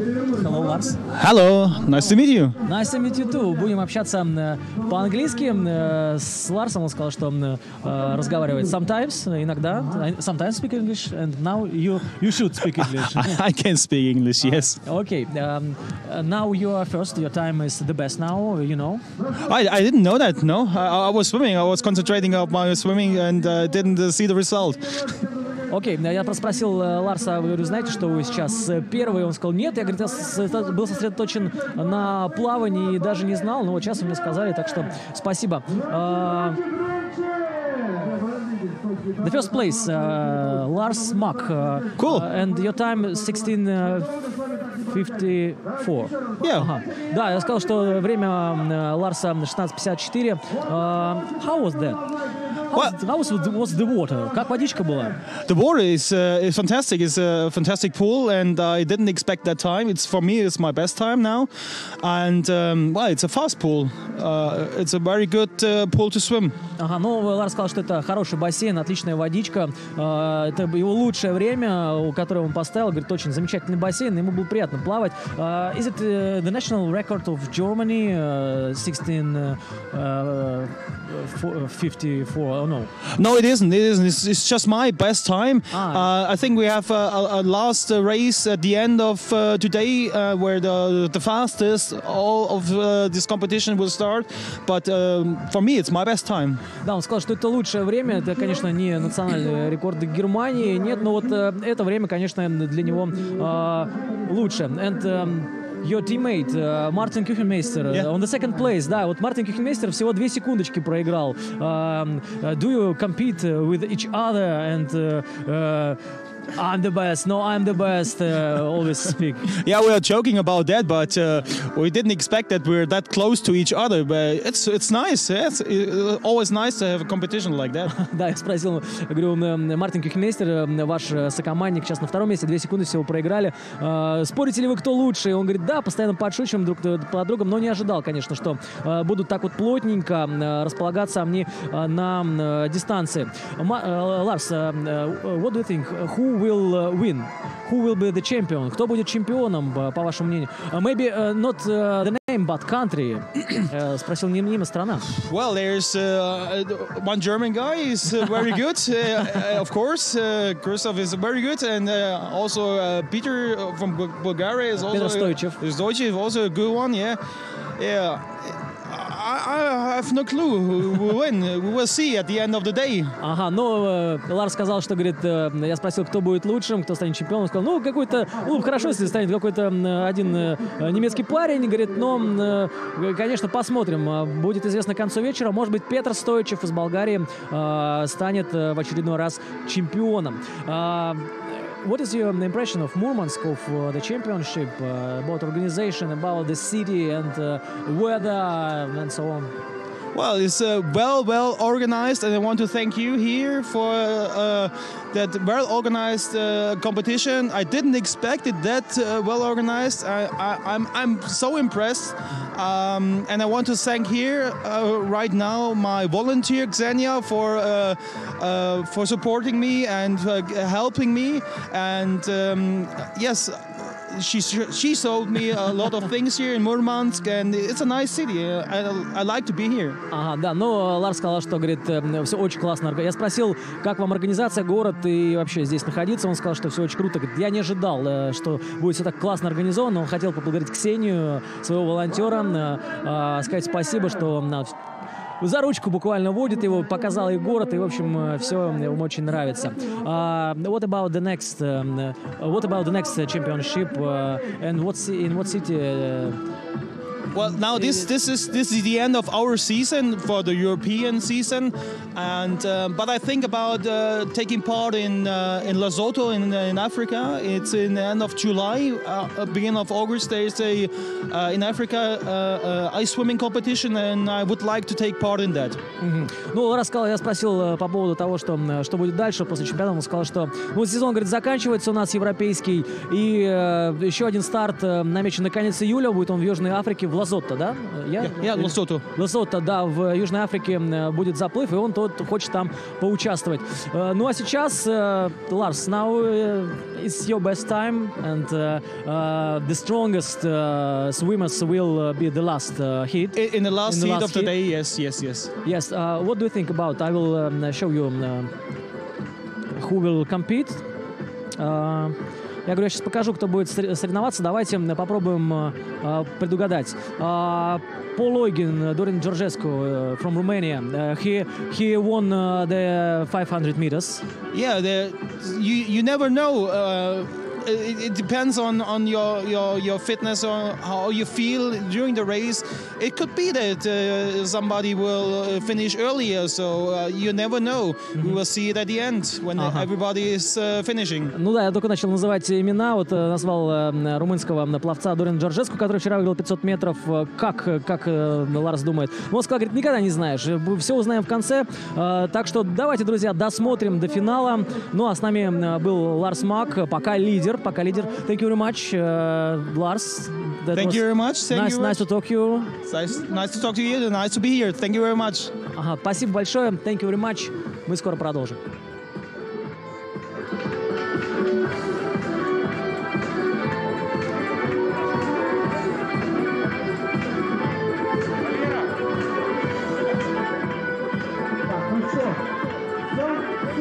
Ну а тем временем, друзья, у нас подходит к концу очередной заплыв, 5-й по счету. И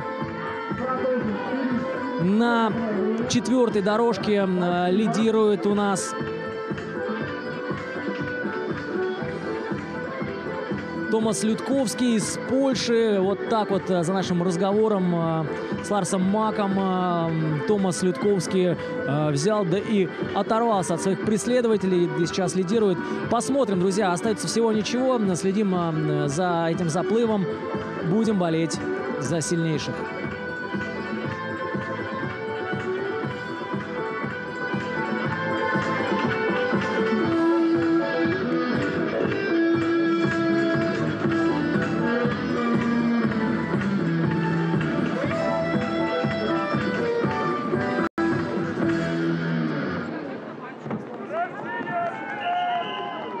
Ну что ж, друзья, мы только что услышали свисток, звучал для спортсмена, который находится на дорожке под номером 4. Ну что ж, друзья, финальный полтинник для спортсмена на дорожке под номером 4. Это Томас Людковский, 44-летний поляк, который сейчас преодолевает последние 50 метров и сделает финиш. Ничего себе, кстати, результат очень хороший, если верить нашему хронометру 16 минут. 16 минут, я напомню, что результат Ларса Мака 16:54. Ну, смотрим, наверное, не устоит его результат. И все-таки поляк сейчас выйдет на первое место, сместив Ларса Мака и Мартина Кюхенмейстера из Германии на второе и третье место, соответственно. Ну да, друзья. Вот он касается пада. Томас Людковский. Новое лучшее время нашего турнира, нашего состязания. Дистанция 1000 метров. Ледяное плавание. 3-й чемпионат мира. Смотрим мы с вами. Отлично. Смотрите, как ни в чем не бывал. Как будто не плавал в ледяной воде. 0 градусов, 1000 метров. Нет, конечно же, нужна помощь. Конечно, не надо тут геройствовать. Но очень уверенно себя чувствует поляк. И зовут его Колин Линдси, Ирландия. Ну что, друзья, пожелаем Колину удачи. Ему осталось преодолеть всего 50 метров, уже надо иметь. Сейчас он совершит поворот. И финишная прямая. 25 метров стоит перед Колином. И финишем этого заплыва. Ну а тем временем, друзья, еще один финиш нас ждет. Британские спортсмены приближается к финишу. Ирландец Пади Бонд. Россия, Благовещенск. И Ну, а это Колин Линдсей. Колин Линдсей, он подходит к финишу. Дорожка под номером 7. Великобритания тоже финиширует с хорошим результатом. Колин Линдсей. Сам выходит спортсмен из воды.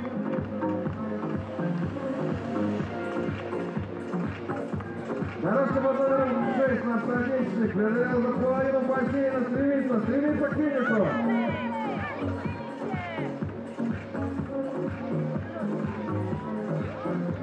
Ну, еще один финиш. Дорожка под номером 6. Владимир Чигурин из Благовещенска тоже заканчивает дистанцию. 56 лет этому спортсмену из Дальнего Востока. Ну, им вдвойне, конечно, тяжелее, потому что... Ух ты, как пошатывает его. Вот он, Падди Бонд. Падди Бонд тоже идет на финиш. Ну, закончу мысль с Дальним Востоком. Все-таки временной промежуток у них большой, плюс 8 часов. И в таком ритме, конечно, перестраиваться довольно тяжело. То есть сейчас у них уже вечер глубокий. И вот финиш. 5-я дорожка. Падди Бонд, Ирландия. 40 лет этому спортсмену. Вчера тоже он плавал. Дистанция 500 метров. Ну и сегодня тоже, смотрите, бодренько проплыл.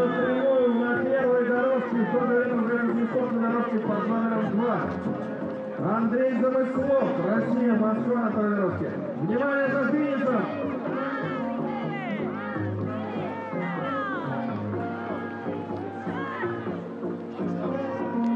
Ну что ж, друзья, вот он. Заплыв закончен. Последний. Показалось мне, что Андрей немножко... Алистер Белл из Великобритании. Как хорошее настроение. Смотрите, у группы поддержки. Оп, оп, оп, танцуем. Ага, вот еще один у нас. Еще один спортсмен.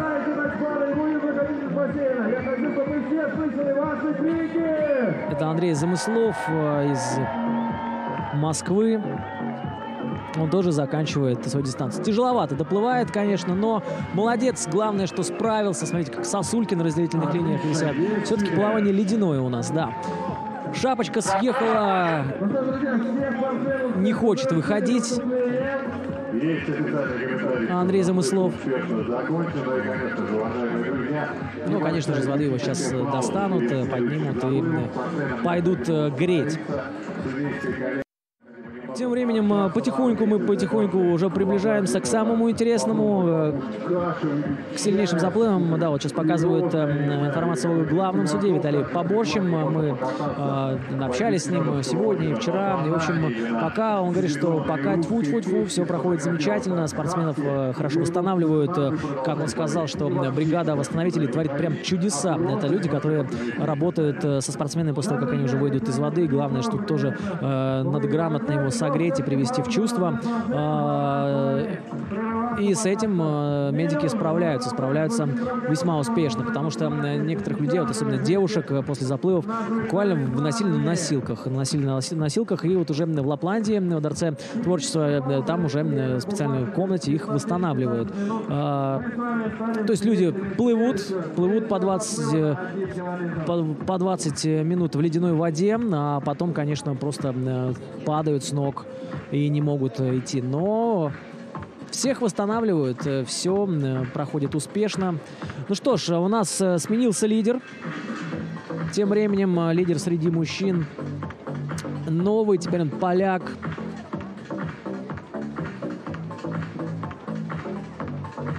Томас Людковский. Пока ждем официальной судейской информации, официального судейского времени. Сколько же он выиграл? Ну, выиграл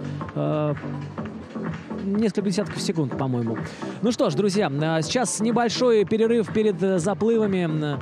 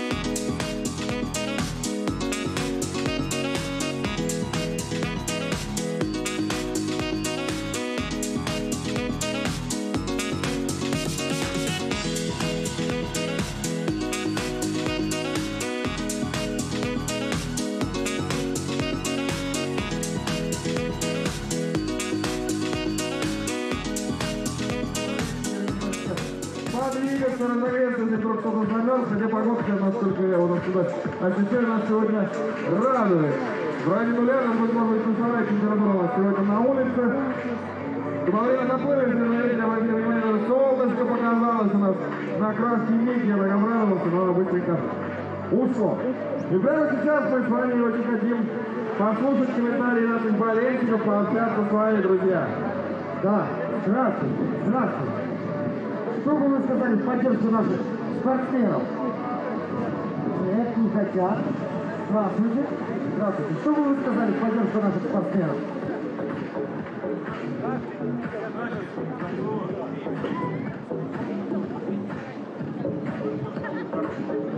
Сами-то плавали хоть раз? Холодно, да? Да. А, вот оно как.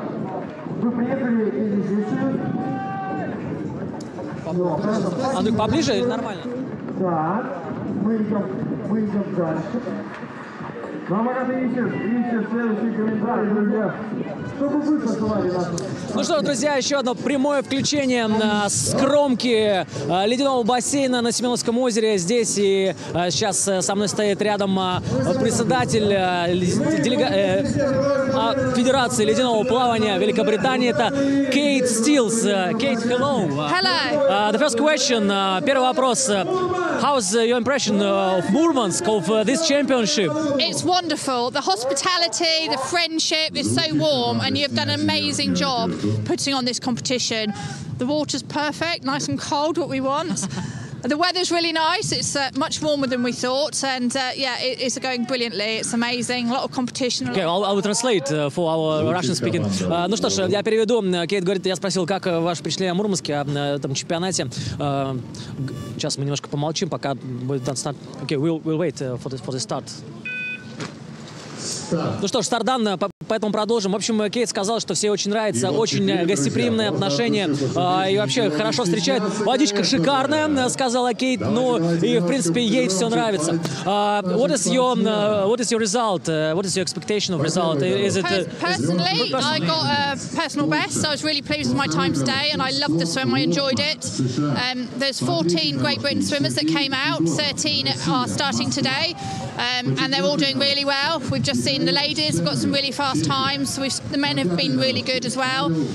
We also have one person from New Zealand, David Coleman, who lives in England, so we've been supporting him. And yeah, we've still got some of our fastest men to go, so we're watching for those, for Rory Fitzgerald and James Leach. So it's going to be really good all day. Ага, ну я спросил, как вообще ваш результат, как довольны ли нет, он сказал, ну проплыла довольно средненько, так что, говорит, ну могла бы лучше. Но будем следить за мужчинами, мужская команда очень сильная. Вот Дэвид Колман из Новой Зеландии, который живет в Англии, его поддерживают. Вообще все британские мужчины хорошо проплыли. Ну и будем следить за тем, как они выступают на этой дистанции, и будем за них болеть. Ну, you have a big delegation, 14 sportsmen. 14 swimmers for the World Championships, plus some others for the Arctic Cup. Yes. Да, 14 спортсменов приехали сюда из Великобритании. For your country, for Great Britain, is it the important championship, and you have a big delegation? I think we've got the largest team here, but you know, I've been with ISA for a long time,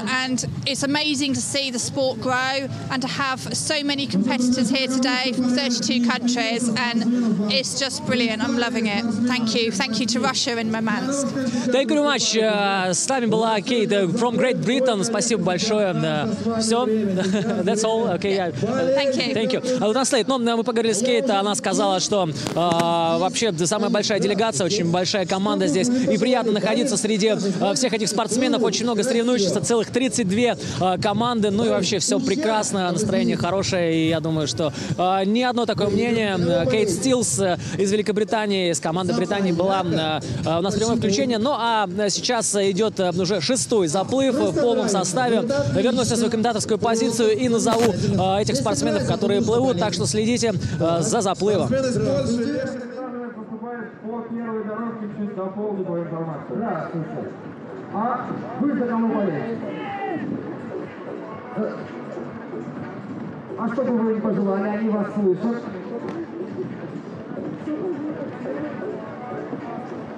Приплыли, не сошли с дистанции. Да вас слышат все, и участники тоже слышат. А вы хоть раз купались? Как вы говорите? А вот наши участники не боятся холодной воды. Да, вот, они купаются.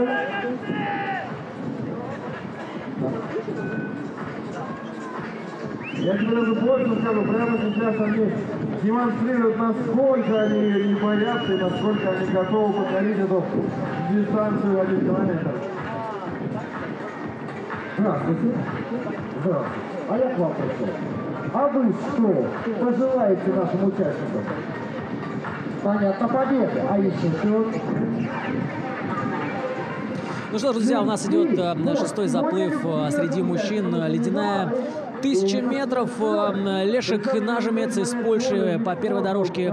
Скотт Лотман у нас из США по второй. Сергей Федотов, Москвич, Российская Федерация, дорожка номер 3. Михаил Штенгл, Чехия. Вчера он был лучшим в 100-метровке брасом. Очень быстро проплыл. Сейчас посмотрим, как он справится с 1000 метров. Павел Байнов из Каменск-Уральского. Стефан Юнг из Германии. Матиас Каснер, еще один немец. Два ирландца, Марк Демпси и Патрик Коркоран из Ирландии. Игорь Филатов. Так, стоп, что это я уже? Я прошу прощения, я уже начал следующий заплыв говорить. Ну, в общем, вот восьмерка на ваших экранах. Все они плывут и все они будут сражаться за победу. Ну, а у нас в гостях сейчас в нашей комментаторской студии находится Кира Уайнкер. Hello, Кира. Hello. Это голландская спортсменка, и сейчас ее время лучшее на дистанции в 1000 метров вольным стилем. Сейчас посмотрим, как раз листаю. Да, действительно, Кира Уайнкер 14:07, да, 14:07. Is it a good result for you or no? It's my best time this year. This year? Yeah, it's my best time. It's my second year this season, so I'm happy. My last 2 races ago, I swam 14:37, so I have a new workout. I will translate the first part. Okay. Кира говорит, что это лучшее ее время, это лучшее время ее в этом году. Причем вторая у меня попытка. Ну, 14:07 для нее хороший результат. And, repeat, please. What the second part? Okay. My first time was 14:37, so I have now 30 seconds personal records. 20 секунд она выиграла у своего предыдущего рекорда. 14:27 было второе время, и сейчас вот 14:07 улучшила время. Okay, the next question. I think that you will continue your speech. Okay, the next question. Итак, Кира Уайнкер из Нидерландов, from Netherlands. The very strong. You also, Virgil Hesterman, yes. As a man. What is your secret? Why are you so fast? Swimmers from Netherlands. Я спросил, что очень много сильных спортсменов из Нидерландов. Кира, Virgil Hesterman. Я спросил, в чем секрет? Почему вы такие быстрые? I don't know what our secret. Just make fun and swim and train a lot. We trained once time in Volendam with each other, and it makes just fun. Ага, но я не знаю никакого секрета, мы просто плывем, получаем удовольствие, много тренируемся, ну и вот показываем такие результаты. Okay, what is your impression of the Murmansk championship and how it is organized? It's pretty nice over here. I enjoy, and it's so big and lovely people, lovely organized here. So I have a nice week here. Ага, ну я спросил, как традиционный у меня вопрос, как вообще чемпионат, как все организовано. Говорит, ну вообще, говорит, очень неплохо, и мне все нравится, я довольна вообще организацией, ну и нахождением здесь. What is your favorite distance? The 1,500 or maybe the short water, 200, maybe 50 meters. Какая, я спросил Кира, какая любимая дистанция, длинная вода или короткая? I started 1 year ago with 500 meters, and this year I'm only swimming the 1,000 meters, so I don't know what my favorite distance is. I just swam 2 distance. Ну, я спросил, какая самая любимая дистанция. Она сказала, что, говорит, не знаю, год назад начала плавать 500 метров, вот сплавала 2 дистанции, 500 и 1000 метров. Говорит, какая, не знаю, не могу. What about short water, 50 meters? I never tried before. Я спросил про короткую, он говорит, вообще не пробовала. Do you want to try? I don't know, maybe it's too short. You don't feel the cold water, and when you swim longer, you more feel the cold. Да, но она сказала, говорит, да, я даже не знаю, говорит, не пробовала и даже вроде как не хочу, не успеваешь почувствовать вот этот холод, вот это бодрящее чувство ледяной воды. And what about water? The temperature of water is about 0 degrees, and how is that? How are you feeling? It's freaking cold because in the Netherlands we haven't that cold water, so we can train in this temperature. But when you're swimming in the Adverline, it's okay. Just swim, fun and. Ну, я спросил про температуру воды, она все-таки 0 градусов. Кира сказала, что в Голландии, конечно, нет водоемов с такой водой в 0 градусов, но, говорит, все классно, все круто, очень понравилось ей в таком заплыве, вода очень хорошая. What about your teammates? Can you predict the results? How Virgil Hesterman can become the new champion and show his best result or no? I don't know. I wish him the best of luck, and we will see. If he enjoys this, it's a nice race. But I hope for him. He deserves it. Да, но я спросил, как остальные представители команды Нидерландов, как думают, выступят, как Кира думает, как они выступят. Например, Virgil Hesterman, который будет соревноваться в последнем заплыве, она сказала, что как проплывет, так и проплывет. Пожелала ему удачи, ну и, в общем, надеяться на то, что он покажет свое лучшее время. Thank you very much, Кира. Thank you. Да, с нами была Кира Уайнкер, пока обладательница лучшего рекорда. And the last question, what do you think about the time? Now you have 14:07, and what is will be the best time, the best swim? For me or for women. I don't know. Alisa Fatum is very fast, so I will see. And I'm happy right now, and I'm also happy when I'm not the fastest. Or do you think that Alisa Fatum will win? I think. Yeah, but Victoria Mori is also fast, and she's also great. Ага, но я спросил, как думаете, кто победит и как улучшит ваше время. Все-таки мы ждем последний заплыв среди девушек. Он говорит, что Алиса Фатум очень-очень быстрая, и он думает, что она победит. And the second name... Victoria Mori. Victoria Mori. For Argentina. Yeah. She's also fast, and she deserves it too. Да, ну, она сказала, что еще Виктория Мори из Аргентины тоже очень быстрая. В общем, we'll see. Посмотрим. Спасибо большое. Кира Уайнкер from Netherlands. Thank you very much. Thank you very much.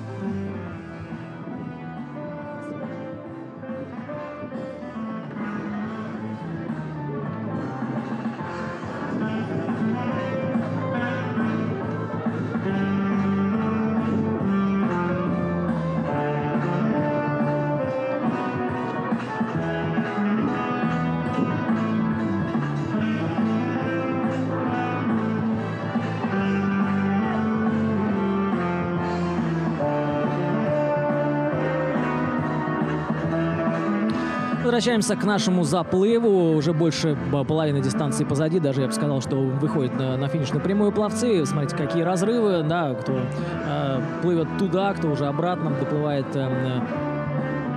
свою 1000 метров. Ну, я напомню, кто у нас сражается за победу в этом заплыве. Элишек Нажемец по первой дорожке.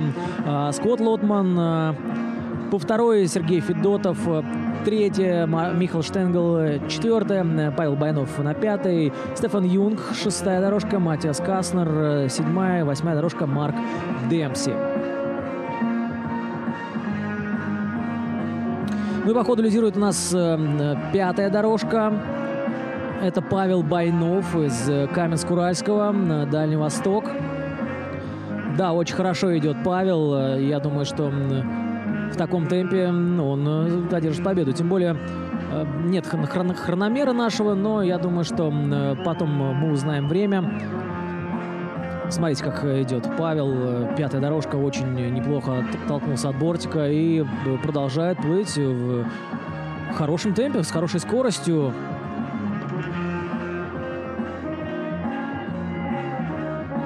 А это Михаил Штенгл был на ваших экранах. Вот он подходит как раз. Ага, это уже Павел Байнов. Павел Байнов, да, вот смотрите, как он очень уверенно, очень хорошую скорость показывает. И я думаю, что первое место ему обеспечено. Ну, посмотрим. Ну, осталось совсем немножко. Все-таки думаю, что никаких эксцессов не произойдет. И Павел спокойно, уверенно завершит дистанцию. 33 года этому спортсмену.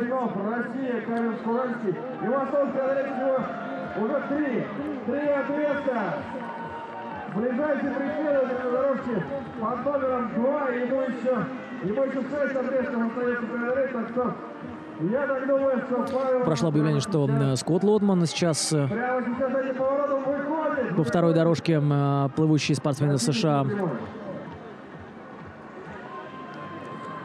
следует сразу за Павлом Байновым. Ну а вот Павел, вот он посередине, уверенно и в очень хорошем стиле заканчивает дистанцию. Осталось ему 100 метров. Уже 75, и Павел...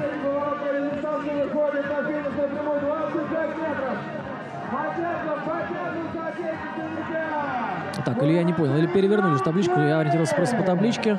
Да, это финиш, ничего себе, отлично, Павел Байнов, уверенный результат, вот так вот он финиширует. В очень хорошем стиле, с гигантским отрывом от преследователей. Ничего себе, у нас по ходу, что будет новое лучшее время. Дорожка под номером 5, Павел Байнов, Каменск-Уральский.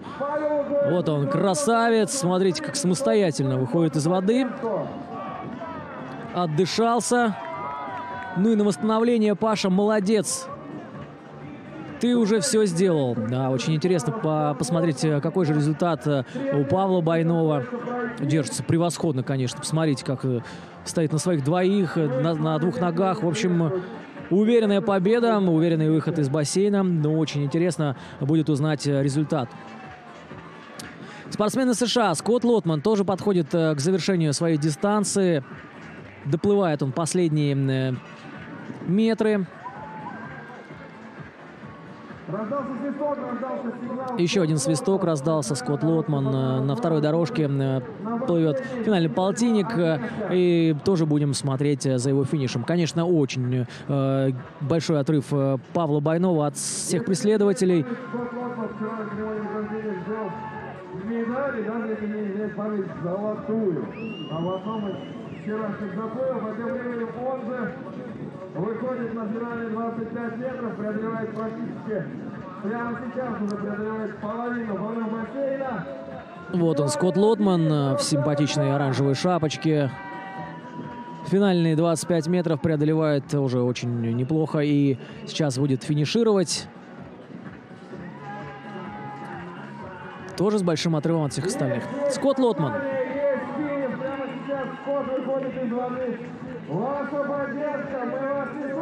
Кстати, пенсионер. Скотт Лотман пенсионер из США, ему 67 лет. Вот так вот любит ледяное плавание, постоянно тренируется и постоянно ездит по таким соревнованиям, участвует. И вчера, кстати, взял медаль в соревнованиях. Сейчас посмотрю,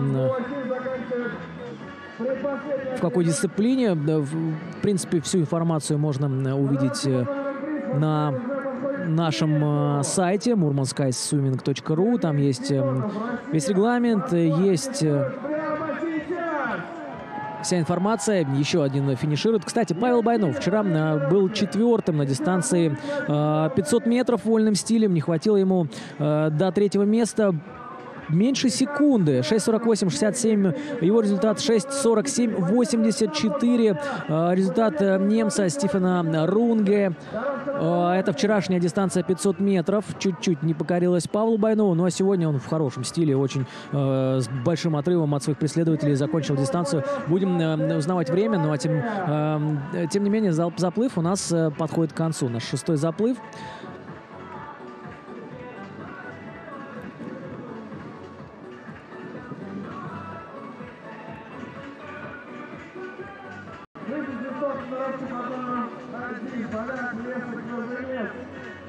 Последний отрезка.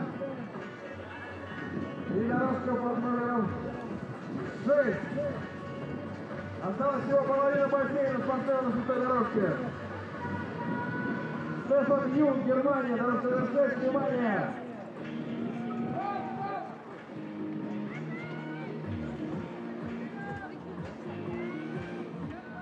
Есть финиш по 6-й дорожке. Ну все, друзья, подходит к концу заплыв. Внимание на первую внимание. Лес Александрович Польша. Половина бассейна преодолел.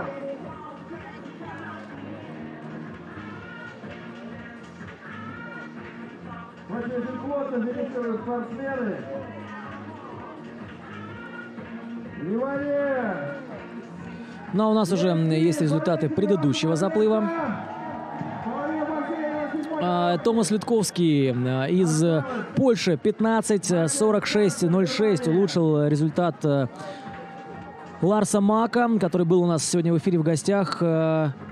Больше минуты у него выиграл, поляк. Тем интереснее посмотреть результат Павла Байнова, как же выступил наш россиянин, спортсмен из Каменск-Уральского. Посмотрим, друзья. Не знаем, сейчас пока ждем официальной судейской информации. Ну, а этот заплыв у нас подошел к концу. 6-й заплыв, остается нам не так уж много. Еще 4 заплыва нас ждут мужских и 1 заплыв женщин на дистанцию 1000 метров. Сильнейшие женщины будут соревноваться. Ну и многие ждут этого заплыва, потому что имена там действительно серьезные.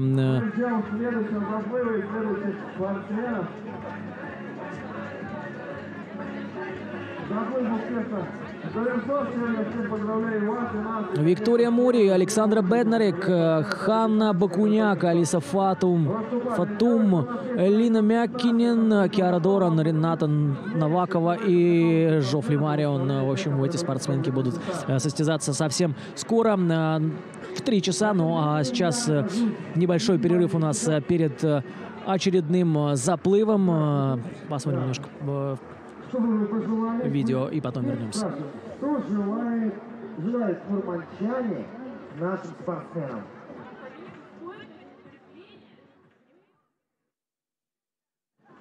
Сами, я у всех спрашиваю, сами не хотите ли прыгнуть в воду? Холодно. Слушай, тепленькая, да?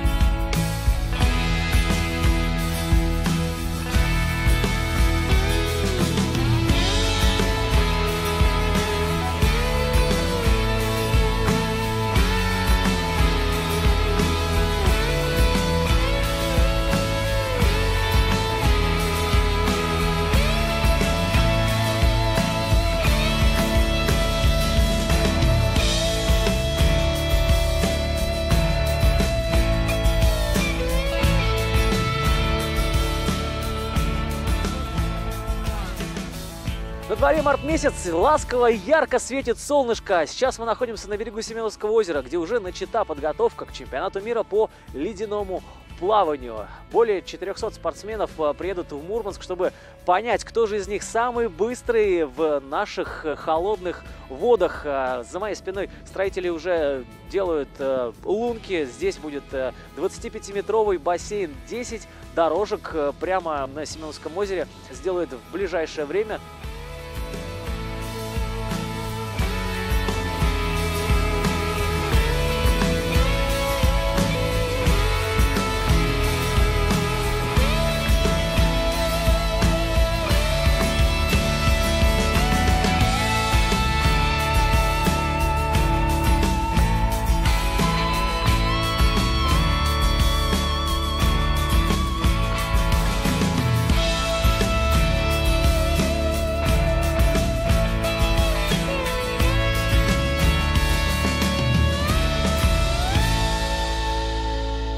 Здесь создадут целый палаточный городок, пока еще...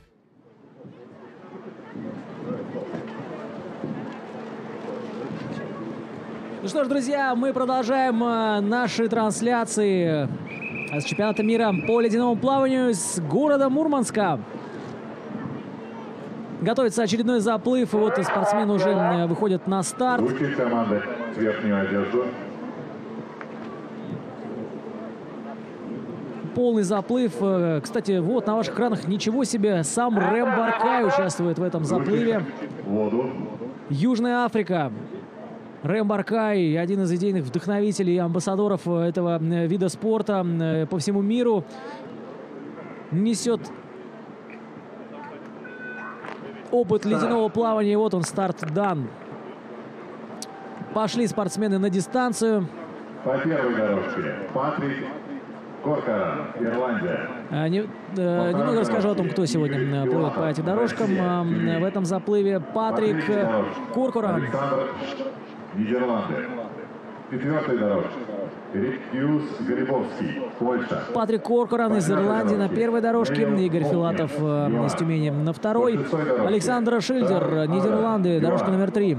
Ремигиус Грибовский, Польша. Нил Хопкинс под номером, на дорожке номер 5 из ЮАР. Еще два человека из ЮАР. Это Шарль Аллен и Рэм Баркай. Ярослав Пекарик из Чехии на дорожке под номером 8. Вот такой вот нас ждет интересный заплывчик. Будем смотреть. Особенно мне интересно, как проплывут наши южноафриканские гости.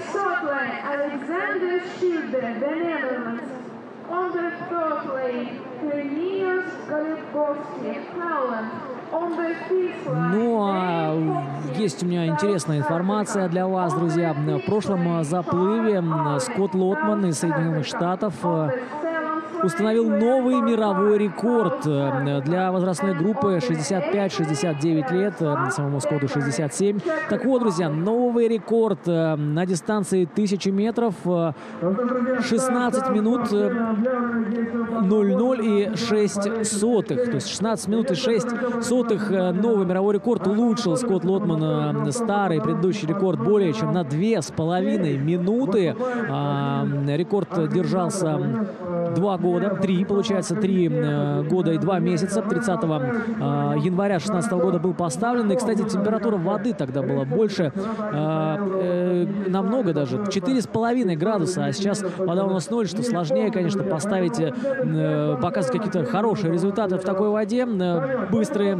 Но, тем не менее, Скотт Лотман, новый мировой рекорд на 3-м чемпионате мира по ледяному плаванию. Счет рекордом открыт. Я вас всех с этим и поздравляю.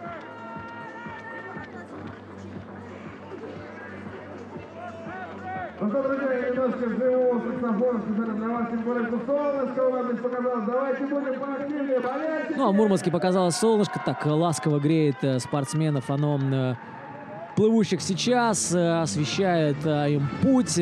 Ну, а тем временем подоспели результаты очередного заплыва, и у нас сменился лидер, друзья. Томас Людковский, который улучшил на 15 секунд, точнее, в одном заплыве плыли Скотт Лотман и Томас Людковский. Людковский был первый, Лотман второй, и вот они приплыли с разницей в 15 секунд. Скотт Лотман улучшил на 48 секунд достижение Сергея Федотова, сместив на 4-е место, 16 минут 06.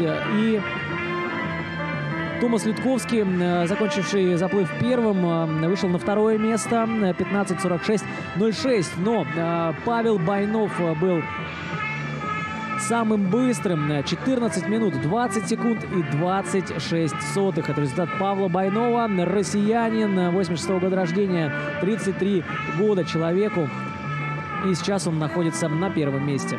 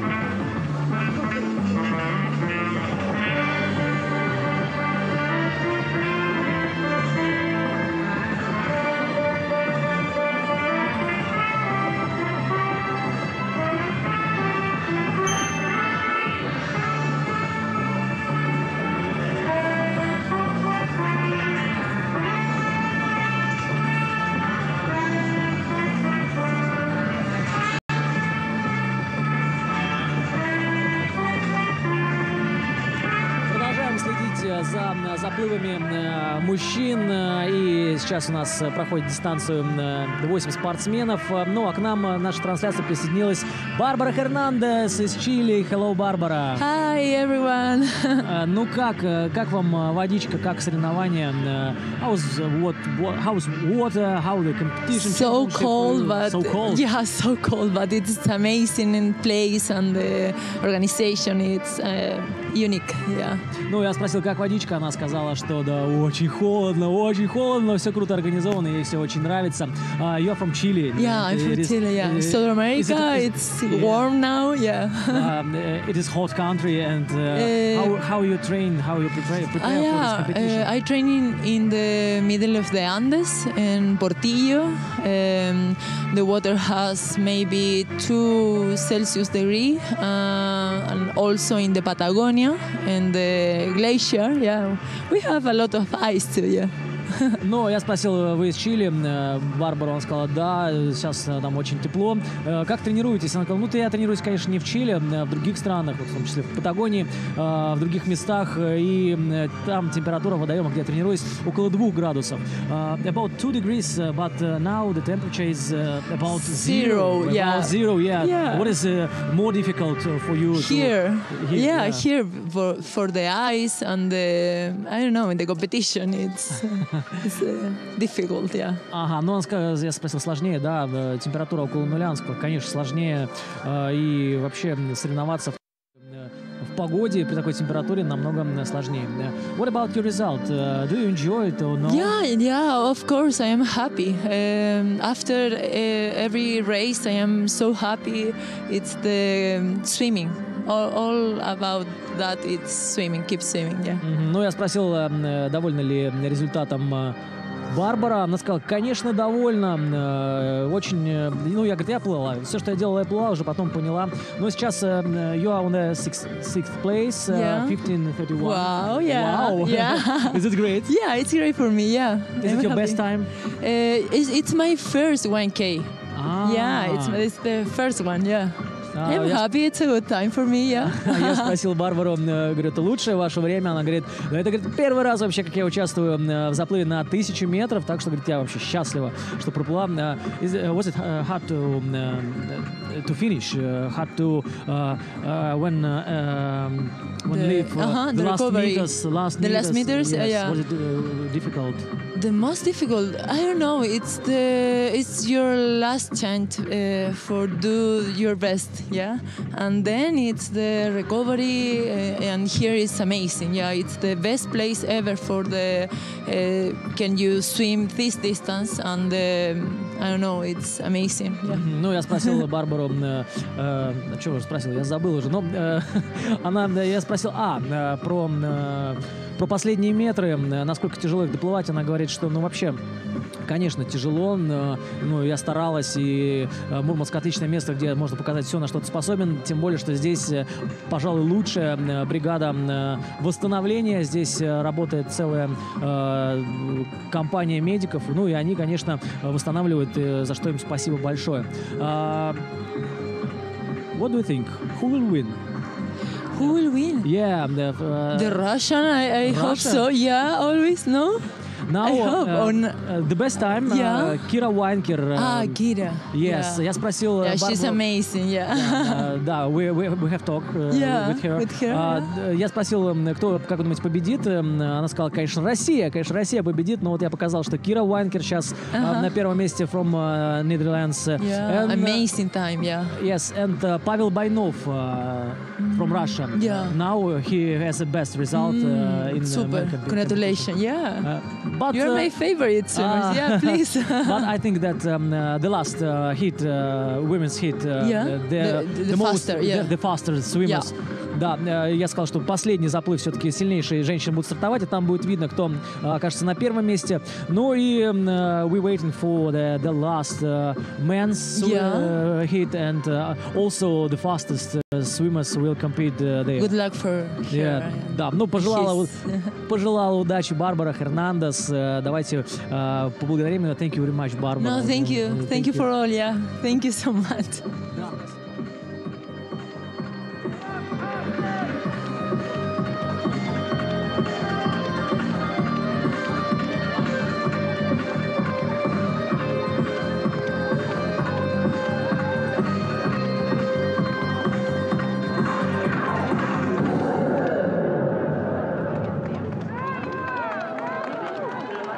Ну что ж, друзья, наши аплодисменты нашим артистам, они не заканчивают еще свое выступление, но тем не менее давайте обратим еще больше внимания на ледяной бассейн. Ситуация у нас складывается очень-очень интересная.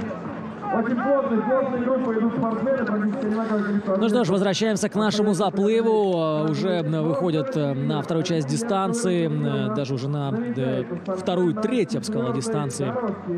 Наши спортсмены остаются совсем чуть-чуть.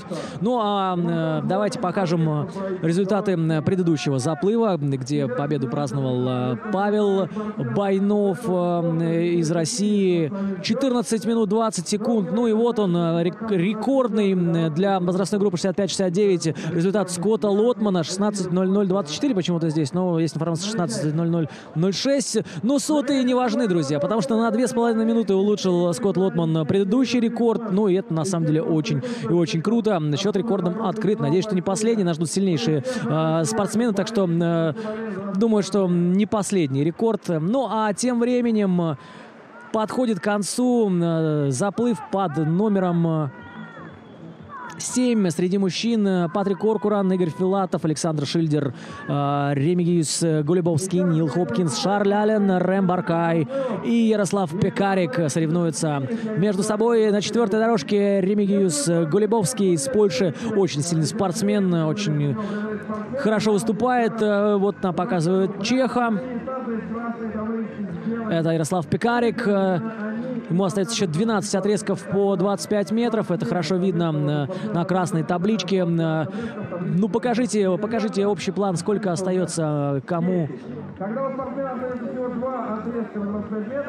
Не успел посмотреть, к сожалению. Ну ладно, сейчас выясним, кто же у нас лидирует сейчас. Показывает нам южноафриканского пловца. Это Нил Хопкинс. И ему остается 10 еще отрезков. Лидер у нас другой. Ремигиюс Гулебовский из Польши лидирует сейчас и с хорошим отрывом от остальных. Выходит на финишную прямую. Каких-то 100 метров остается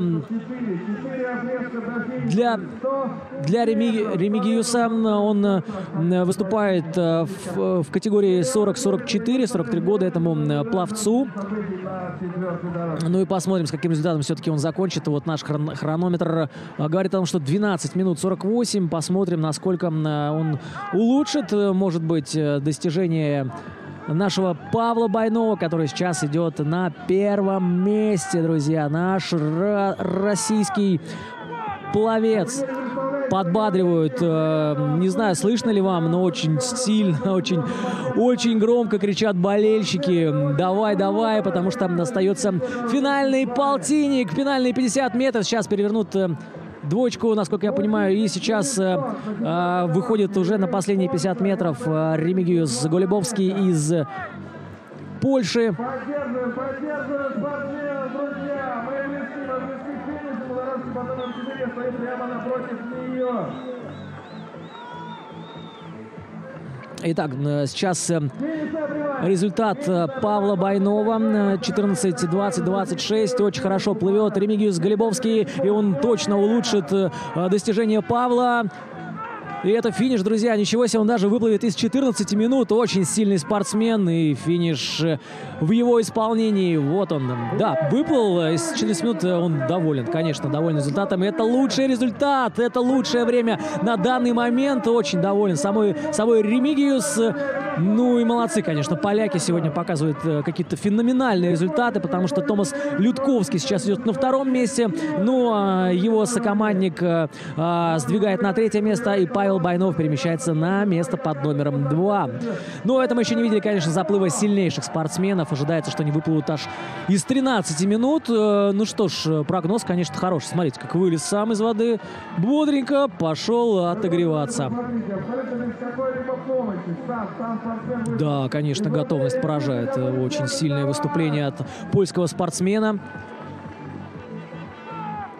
Ждем официальной судейской информации, выплыл он из 14 минут или нет, узнаем совсем скоро. Ну а тем временем южноафриканские пловцы идут по дистанции. Где-то здесь среди них плывет Рэм Баркай, амбассадор этого вида спорта, идейный вдохновитель, в общем, болеет всей душой за ледяное плавание, очень помогает и помог в организации первого чемпионата мира в Мурманске и этого чемпионата мира. В общем, замечательный человек.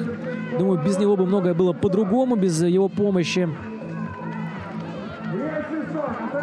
Ну и финальная у нас... Финальные 50 метров для Игоря Филатова из Тюмени. Вот он плывет на второй дорожке. Тоже сейчас будет финишировать.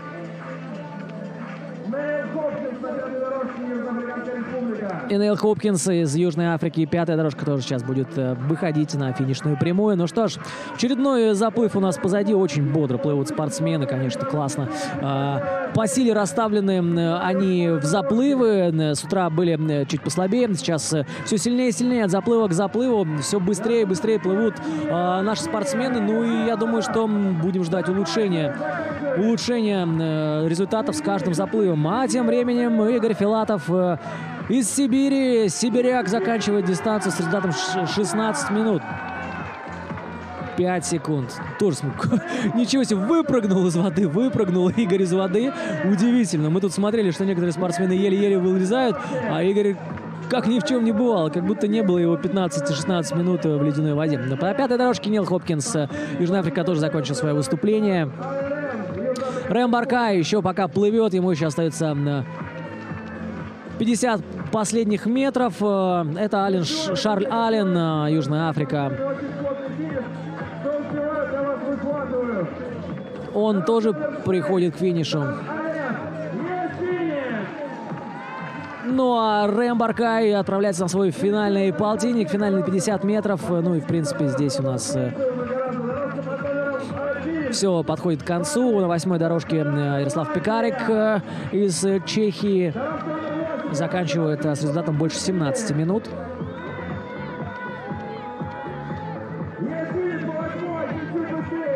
Ну что ж, друзья, новые лидеры у нас. Новые лидеры, вот так вот меняются они быстро. Павел Байнов недолго побыл на первом месте. 14:20 его результат.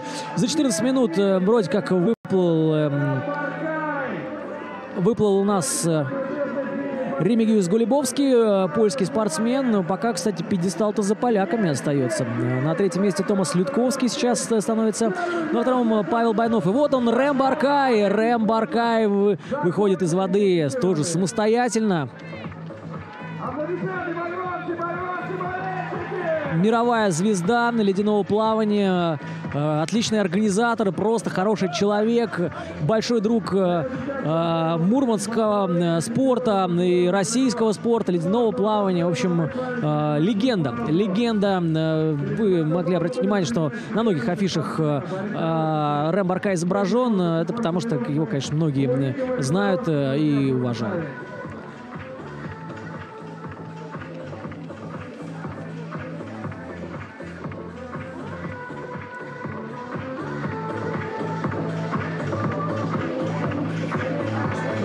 Конечно, это громкая музыка, друзья, специально для вас, чтобы вы не замерзли, немножко погрели, подождали и подключали.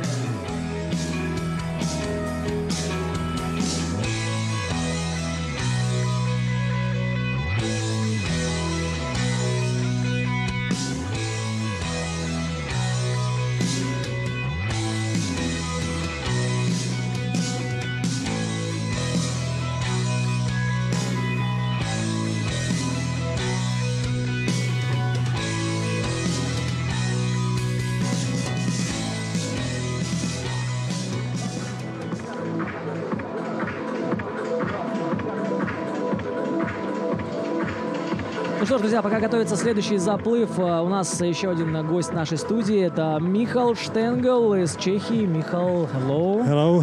Hello, nice to meet you here. You have finished the distance. How was that? Today I swam very well. I'm feeling very well because the water we are in Czech Republic. We're the 1,000 meters. It's the king distance. So every weekend we are swimming 1,000 meters, and the water is very soft, very comfortable for me. So yesterday race was much difficult for me. Okay, I will translate for our Russian-speaking guest viewers. Ну, Michal Stengel, он говорит, сегодня, говорит, я плыл очень хорошо, самочувствие было очень хорошее, вода очень классная. 1000 метров — это королевская дистанция в Чехии, и они ее плывут каждые выходные, каждую неделю они ее тренируют. Ну вот и сегодня он тоже показал хороший результат, которым доволен. Yes, for me it was perfect race. I felt very well. The atmosphere is excellent. It was my first international, especially in Russia. So the organization perfect. The people around are excellent, and the water is perfect. Куча эпитетов сейчас со словом «совершенно» высказал Michal Stengel. Он сказал, что, говорит, для меня это был идеальный просто заплыв. Я чувствовал себя хорошо, атмосфера была классная, зрители вокруг потрясающие, очень хорошая организация. Ну, говорит, я вообще чувствую себя очень-очень круто здесь, находясь здесь в Мурманске. Michal, you have competed yesterday, the short water, 100 meters? No, 500 meters. Yesterday. 500 meters. 500 meters, yeah. And the race was much difficult for me. Maybe I was just a little bit sklamani, yeah, sorry. That the temperature outside is, I think it's between around the zero, and we were looking forward to lower this temperature, because in Czech we said the winter like in Russia, and here you have a temperature about zero, so maybe just a little bit disappointed from this temperature, but the water is excellent, and I'm very glad that I could be here. Ну, Michal сказал, что говорит, здесь очень температура интересная, около нуля на улице. И, говорит, мы к такому не привыкли, немножко расстроила его температура, потому что ожидали более холодного, минусовой в Чехии зима, как в России. Но, говорит, вода идеальная. Вода идеальная. The water temperature is about zero also. So, yes. Yes, not 2 degrees, so maybe half. Perfect. But I like this temperature. It's great to compete in this water, because in Czech Republic we haven't temperature between around the zero. It's excellent, because this season only in Katowice in Poland we had a temperature about zero. So in Russia it's perfect that we can try it. Ну вот насчет воды мы сейчас пообщались, и Михаил сказал, что вода, говорит, идеальная. Говорит, нет в Чехии такой воды, что было 0 градусов. Вот в этом году только в Польше готовится, да, вода была около нуля, и тренировались готовятся, тренировались там. И, в принципе, говорит, здесь, в Мурманске, вода идеальная. Больше такого нигде не встретишь, не поплаваешь. Ну, и the last question, последний вопрос. How do you think? Who will win? Who will be the champion? I don't know. I hope that maybe. Let's try to predict. I think yesterday I was surprised from the swimmer from Romania. Yeah. He was very fast, and I think that I will be a champion. Georgescu Pol-Eugen. Yes. When I saw her style, very powerful swimming, I think that he will be champion. Ну вот я спросил, кто будет чемпионом, и Михаил сказал, что он вчера соревновался с румынским пловцом Дорин Georgescu Pol-Eugen, говорит, очень сильный спортсмен, и он думает, что все-таки он будет чемпионом. Окей, we'll see. Посмотрим, да? Окей. Да, посмотрим, друзья. Ну, а с нами был Михаил Штенгл из Чехии. Спасибо большое. Thank you very much, Michael. Nice to meet you. Thank you very much, too.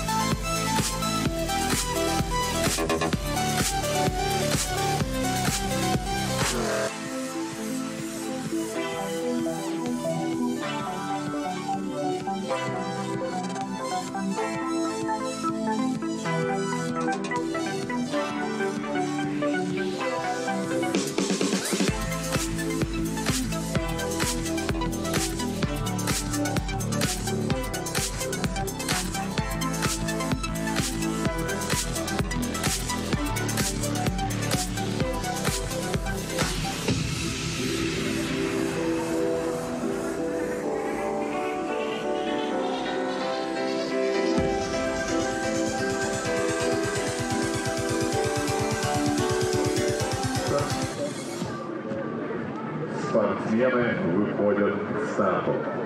Итак, друзья, продолжаем вещать на связи. Город-герой Мурманск. Третий чемпионат мира по ледяному плаванию. Берег Семеновского озера. Это какой берег? Лед на льду. Мы организовали целый спортивный городок. Вырезали настоящий олимпийский бассейн. 25 метров, 10 дорожек. И сейчас проводим здесь третий чемпионат мира по ледяному плаванию.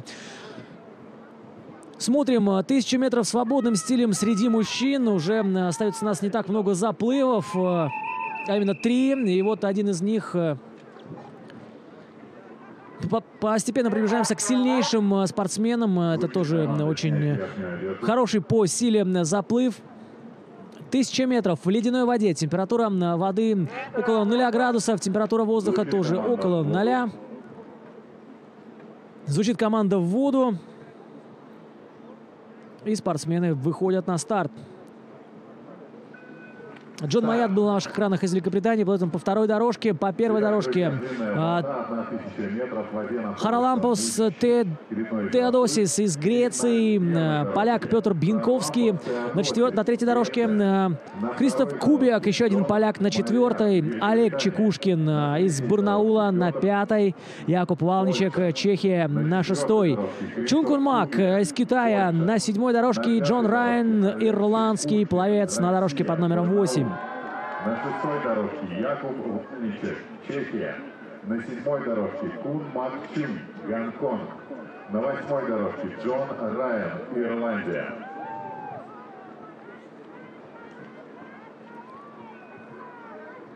Спортсмены начали свое выступление.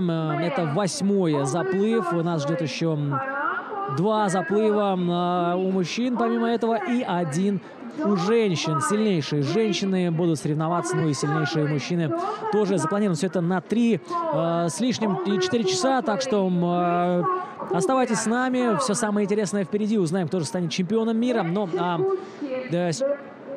на данный момент расклад выглядит следующим образом.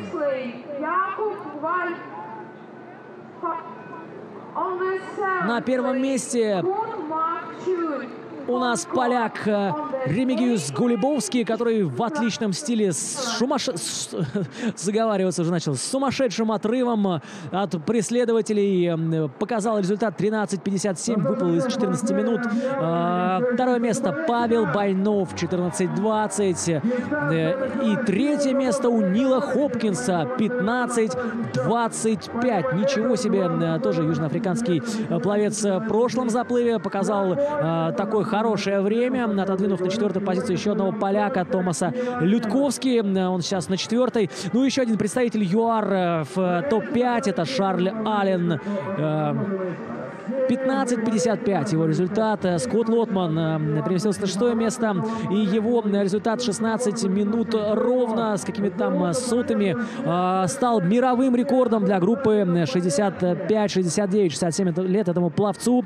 Пенсионер из США вот так вот показывает такие результаты. Новый мировой рекорд. Улучшил он более чем на 2,5 минуты старый, который поставили в 2016 году, 30 января. И держался он, ну, сами понимаете, 3 года. Но температура воды была 4,5 градуса, сейчас 0. Тяжелее ставить рекорды в такой воде. Но, тем не менее, Скотт Лотман молодец. Молодец. Счет рекордом на чемпионате мира открыт. И надеемся, что не последний рекорд, потому что впереди нас ждут заплывы сильнейших. Друзья, конечно же, я уже заговорил о том, что нас ожидает еще 2 заплыва, и соревновательный день закончится не сегодня, но закончится только соревнования. У нас еще огромное количество всего интересного и завтра, и что самое интересное... Кстати, сегодня в Мурманске, не на Семеновском озере, а на площади 5 углов будет большая концертная праздничная программа. Так что, если у вас есть возможность, приходите сегодня на центральную площадь города Мурманска. Большая развлекательная программа вас ждет. Ну а те, кто хотят вживую посмотреть соревнования лучших мировых пловцов ледяного плавания, приходите прямо сейчас на Семеновское озеро. Здесь помимо бассейна еще много различных активностей. Есть даже палатки с едой, так что можно и покушать, и отдохнуть, и развлечься. Здесь провести выходной день с семьей. Очень много зрителей. Вот мы видим только одну трибуну. За камерами остаются еще очень-очень много людей, которые стоят прямо вдоль заборов. С другой стороны, вот посмотрите, сколько зрителей. Это еще не все мы можем показать вам, потому что часть остается за кадром. Так что приходите сюда на Семеновское озеро, не пожалеете. Я думаю, что отлично проведете время. Друзья, наконец-то все подработали с теми, живой клуб, ваше боление, спортсмены, все как всегда. Поехали! Цифры на красных табличках, числа уменьшаются, показывая то, сколько отрезков по 25 метров остается проплыть спортсмену. 38 изначально число на этой красной табличке. 38 отрезков нужно проплыть, чтобы одолеть 1000 метров. Ну и постепенно, вот видите, вот уже 10 отрезков проплыли, 250 метров позади, 28 еще отрезков по 25 остается.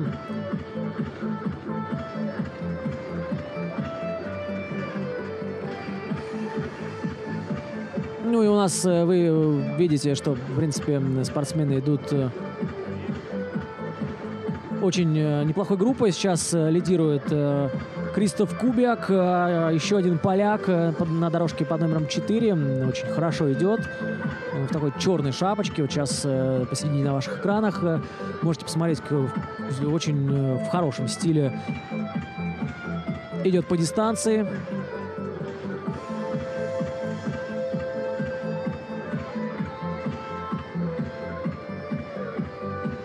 Видите, как спортсмены преодолевают ледяную воду, как ни в чем не бывало. Как будто бы вода как парное молоко, и они кайфуют. Здесь они сражаются за золотые медали чемпионата мира по ледяному плаванию. 24 отрезка остается лучшим, уже 22.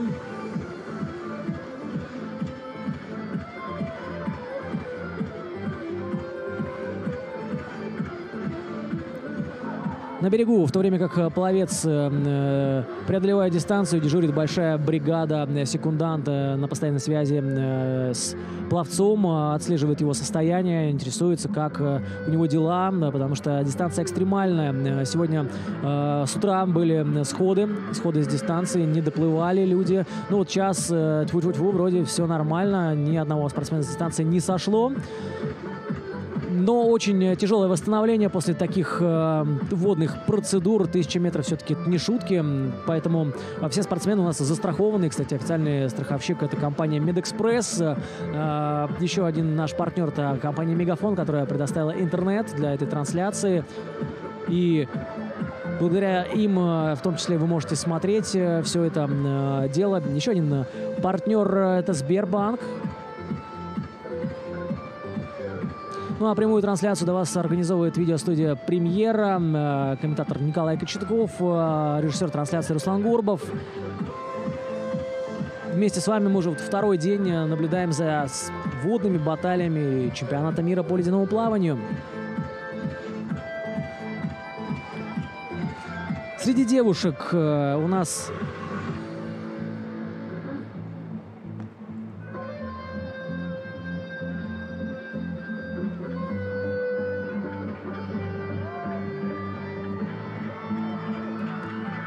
Среди девушек нас ожидает еще один заплыв с сильнейшими спортсменами. Пока первый результат принадлежит представительнице Нидерландов Кире Вайнкер. 14 минут 7 секунд и 92 сотых. Ее результат.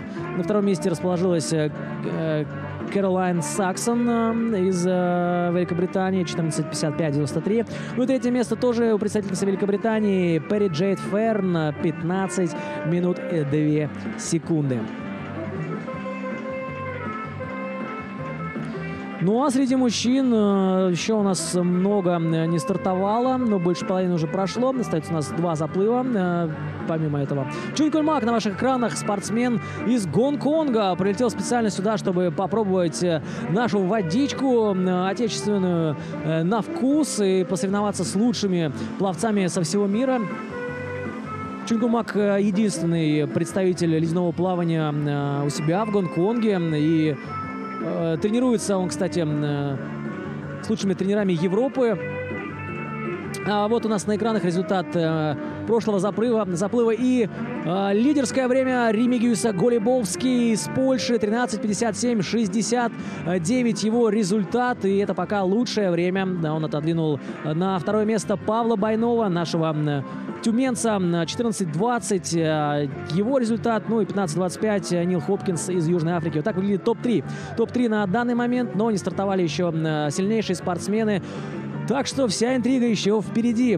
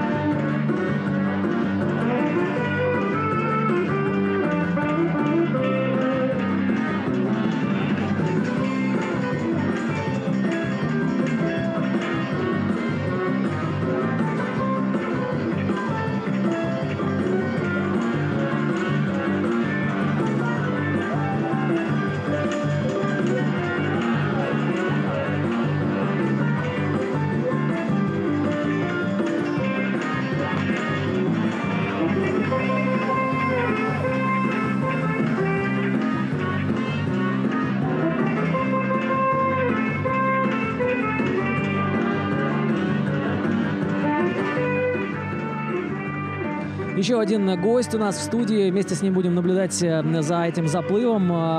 Сергей Валицкий, Россия. Я даже вам больше скажу, Мурманск, мурманчанин. Здравствуйте, Сергей. Здравствуйте всем. Здравствуйте, аудитория. Хочу пожелать вам хорошего дня, хорошего просмотра.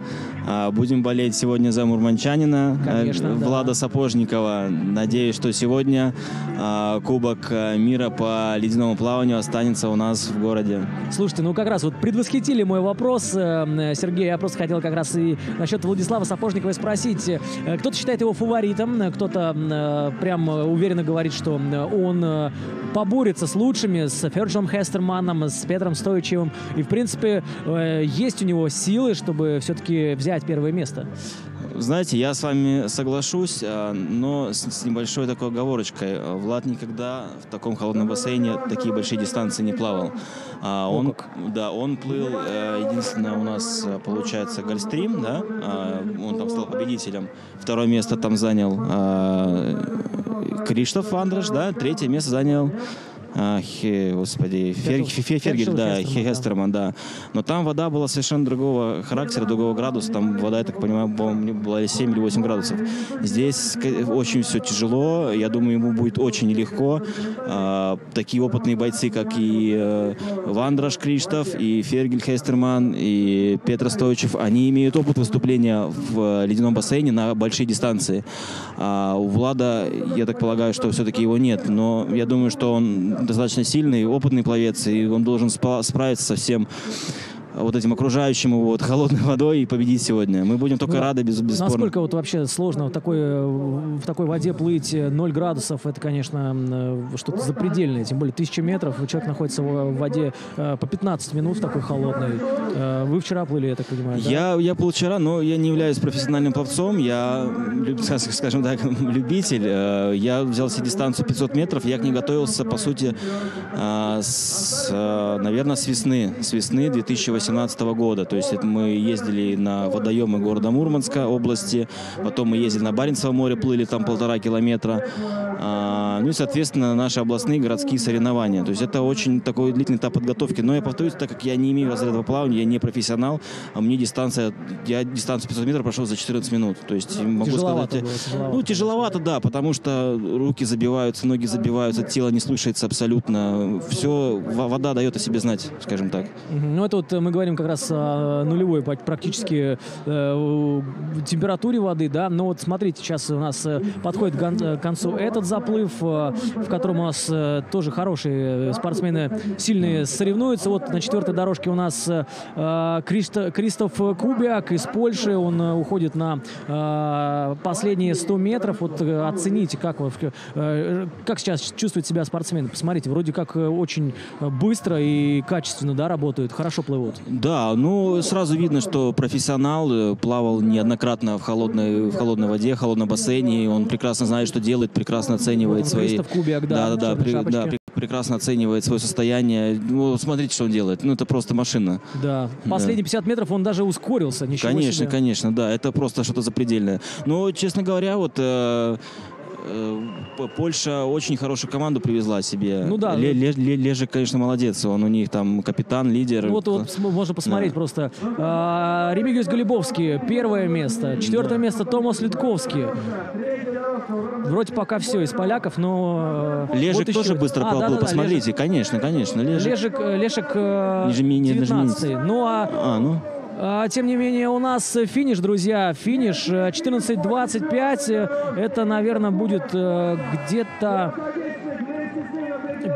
в тройке. Да, абсолютно верно. Это 3-й результат. Сейчас после Павла Байнова показывает у нас поляк Кристоф Кубиак. Ну, замечательная команда. Смотрите, 2 поляка в топ-3. Это... Я об этом говорю, да. Лежик молодец, конечно. Классно. Он классную команду привез. Молодцы. Профессиональным уровнем занимаются. Конечно, если администрация нашего города сдержит слово и построит нам ледяной бассейн, ледяную базу, мы будем только счастливы и будем такие же результаты показывать, как и Польша, как и юар и так далее. Кстати, смотрите, да, ЮАР тоже хороший результат показал. 2 поляка в одном заплыве. 1-2 место. 1-2 место с хорошим результатом. За 14,5 минут выплыли, насколько я понял. И сейчас это промежуточные результаты. Если это... Да, это топ-3. Ничего себе. То есть у нас получается... О чем мы и говорим. У нас получается... Да, абсолютно верно. Ремигиус Голибовский на 1-м поляк. Павел Байнов остается на 2-м месте. Ну и 2 поляка занимают 3-е и 4-е место. Очень хороший результат, как по мне. Да, молодцы. Ну, Сергей, не могу не задать вопрос. Задаю всем. Можно отвечать с пристрастием. Как думаете, кто все-таки станет чемпионом мира среди девушек и среди мужчин? Среди девушек я все-таки болею. У меня 2 фаворитки. Это Виктория Мори и Барбара Эрнандес. Из мужчин, конечно, я буду болеть за Влада, естественно. За кого? Естественно, да. Ну, Барбара Эрнандес была у нас, она 6-е место, что результат показала, так что уже за медали точно не поборется. Ну, Виктория Мори поплывет, я знаю, да, в абсолют женском Виктория Мори попадает, она поплывет как раз сегодня. Вчера было очень обидно, не попала на дистанцию 500 метров. 500 метров, она на самом деле очень расстроилась, девушка ходила, плакала. Конечно, можно понять, человек готовился, человек прилетел с совершенно другого континента. Да. И действительно, жалко на нее было вчера смотреть. И когда сегодня допустили ее, она сияла просто как солнце. Ну, мне кажется, какая-то спортивная злость должна остаться. И силы, которые рассчитывала на 500 и 1000 метров, нужно вложить вот на эту 1000 метров и просто разорвать. Да, я думаю, что Виктория Мори возьмет 1-е место среди женщин сегодня. Это однозначно. Ну, совсем скоро узнаем. Тем более, что женский заплыв уже не за горами. Заплыв сильнейших женщин. Но у нас гостем эфира был Сергей Валицкий, непрофессиональный пловец из Мурманска. Ну, подумайте над профессиональной карьерой, Сергей. Вполне возможно. Вам спасибо. Всего хорошего просмотра. Болейте за своих, переживайте. Всем удачи. Последние 50 метров на дорожке под номером 1. Будем болеть за Влада Сапожникова. Его заплыв под номером 11, последний. Ничего себе, какой финальная смена стиля. Ну что, друзья, подходит к концу этот заплыв.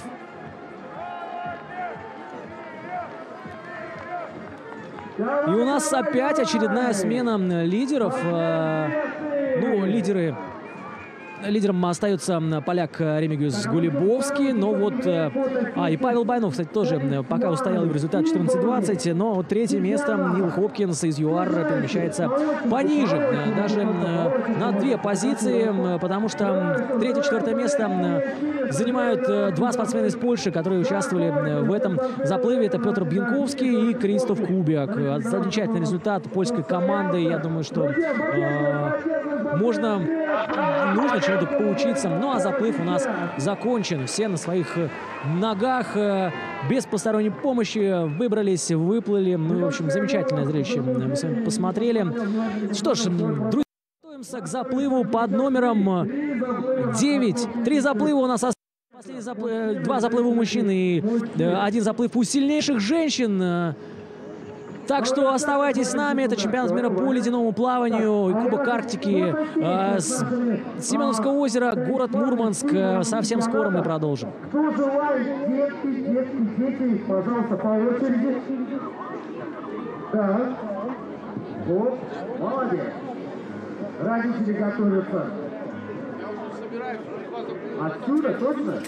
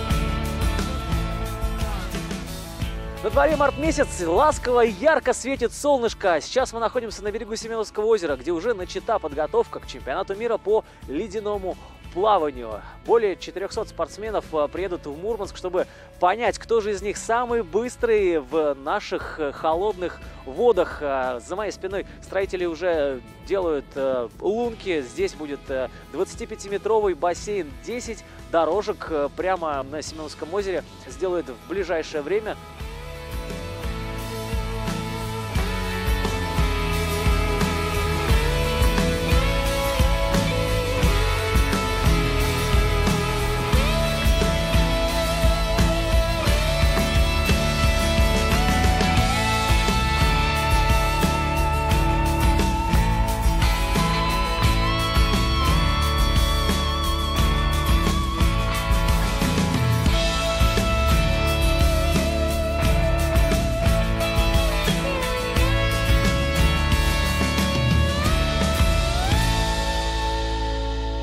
Здесь создадут целый палаточный городок, пока еще ничего нет, пока вот, можно сказать, лед, солнце яркое, и здесь скоро совсем появится целая инфраструктура, создадут с нуля специально к чемпионату мира по ледяному плаванию.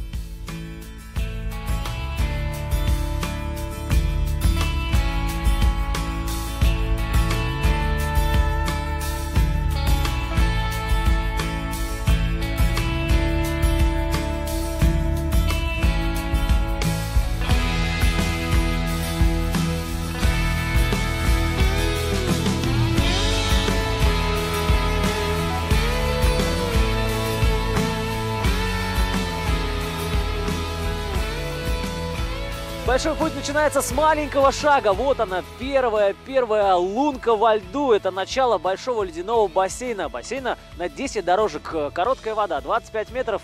Все как на Олимпиаде, все как и надо. Вот здесь уже начали делать этот бассейн. принципе, вся инфраструктура вместе с палаточным городком, с большим бассейном планируется создать за 11 дней. В общем, начали они в начале марта, закончить планируют уже к началу состязаний. Так что нелегкая эта работа организовывать чемпионат мира по ледяному плаванию, в том числе и для тех, кто находится за кадром этих состязаний.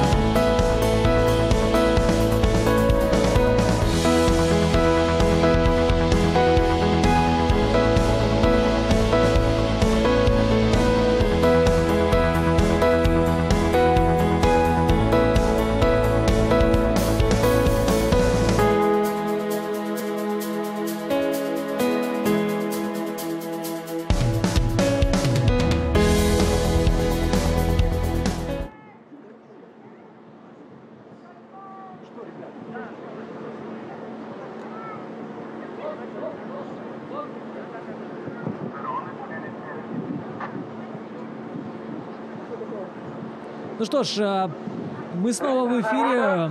Переключаем свое внимание на еще один заплыв. 9-й по счету. Это заплыв дан старт. Это заплыв одних из сильнейших спортсменов. Рори Фицджеральд на первой дорожке Великобритании. Раймонд Остербан из Нидерландов плывет по второй. Стефан Рунге из Германии. Дорожка номер 3. Джеймс Лич. Великобритания. Дорожка под номером 4. Генри Карма из Эстонии. Дорожка под номером 5.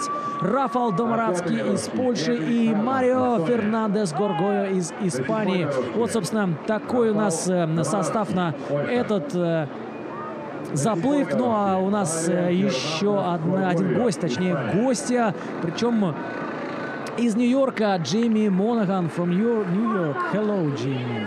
Hi, Nikolai. Nice to meet you. Nice to meet you here in Murmansk. Приветствовал. It is your second time in Murmansk.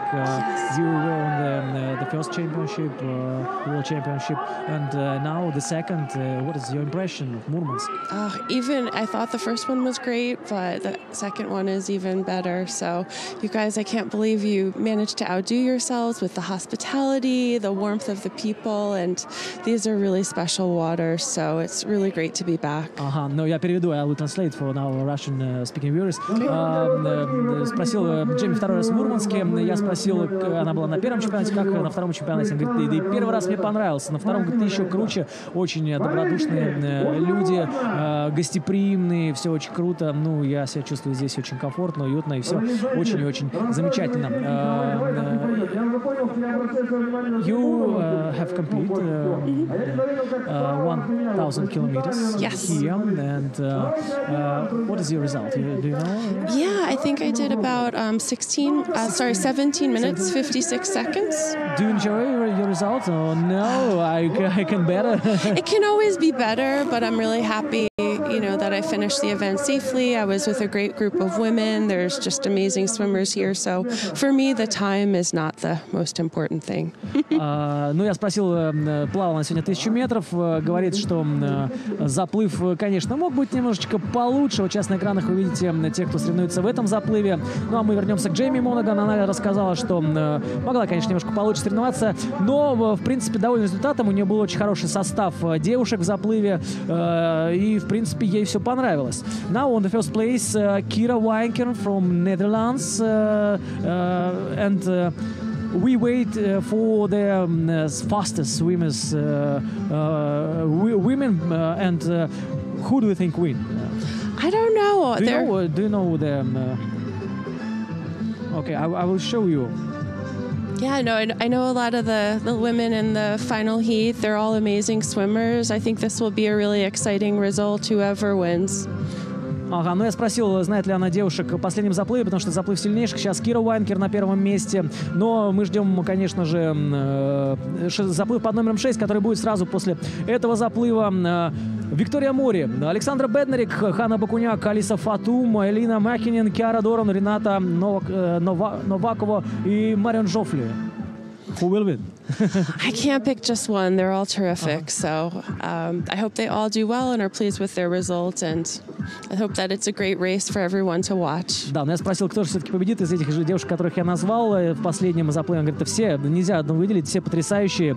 И, узнаем в заплыве. Виктория Мори. She wanted to compete yesterday on the distance 500 meters, but she was not allowed to compete. Very upset about that. Do you think that for today's distance she must show all the strength and maybe anger or something like that? I think so. I'm so happy that she's healthy and that she gets to swim today. She's a wonderful person. She's a great champion. And I hope she does take the motivation and all the strength she saved by not doing the 500 to this race and does really well. Я спросил Виктории Мори. Джейми сказал, что она вчера не участвовала, не допустили ее до дистанции 500 метров. Сохранит ли она злость и какую-то, может быть, напор, чтобы на 1000 метров? Она сказала, да, конечно. Я думаю, что сегодня она покажет и возьмет свое, несмотря на то, что на 500 метров не дали ей разгуляться, но 1000 метров, может быть, останется за ней. What about the men, the strongest, the fastest swimmer? Who do you think win the last heat, the last race? Also, the very strong swimmers. Yeah, there's some amazing swimmers. I think Peter Stoichev is really terrific. He's the returning champion. Christoph Vondruk is just an amazing swimmer as well. And then we've got some younger swimmers like Virgil Hesterman. So again, I think it's anybody's race, but it will be good. Every name and also star. Петр Стоичев, Virgil Hesterman. Я спросил у Джейми, как думаете, кто победит среди мужчин? Она сказала, говорит, тут вообще, говорит, сложно кого-то назвать. Говорит, что не имя, то звезда. Петр Стоичев, Кристоф Вандраш, Virgil Hesterman, все достойны победы. Ну, а Петр Стоичев как раз еще защищает титул чемпиона мира. Посмотрим, сможет ли он это сделать. Джейми, now men compete the distance 1000 meters and temperature is about 0. You have been compete ice miles on the all continents. And what about movements? What about water? The water here is really special. It's very cold, but also very soft. So you feel good and you're able to complete the distance. It's really great. Я спросил Джейми, соревновалась в ледяных милях на всех континентах, 9 ледяных миль. Я спросил, как водичка в Мурманске. Она говорит, вообще вода особая. В Мурманске она очень холодная, но в то же время очень мягкая и позволяет тебе показывать хорошие результаты. Ну, что вот мы и видели. You know that Scott Lotman from the United States, he set a new record, new world record. Yeah, in his age group, he beat the record about 2.5 minutes. Yeah. I'm not surprised. You're not surprised? No, Scott's an amazing swimmer, an amazing person. He was on the U.S. national team. He trains very hard and very fast, so I'm glad he had this record. That's amazing.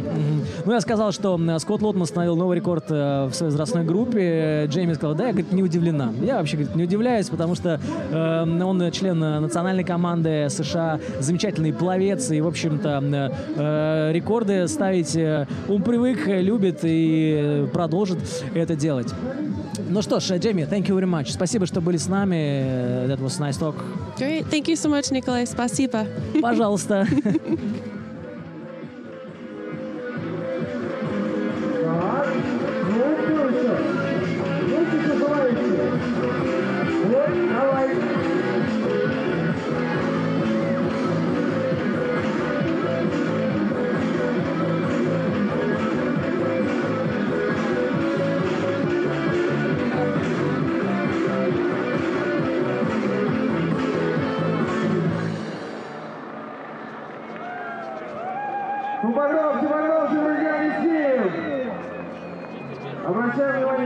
Обращаем внимание на бассейн. Более половины, гораздо больше, чем половина отрезков уже пройдено.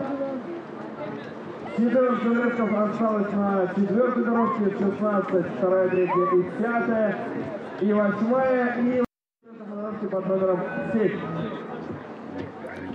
Ну что ж, друзья, больше половины дистанции преодолели наши спортсмены. Это предпоследний заплыв у мужчин. Представительство здесь действительно шикарное. Стефан Рунге из Германии, Рори Фицджеральд, Раймонд Остербан из Нидерландов, Джеймс Лич, Великобритания, Генри Карма, эстонец, Рафал Домарацкий из Польши, еще один поляк, Марио Фернандес Горгойо из Испании. Больше половины дистанции позади, и спортсмены уже готовятся проходить оставшуюся часть дистанции. Лидирует у нас Джеймс Лич из Великобритании. Он, кстати, чемпион британских стартов 2018-2019. У него большое прошлое в соревнованиях на открытой воде, участвовал в мировых сериях, так что неудивительно, что сейчас он захватил лидерство. Конечно, для него такая вода и такие соревнования, ну, не в новинку, конечно, но большого опыта у него нету. А вот мы видим результаты заплыва под номером 8. И здесь у нас лучшее время у Джона Майята, да, правильно? Нет, вру. Да, точно, это же тот заплыв, где плыли Кристоф Кубек и Петр Бьянковский. Два поляка показали два замечательных времени и, собственно говоря, вышли на второе и третье. На третье и четвертое места. 14:20 у нас у нашего Павла Байнова. Ну а 14:24 третье место и четвертое у Петра и Кристофа.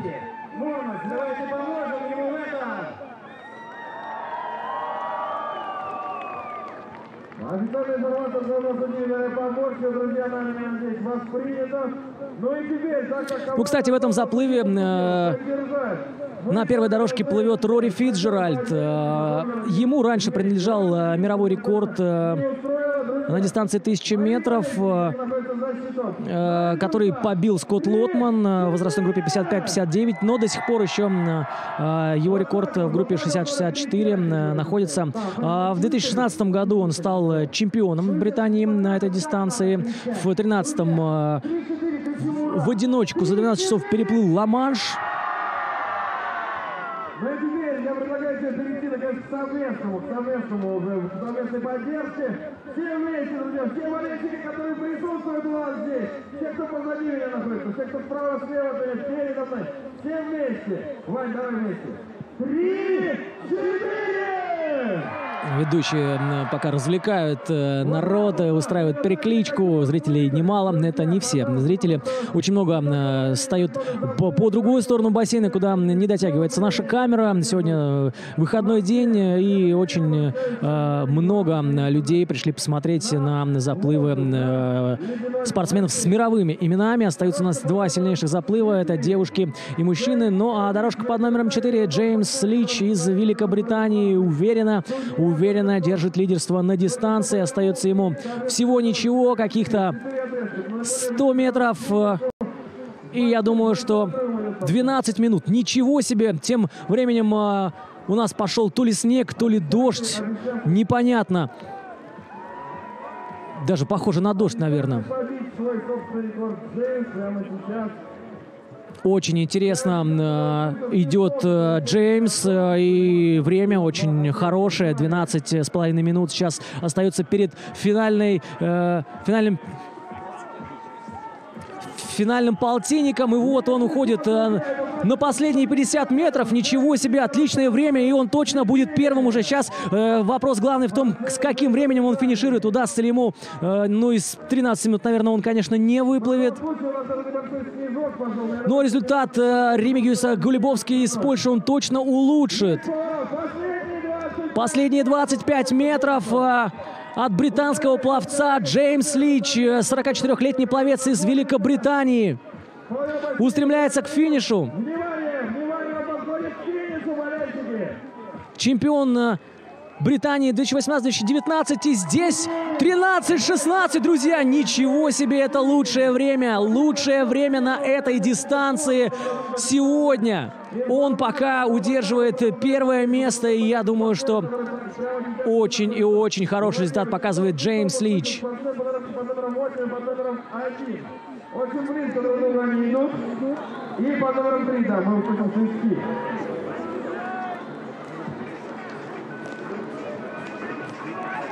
А нет, немножко, друзья, я проморгал свисток. Дорожка по номерам 3. Половина бассейна, и сейчас будет финиш. Стефан Рунке, Германия.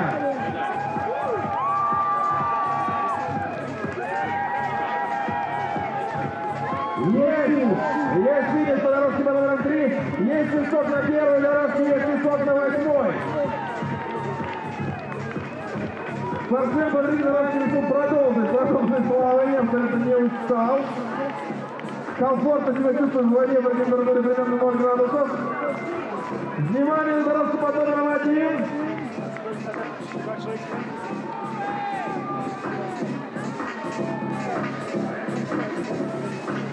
Есть финиш по первой. Обращаем внимание на 8-й. Поддерживаем, очень плотный финиш. Есть финиш по 8-й. Свисток на дорожке по номером 5. Последний отрезок. Свисток на второй дорожке. Два спортсмена, друзья, в финале. В финале не будем наблюдать финиш. Обоим осталось пройти два отрезка. Раймонд Остербан, Нидерланды, дорожка по номерам 2, вырывается вперед. Половина бассейна пройдена. Генри Карма, Эстония, дорожка по номерам 5.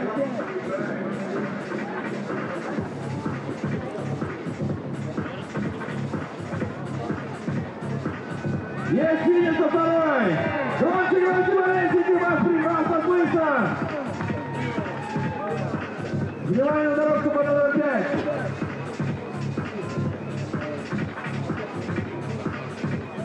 Генри Карма, дорожка по номеру 5. Есть финиш.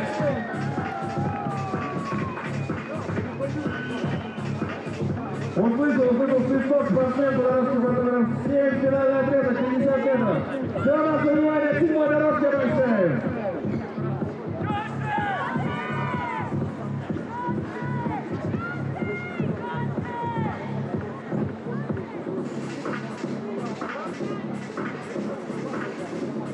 Рафал Доварадский, Польша. Прямо сейчас совершается поворот. И, соответственно, выходит на финишную прямую 25 метров.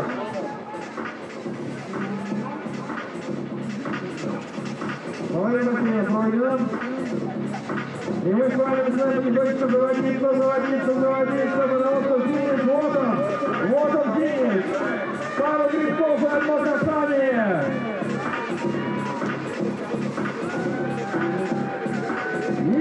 Есть финиш на Тимбалевске. Ура! Рафал Таранский, Польша, финиширует и закрывает. Ну что ж, последний пловец поднимается из воды. Это значит, что заплыв закончен, и нас ждет самое-самое интересное, друзья. Хотя, казалось, куда уж интереснее. Новый лидер у нас сменился. И сейчас Джеймс Лич из Великобритании, 44-летний пловец, держит лидерство с отличным результатом. Позади он оставил польского Ремигиуса Гулебовски и Павла Байнова, переместил их на 2 и 3 позиции соответственно. Ну а у нас остается самое-самое интригующее. Заплыв сильнейших девушек и заплыв сильнейших мужчин. Это будет что-то с чем-то, это я вам обещаю. Пока небольшая пауза. Давайте отдохнем, выдохнем, придем в себя, наберемся сил перед финальными заплывами. Ну а пока давайте посмотрим немножко видео о том, как готовились к этому чемпионату мира, что делали, как резали лед. В общем, оставайтесь с нами, будет интересно.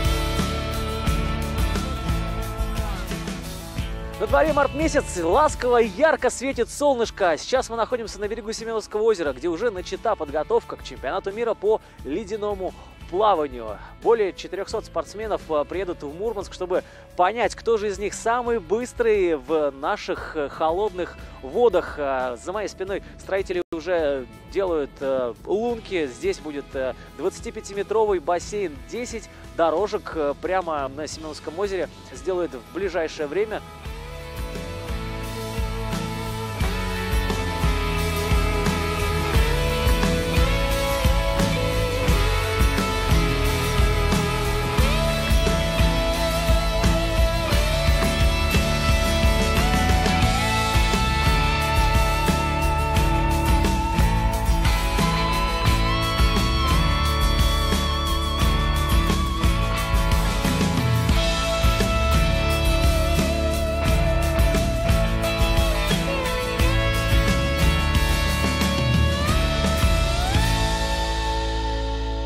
Здесь создадут целый палаточный городок, пока еще ничего нет, пока вот, можно сказать, лед, солнце яркое, и здесь скоро совсем появится целая инфраструктура, создадут с нуля специально к чемпионату мира по ледяному плаванию.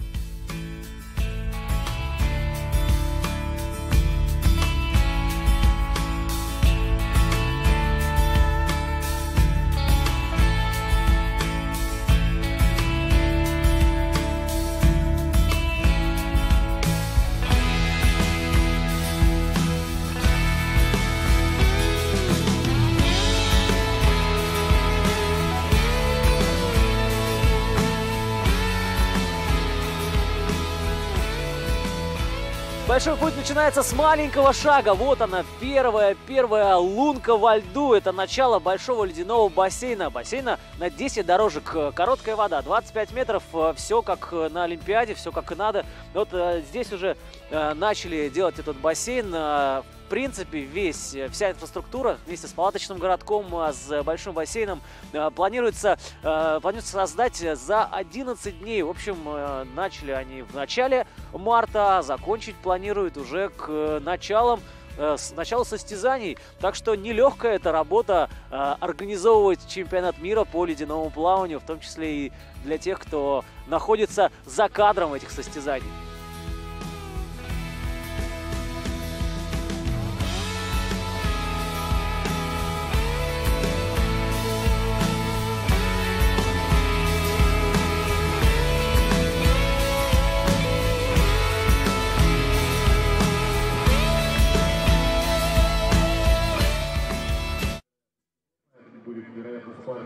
Будет зачем посмотреть, зачем понаблюдать. Поэтому прямо сейчас можно успеть выпить чая, совершить какой-нибудь важный телефонный звонок, вернуться к нам, ну и, конечно же, поддержать спортсменов на дистанции в 1000 метров.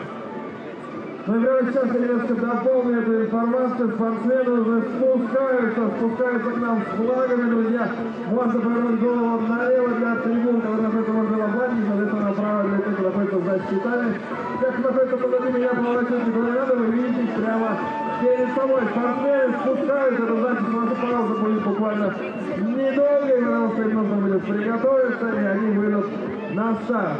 Я надеюсь, что поддерживать наших дам и будет точно так же, как и всех спортсменов, которые у нас уже прошли эту самую дистанцию. Ну что, друзья, очередное прямое включение с главным судьей Виталием Поборчем. Ну, Виталий, поздравляю вас, наверное, да, уже второй мировой рекорд не устоял, еще один рекорд установил британец Рори Фиджеральд. Да, расскажите немножко о рекорде. Этот спортсмен мне особенно дорог, потому что в 2010 году в городе Блед, Словения, и он это признал, в этом году я был сильнее. Но время прошло, Рори продолжает работать как спортсмен, а мне сейчас все больше предстоят какие-то организационные функции, и хочется прям броситься в воду и составить ему конкуренцию. Какой рекорд? Это еще впереди. Итак, Рори Фиджеральд, Великобритания, превысил на 0,4 свой же мировой рекорд, установленный им 25 февраля 2018 года. То есть год назад, грубо говоря, рекорд, и сейчас побил еще раз. И сейчас именно... Вода теплее была? Нет, вода сейчас была холоднее. Тогда он был, видимо, тогда он был старше, сейчас он стал моложе, поэтому он стал плавать быстрее. И тогда вода была 3,6 градуса, сегодня... 0 градусов. Сами видите, реальный 0. Причем мы мерили любыми измерителями, реальный 0. Поэтому, ну что же, ребята, рекорд номер 2. Ну, это второй рекорд. Первый рекорд, да, расскажите. Скотт Лотман из Соединенных Штатов установил первый рекорд, и он вообще там какие-то сумасшедшие показал минуты, на 2,5 улучшив старый рекорд. Да, практически на 2,5 минуты, а если быть точным, то на 2 минуты 26 секунд он улучшил результат Гаса Конея, который был установлен 30 января 2016 года. Поэтому, смотрите, застаревший рекорд 3 года, это, я скажу вам, для такого бурно развивающегося спорта, ну, это достаточно сильно. И я вас уверяю, что в 67 лет преодолеть за 16 минут дистанцию в километр в нулевой воде, ребята, это под сильно только героям. Каждому из спортсменов, который сейчас выходит из заплыва, я говорю просто «hero», герой. Да. У меня других слов нет. Слушайте, но очень сильно показывает себя команда Польши. Поляки прямо вот занимают там топ-10 строчек. Как думаете, в чем секрет? Почему такая сильная команда? Лешек подобрал спортсменов. Секрет тренировки? Секретом тренировки я не могу вам сказать, потому что они держат его в секрете, сами понимаете. Но могу сказать, что спортсмены очень серьезные, и мы поддерживаем и дружеские, товарищеские связи. И он говорил, мы будем вас всех удивлять. И они нас удивили вчера в эстафете, я вас уверяю. И поэтому я думаю, что мы еще дождемся от них сюрпризов. Так что вот так вот, 2 рекорда, но нам этого мало. Ну да, у нас еще 2 сильнейших заплыва предстоят среди девушек и среди мужчин. Мировые звезды будут соревноваться. На какой рекорд можем замахнуться, как думаете? В какой возрастной категории? Я думаю, в нескольких. Даже так? Да. Ну ладно, сюрпризы будут, и это будет хорошо. Спасибо большое, Виталий Поборчик. Моя задача сейчас обеспечить четкую работу судейства, секундомеров и так далее. Вот ради, не ради красного столбца, представитель ФИНА вот только что прошел заплыв, и он подошел ко мне с попыткой заявить претензию, что один из спортсменов преодолел дистанцию меньше на 50 метров. Моментально мы подняли документы и бумажные, и электронные. Он признал свою mistake и сказал, я умываю, он сказал по-английски, что я не ожидал вот такой скорости, быстроты разрешения вопроса. То есть настолько уровень высок этого турнира, что, в принципе, вся информация, которая есть, то есть как спортсмен преодолел дистанцию, есть у вас? Да, конечно. Конечно, и мы ее моментально достаем, предъявляем, и человек, ему даже не может возразить, он просто в шоке. Хорошо, спасибо большое. Ждем заплывов. Виталий Поборчик, главный судья, Николай Кочетков, возвращаясь на свою комментаторскую позицию. Смотрим ледяное плавание, остается самое интересное. И смотрим внимательно? Да.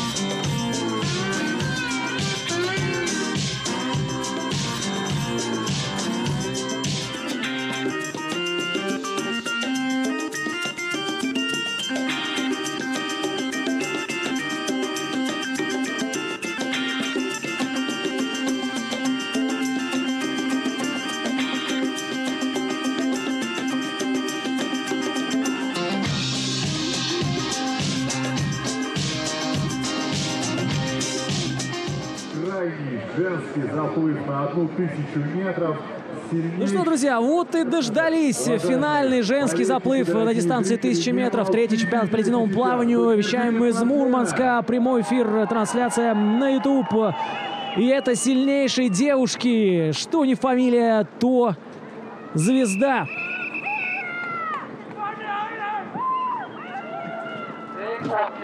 Виктория Мори из Аргентины. Вчера не дали ей проплыть 500 метров. Сегодня допустили врачи ее до дистанции. Она очень обрадовалась и надеюсь, что покажет хороший вариант. Дорожка под номером 1 Аргентина. Дорожка под номером 2 Александра Беднарек из Польши. Еще одна польская спортсменка. Хорошо выступает на этом чемпионате команда Польши. И мужчины это показали. И я думаю, что Александра не должна подать команду. Еще одна полячка Ханна Бакуняк. Ну вот, девушки уже вышли на старт. Давайте подождем, пока дадут стартовый свисток, и продолжим. Вот он старт, друзья, 1000 метров. Первые 25 преодолевают спортсменки. Продолжу представлять. 4-я дорожка. Алис Фатум из Германии. Сильнейшая немецкая спортсменка. Элина Мякинен, одна из сестер Ice Twins, ледяные близняшки, как их называют, из Финляндии, плывет по 5-й дорожке. Дорожка под номером 6. Киара Доран из Ирландии. 19-летняя спортсменка будет отстаивать честь своей страны на чемпионате мира по ледяному плаванию. И, конечно, Марион Жофли из Франции. Французская молодая звездочка по дорожке под номером 8. Смотрим. Это интересно, друзья. Пока я напомню, что лучший результат принадлежит спортсменке из Нидерландов. Это Кира Вайнкер. 14:07:92 ее результат. Ну, будем смотреть, как развиваются события в этом заплыве. Очень и очень сильные спортсменки участвуют сейчас в заплыве под номером 6.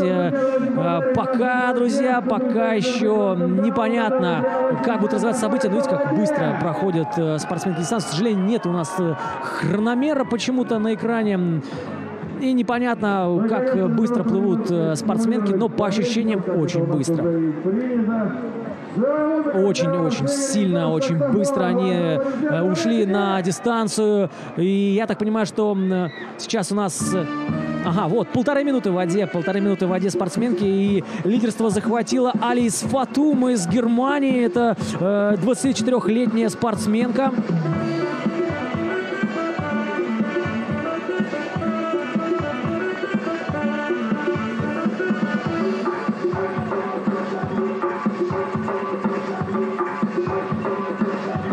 Алис Фатум, спортсменка из Германии, она многократная чемпионка своей страны и многократная чемпионка в ледяном плавании в Германии. Ей принадлежит мировой рекорд на дистанции в 1 километр. Рекорд Германии на дистанции 800 метров с свободным стилем. Плавает она, кстати, 15 лет, несмотря на то, что ей всего лишь 24 года, уже 15 лет с 9 плавает. Но ледяное плавание — это ее первый сезон, друзья. Ничего себе, первый сезон. Посмотрим, как она выступит. Показывает она хорошие успехи. В жизни, кстати, она физиотерапевтом работает. Вот так вот интересно. Может, какие-то секреты знает восстановления. Вот она идет в зеленом плавательном костюме. Очень хорошо по дистанции. С большим, с гигантским, я бы сказал, отрывом. Вот как она гребет, друзья. Если такой темп удастся сохранить, то, конечно, это будет очень сильный заплыв. Но опережает, по-моему, метров на 25 всех, если не больше. Алис Фатум, 24 года, многократная чемпионка Германии по плаванию, ледяной сезон. Первый мировой рекорд принадлежит ей на этой дистанции. Ну и посмотрим, удастся ли ей этот рекорд побить.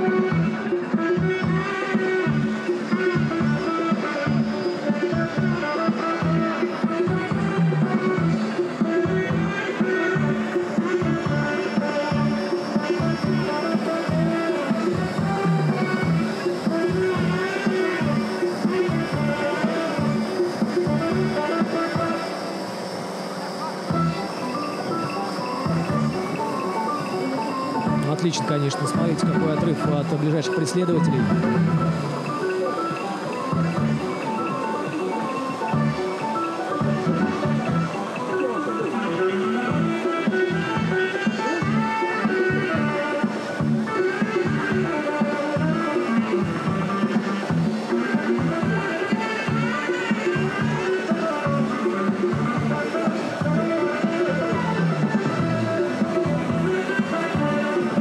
Ну что ж, друзья, вот в таком хорошем темпе у нас заплыв. Вот на ваших экранах представительница Польши Ханна Бакуняк, насколько я понял, не успел посмотреть, если честно, на какой дорожке плывет эта спортсменка. Итак, друзья, на первой дорожке плывет Виктория Мори из Аргентины. Вчера ей не удалось попасть на дистанцию в 500 метров. Очень она расстроилась. Но должна взять реванш сегодня. 25 лет ей, и она, ее называют ледяной королевой Аргентины. Ей принадлежит аргентинский рекорд на дистанции в 1 километр 13:50. Так что будем следить. Интересно, сможет ли она побить свой же рекорд. В Тюмени в 2016 году она стала победительницей на дистанциях 200 и 450 метров вольным стилем.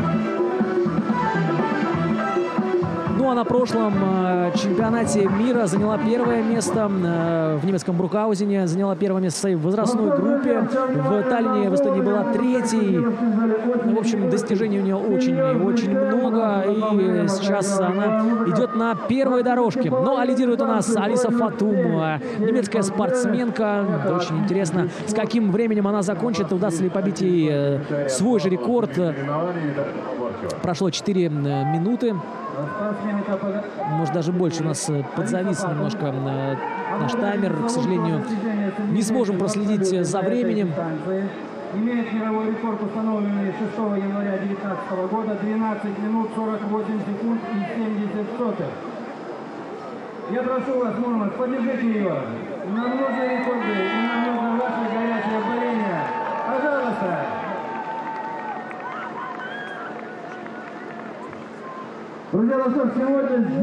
Ну что, держит лидерство у нас Алиса Фатум, мировая чемпионка, рекордсменка.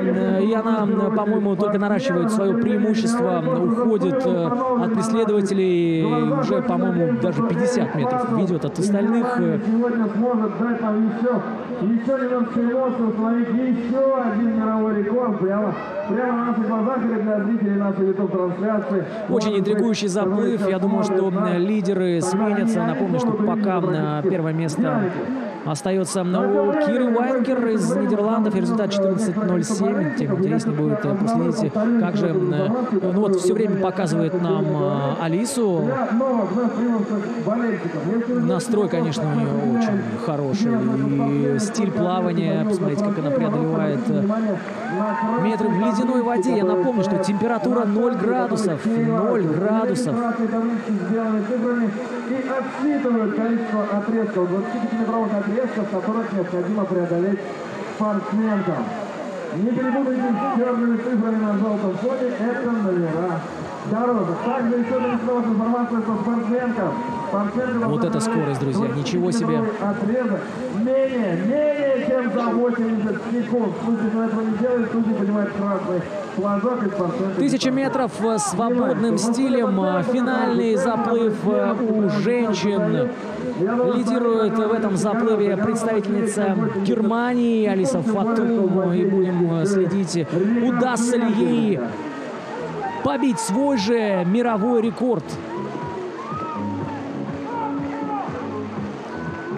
Очень активно болеют зрители, поддерживают спортсменов.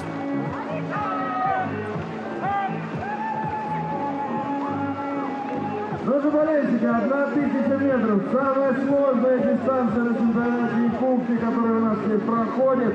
А я вас почему-то не слышу! Больше половины дистанции уже прошли спортсменки. Да, вот эта скорость. Сейчас показали Ханну Бакуняк на третьей дорожке из Польши. 14 отрезков по 25 метров остается этой спортсменке. В белой шапочке перед Алисой Фатум плывет спортсменка из Финляндии Лина Мяккинен, ей 26 лет. И у нее целое спортивное семейство, которое занимается ледяным плаванием. Знают ее, знают в стране. Мама, брат и сестра. Все занимаются ледяным плаванием. Вот так вот, целое семейство. Ну а Алиса Фатум, мне кажется, уже обогнала всех больше, чем на 50 метров. Очень, конечно, сильный заплыв с этой точки зрения.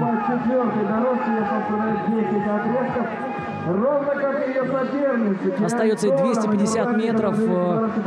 Ну и очень интересно, удастся ли побить свой рекорд. К сожалению, нету таймера у нас. Очень обидно. Не сможем проследить, удалось или нет. Но я думаю, что по радостным возгласам зрителей и вскинутым наверх рукам мы поймем, все-таки удалось или не удалось. Очень большая скорость.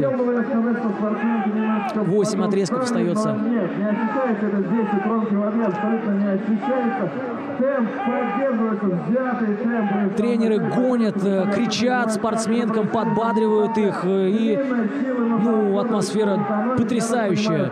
На стадионе сейчас, на стадионе, который сделали буквально за месяц с нуля на льду Семеновского озера специально для чемпионата мира по ледяному плаванию в Мурманске. Вы видите, сколько зрителей. И это еще не всех показывает наша камера, много стоят за ней. Алиса Фатум, остается 6 отрезков, друзья, 6 отрезков. Это ирландский тренер из Ирландии. Он Киару Доран поддерживает. Говорит, давай, греби ногами, греби, Киара. Надо работать, остается совсем немножко.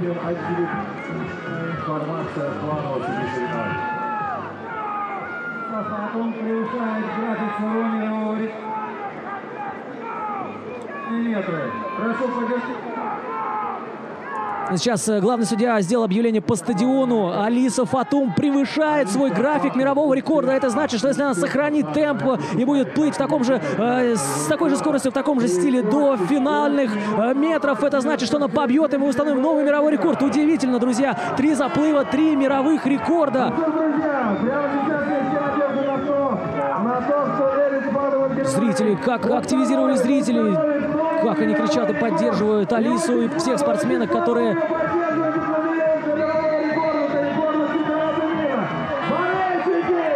Да, удивительный заплыв, скорость высокая, даже непонятно, насколько быстро плывут спортсмены, потому что высокая скорость у всех. Это сильнейший заплыв, сильнейший среди девушек. И, друзья, ничего себе, остается всего лишь 50. Нет, остается 100 метров. 100 метров до финиша, но 50 метров останется после преодоления бассейна для Алисы Фатум. Я напомню, что она на 4-й дорожке плывет в зеленом купальнике, превышает график своего же мирового рекорда. 75 метров осталось для Алисы Фатум. Ровно столько же осталось для преследовательницы по дорожке под номером 6 Киара Доран, Ирландия. Элис такой немножко впереди, но не немножечко, прямо как корпус. Внимание, друзья, есть свисток. Ну что, свисток от судейской коллегии. Это значит, что последние 50 метров. Вот она, мировая рекордсменка. Это Алиса Фатум, 24-летняя спортсменка из Германии. Ей уже принадлежит один мировой рекорд. Ну, сейчас посмотрим, сможет ли она побить свой же рекорд. Немножечко подсдала, конечно, Алиса. Давай, Алиса, осталась финалочка. Финальные 25 метров. Смотрим, следим с интересом. Алиса, давай, болеет, кстати, весь стадион здесь. Потрясающая атмосфера на льду Семеновского озера. И вот мы все следим пристально за Алисой Фатум из Германии. Многократная чемпионка своей страны. Работает физиотерапевтом. Давай, Алиса! Есть! Сейчас узнаем, есть ли мировой рекорд. Радостно вскидывает руки Алиса Фатум. Узнаем, если сейчас... третья дорожка сейчас тоже будет финишировать. Это Ханна Бакуняк из Польши. Александра Беднерик, тоже польская спортсменка. И Виктория Мори готовится к финишу. Дорожка номер 6. Киара Доран тоже финишировала. Друзья, ничего себе, конечно, удивительный заплыв. Это наш кран Ханна Бакуняк. Польская спортсменка тоже шла к финишу. К сожалению, нету времени. Это Марион Жуфли из Франции, 20-летняя спортсменка, тоже закончила дистанцию. Ну а Элина Мякинен еще предстоит проплыть 100 метров, последние. Ну ничего себе, конечно, страсти в этом заплыве потрясающие. Сейчас узнаем результаты. Какое же время показала? Вот она, героиня Алиса Фатум из Германии. 25-летний рекордсмен мира.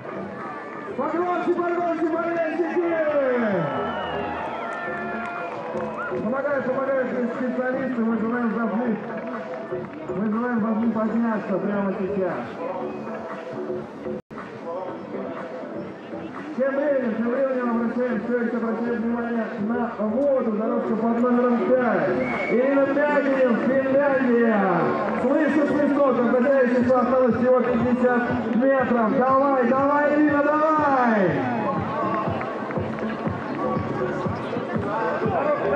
Ну что ж, друзья, узнал я время Алисы Фатум. 13:02. Это хуже, чем ее мировой рекорд, но это абсолютно лучшее время на сегодня. И она перемещается на первую позицию на минуту. Улучшаем результат Киры Ванькер. Ну и совсем скоро будем знать все результаты этого заплыва. Мне так кажется, что лидеры у нас сменятся. И именно в этом заплыве будет решаться судьба первого, второго и третьего места. Лина Мякинен доплывает свою 1000 метров. Тяжеловато, конечно, финской спортсменке. Ну, Кира Ванькер была на первом месте, спортсменка из Нидерландов, но сейчас другие лидеры, скорее всего, на втором месте будет Александра Беднарик из Польши,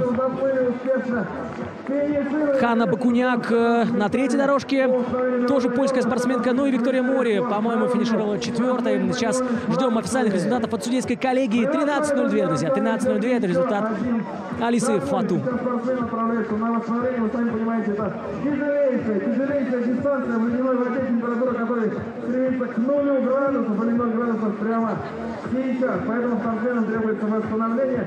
И мы ждем следующих спортсменов, как только я их увижу, естественно, я вас об этом оповещу.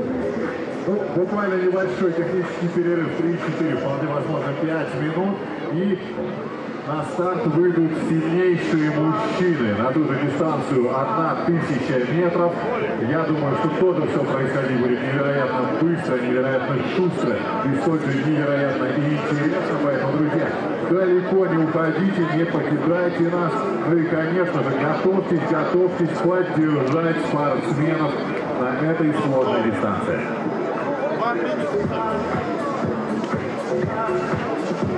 Ну что, друзья, пока наш технический перерыв несколько минут длится, сейчас узнаем о том, что горячий чай есть в центре Лавландии, но советуем, как правильно сказал Егор, советуем нам далеко не уходить, потому что нас ждет максимально интересный заплыв от мира самых сильнейших мужчин. А прямо сейчас ритмичная музыка для вас, болельщики!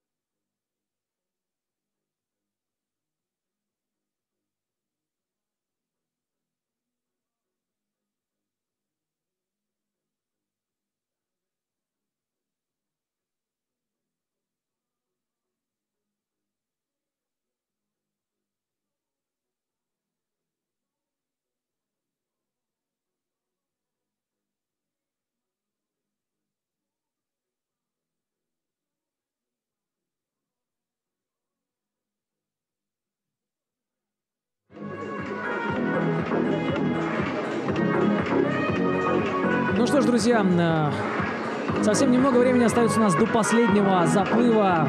Сильнейшие мужчины будут соревноваться, но сейчас еще не утихают страсти после заплыва девушек. Финальная восьмерка, конечно, семерка, конечно, очень сильно выступила. И я готов озвучить результаты всех спортсменок. Быстрейшее время, конечно, не побила свой мировой рекорд Алиса Фатум из Германии, но первое время все-таки удалось ей наплыть. 13:02:39. Такое время у Алисы Фатум. Следом за ней спортсменка из Ирландии Киара Доран. Чуть-чуть медленнее она была на 4 секунды. 13:06.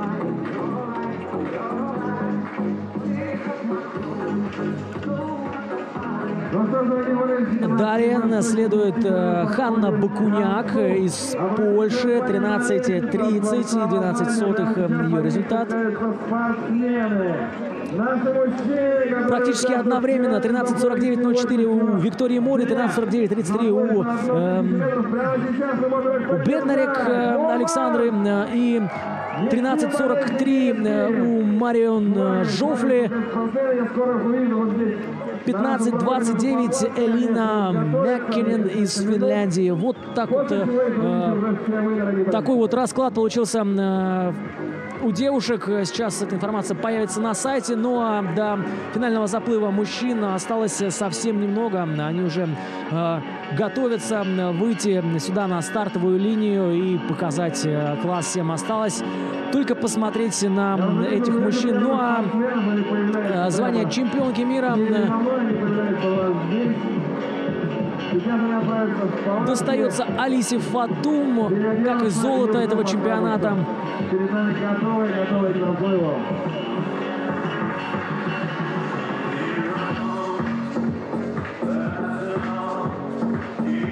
Осталось только узнать, кто же будет сильнейшим среди мужчин.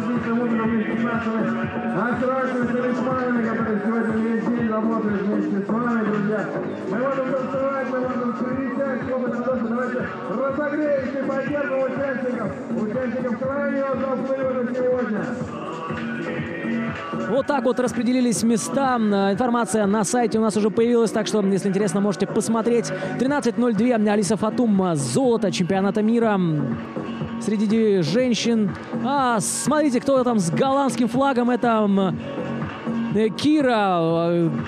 До этого заплыва принадлежало первое место ей. Кира Уайнкер из Нидерландов. Вот она весело размахивает нидерландским флагом в такой оранжевой шапочке. Среди своих сокомандников болели, смотрели и участвовали в чемпионате мира.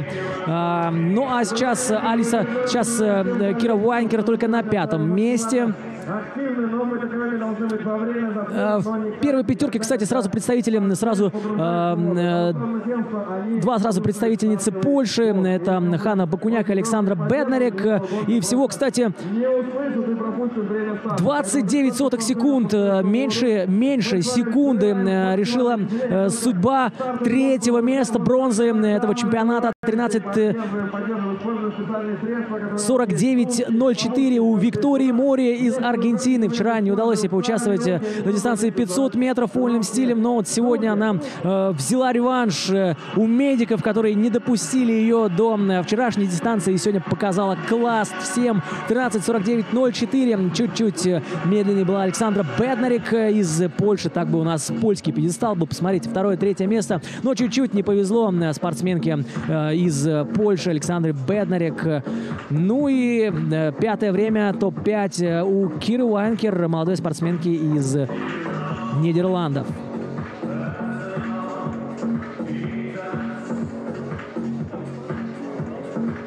Прошу прощения, друзья, ничего себе, да, совсем я заговорился. Все-таки целый день вещать это довольно тяжело. И вот обновился сайт, обновилась информация. Все-таки это был сильнейший заплыв, и на первом месте все правильно. Алиса Фатум, на втором Киара Доран из Ирландии, конечно же, 13:06, сам озвучил результаты и сам все забыл. 13:06 ирландская спортсменка, 19-летняя Киара Доран, 13:06.29, и Ханна Бакуняк на третьем месте из Польши, 13:30.12 секунды. Виктория Мори только на 5-м месте, Марион Жофли из Франции на втором с результатом 13 минут 43.06, 13:49.04 результат Виктории Мори. Ну и Александра Беднарек и Кира Уайнкер 6-я, 7-я позиция. Ну что, все готово, друзья. Все готово. Вот он, главный заплыв этого чемпионата у мужчин. Трибуны заорали в поддержку наших спортсменов. Вот видите, представителя Нидерландов. Это Ферджил Хестерман, неоднократный участник ледяных состязаний. Бывал в Мурманске не раз, плавал Мурманскую милю, побеждал вместе с Петером Стойчевым, Кристофом Вандрошем. Петр Стойчев из Болгарии, Кристоф Вандрош из Германии. Вот они. И здесь они будут показывать все, на что способны. Лучшие из лучших, друзья. Финальный заплыв. Разминаются спортсмены. Звучит команда в воду от главного судьи.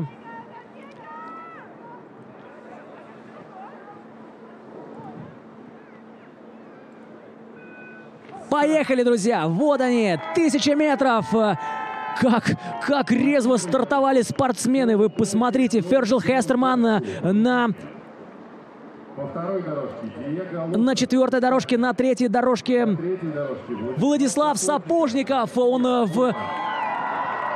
в оранжевой шапочке. Это мурманчанин, 23-летний мурманчанин, который ни разу не плавал в такой холодной воде. Все говорят о том, что он является фаворитом, и с первых метров Владислав захватывает лидерство, но все опасаются, что ни разу не плавал он в такой воде такой температуры, и хватит ли опыта, хватит ли сил, и что ждать, непонятно. Была у нас мама Владислава, Ирина, передаем ей большой привет, сейчас она смотрит на своего сына на трибунах, она очень сильно переживает за своего сына. Смотрите, как Петр Стоичев в голубой шапочке плывет по 4-й дорожке. Спортсмен из Болгарии. Пока у нас два лидера. Это Владислав Сапожников, Мурманск, Петр Стоичев. Следом за ним отрыв метров 5-7. Ну, это первая, конечно, часть дистанции. Будем следить, как развиваются события на всей дистанции. Видно, какие разрывы у спортсменов. Конечно, Влад очень сильно идет. Посмотрите, какая скорость у него. Есть ли возможность у нас показать хронометр, время или нет? Нет, друзья. Ну, ладно. Тем интереснее будет на финише. Будем смотреть. Я напомню, что сейчас сильнейший результат у мужчин. Это 13 минут 16 секунд 73 сотых. Принадлежит Джеймсу Литчу из Великобритании. Второе место 13:57:69. Ремигиус Гулебовский из Польши и Стефан Рунге на третьем месте из Германии 14:03. Ну, не знаю, насколько быстро проплывут спортсмены. Член зала славы плавания Всемирной ассоциации плавания. Человек-чемпион мира. Вот на ваших экранах Петр Стоичев. Чемпион мира на открытой воде. Член зала славы мирового плавания. Мировой чемпион. Представитель Болгарии. Легенда. Человек-легенда. И он сейчас идет на втором месте после нашего Владислава Сапожникова. Вот он, друзья. Вот Владислав, 23 года, этому мурманчанину. Очень сильный, выносливый, но нет опыта соревнований в такой ледяной воде. Напомню, что температура воды всего лишь 0 градусов. Даже температура воздуха сейчас 3 градуса. Прогрелась немножко от солнышка у нас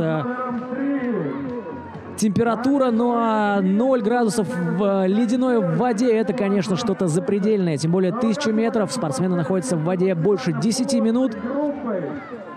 Таблички сменяются, и пока что они сменяются практически одновременно, что я хотел сказать. Все, что будет в дальней дистанции, все еще может поменяться несколько раз. Ну что ж, отлично. Владислав Сапожников держит темп. Но вот Петр Стоичев пока на втором месте. Ну а на ваших экранах Кристоф Вандраш и Ферджил Хестерман в черно-белых шапочках. Они плывут. Давайте посмотрим, сколько же осталось отрезков у Владислава. 26. Сейчас перед табличкой остается 24.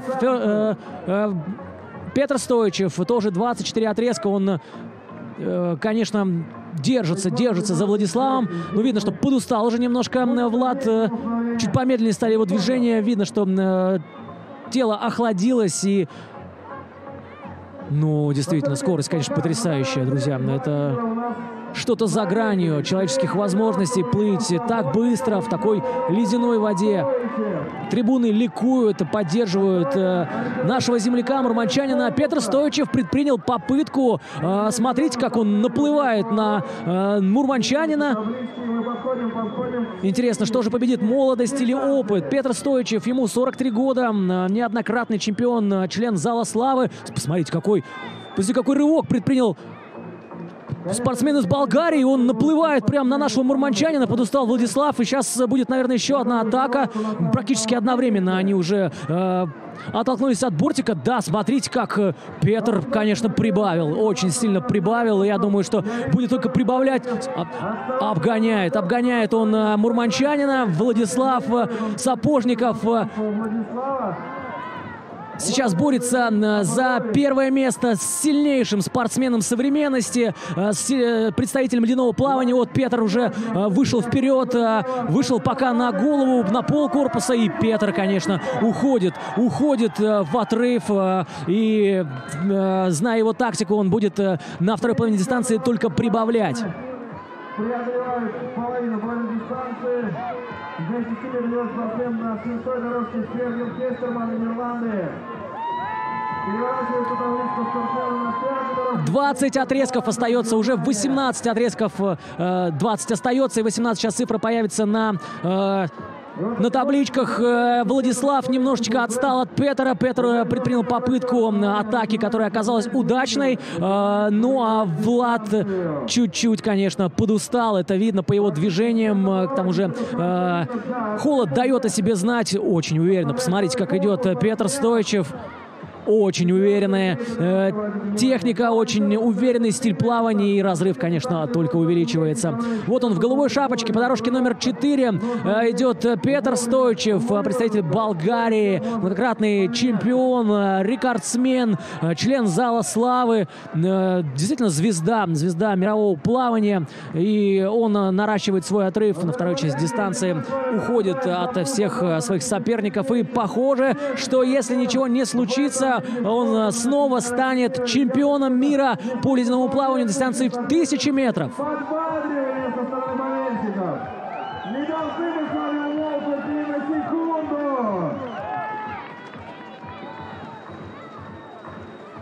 Вот он, Петр Стоичев. Владислав Сапожников держится на втором месте. Давай, Влад, давай, держись. Надо, нам нужна медаль. Мурманску нужна медаль. Давай. Очень много наших иностранных гостей к нам присоединяется прямо сейчас. На данный момент ситуация такова, что уже примерно половина бассейна отрыв Петра от Владислава. Петр Стоичев, чемпион мира 2017 года. В Брюхгаузене он проводился чемпионат мира по ледяному плаванию, второй чемпионат мира. Ему принадлежит мировой рекорд 12 минут 15 секунд и 87 сотых. Он победитель первого в жизни турнира, организованного в Антарктике в 2018 году, также на дистанции 2000 метров, 11:08 там он проплыл. Но он только 4 года занимается ледяным плаванием, но уже выиграл все мыслимые и немыслимые титулы и награды. И похоже, что и сейчас двигается к очередному своему титулу. Чемпион мира 2019, это Мурманск. Вот Влад. Давай, Влад, давай, плыви. Представляю, как переживает сейчас на трибунах его мама Ирина Сапожникова. Все больше и больше отрыв между первым и вторым местом. Петр Стоичев уверенно уходит, и остается ему 12 отрезков. После этого полтинника останется всего лишь 10. Это значит, что 250 метров. 250 метров остается, отделяют его от нового титула чемпиона мира 2019. Конечно, машина, зверь. Даже не знаю, какие эпитеты подобрать. Просто уверенно, с напором Петр Стоичев уходит в отрыв.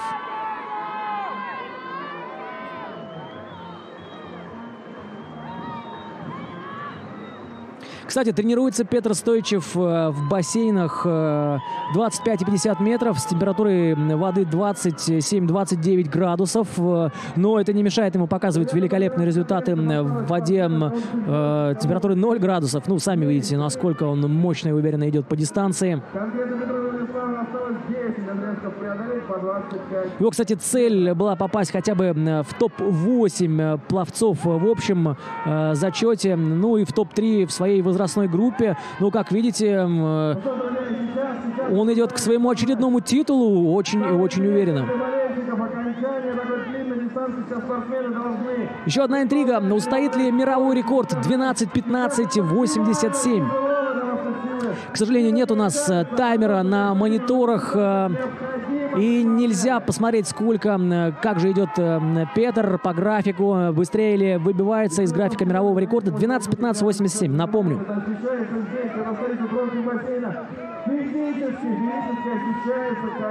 Из последних сил они находятся в силе и ускоряются. Ну а тем временем остается всего лишь 6 отрезков. Даже после этого полтинника останется всего 4. Это значит 100 метров, 150 отделяют Петра Стоичева от очередного титула чемпиона мира.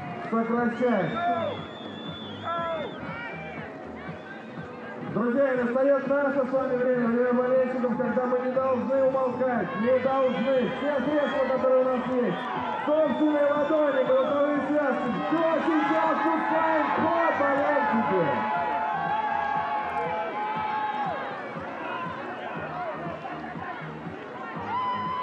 Переворачивается табличка у Петра, это значит 104, 4 отрезка, интересно минимум преодолеть.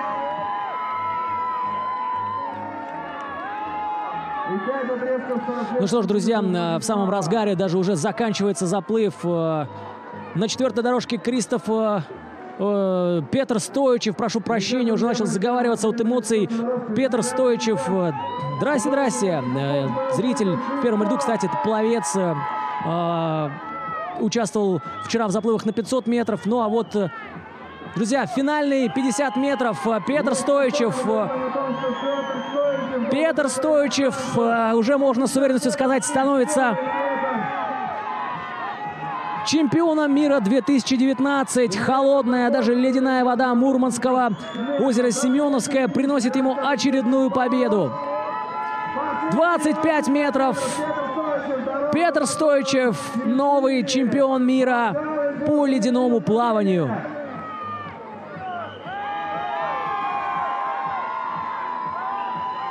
Вот он финиш, друзья. Вот он финиш. Ну а у нас Владислав, к сожалению, чуть-чуть подустал. Свисток у него, и он, похоже, что придет только третьим, потому что на 6-й дорожке уже финиширует представитель Нидерландов Вирджил Хестерман. Ему остаются последние метры. Вот он, чемпион. Давайте посмотрим, кто же у нас финиширует вторым. Где же это Владислав Сапожников плывет? Кто же второй? Покажите, пожалуйста, режиссеры, где же у нас Вирджил Хестерман? Но они показывают... Да, действительно, вот он уже отдыхает. Второй и третий. Третий наш мурманчанин. Это Владислав Сапожников. Друзья, это уже победа для мурманского спорта. Владислав Сапожников, бронзовый призер чемпионата мира по ледяному плаванию 2019 у себя в родном Мурманске. Завоевал медаль. Да какая разница, какого он достоинства. Владислав, красавчик. Второе место у Вирджила Хестермана. Закончил и Кристоф Вандраш, он в черной шапочке. Кристоф Вандраш пришел к финишу, я, насколько понимаю, 4-м или 5-м. Вирджил Хестерман победно вскидывает руки, для него это уже успех. Вот мама его, мама обнимает. И вот мама по совместительству еще и тренер. Рада, конечно, такому результату сына. И они обнимаются, фотографируются, улыбаются. В общем, все позади, друзья. Дорожка под номером 8. Это Альберт Сабиров из Тюмени. Он тоже закончил свою дистанцию. Самое интересное, друзья, это сейчас время. Как же распределили время по дистанции спортсмены. Как только появятся результаты от судейской коллегии, обязательно вам озвучу их. Ну, остается у нас еще один спортсмен. Это Диего Лопес из Испании. 38-летний пловец. Доплывает оставшиеся метры до финиша. Спасибо, Диего, что приехал. Испания тоже внесла свой вклад в чемпионат мира 2019. Прошел он в Мурманске. Заплывы на 1000 метров завершены, друзья. Нам осталось только узнать время. С каким же временем закончил Петр Стоичев, болгарский спортсмен. Сейчас мы это выясним. Всем болельщикам здесь у нас на Семеновском озере. Друзья, пока ждем результаты, расскажу, что завтра у нас еще будет большая трансляция, тоже с утра до вечера. Если можно, режиссер, покажите, пожалуйста, программу на завтра. Нет, не покажут. Ну ладно, завтра нас ждут заплывы на 50 метров различными стилями. Короткая вода, очень много спортсменов нас ждет здесь.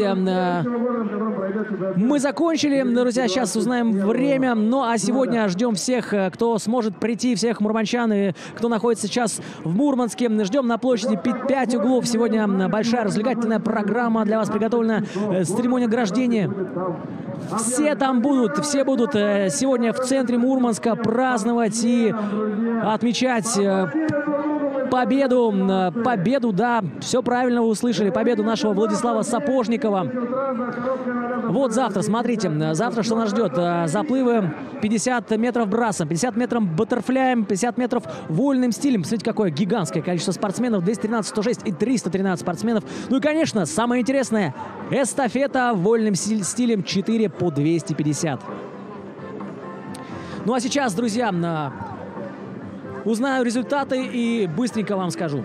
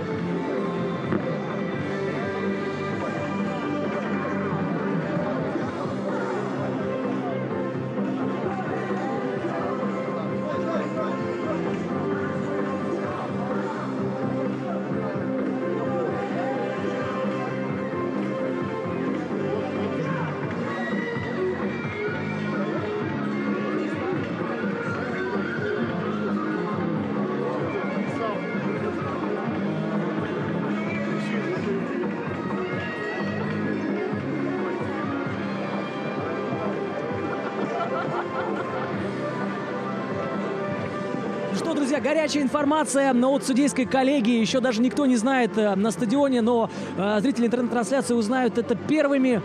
Петр Стоичев закончил 1000 метров с новым мировым рекордом. 12 минут 10 секунд. Улучшив свое достижение на 5. Свой же мировой рекорд на 5 секунд. Немножко запыхался, потому что бегал туда-сюда. Ну а Кристоф Андрош, спортсмен из Германии, не хватило ему полсекундочки до того, чтобы побить свой же рекорд и установить новый. Так что, друзья, это чемпионат рекордов. Уже 3 рекорда у нас сегодня состоялось. И Рори Фицджеральд, Великобритания, Скотт Лотман, США. И, конечно же, легенда, машина Петр Стоичев, чемпион мира и новый рекордсмен, новый мировой рекорд 12 минут 10 секунд в ледяной воде озера Семеновское. Ну а на этом мы завершаем второй соревновательный день. Ждем вас завтра. Приходите, будет интересно.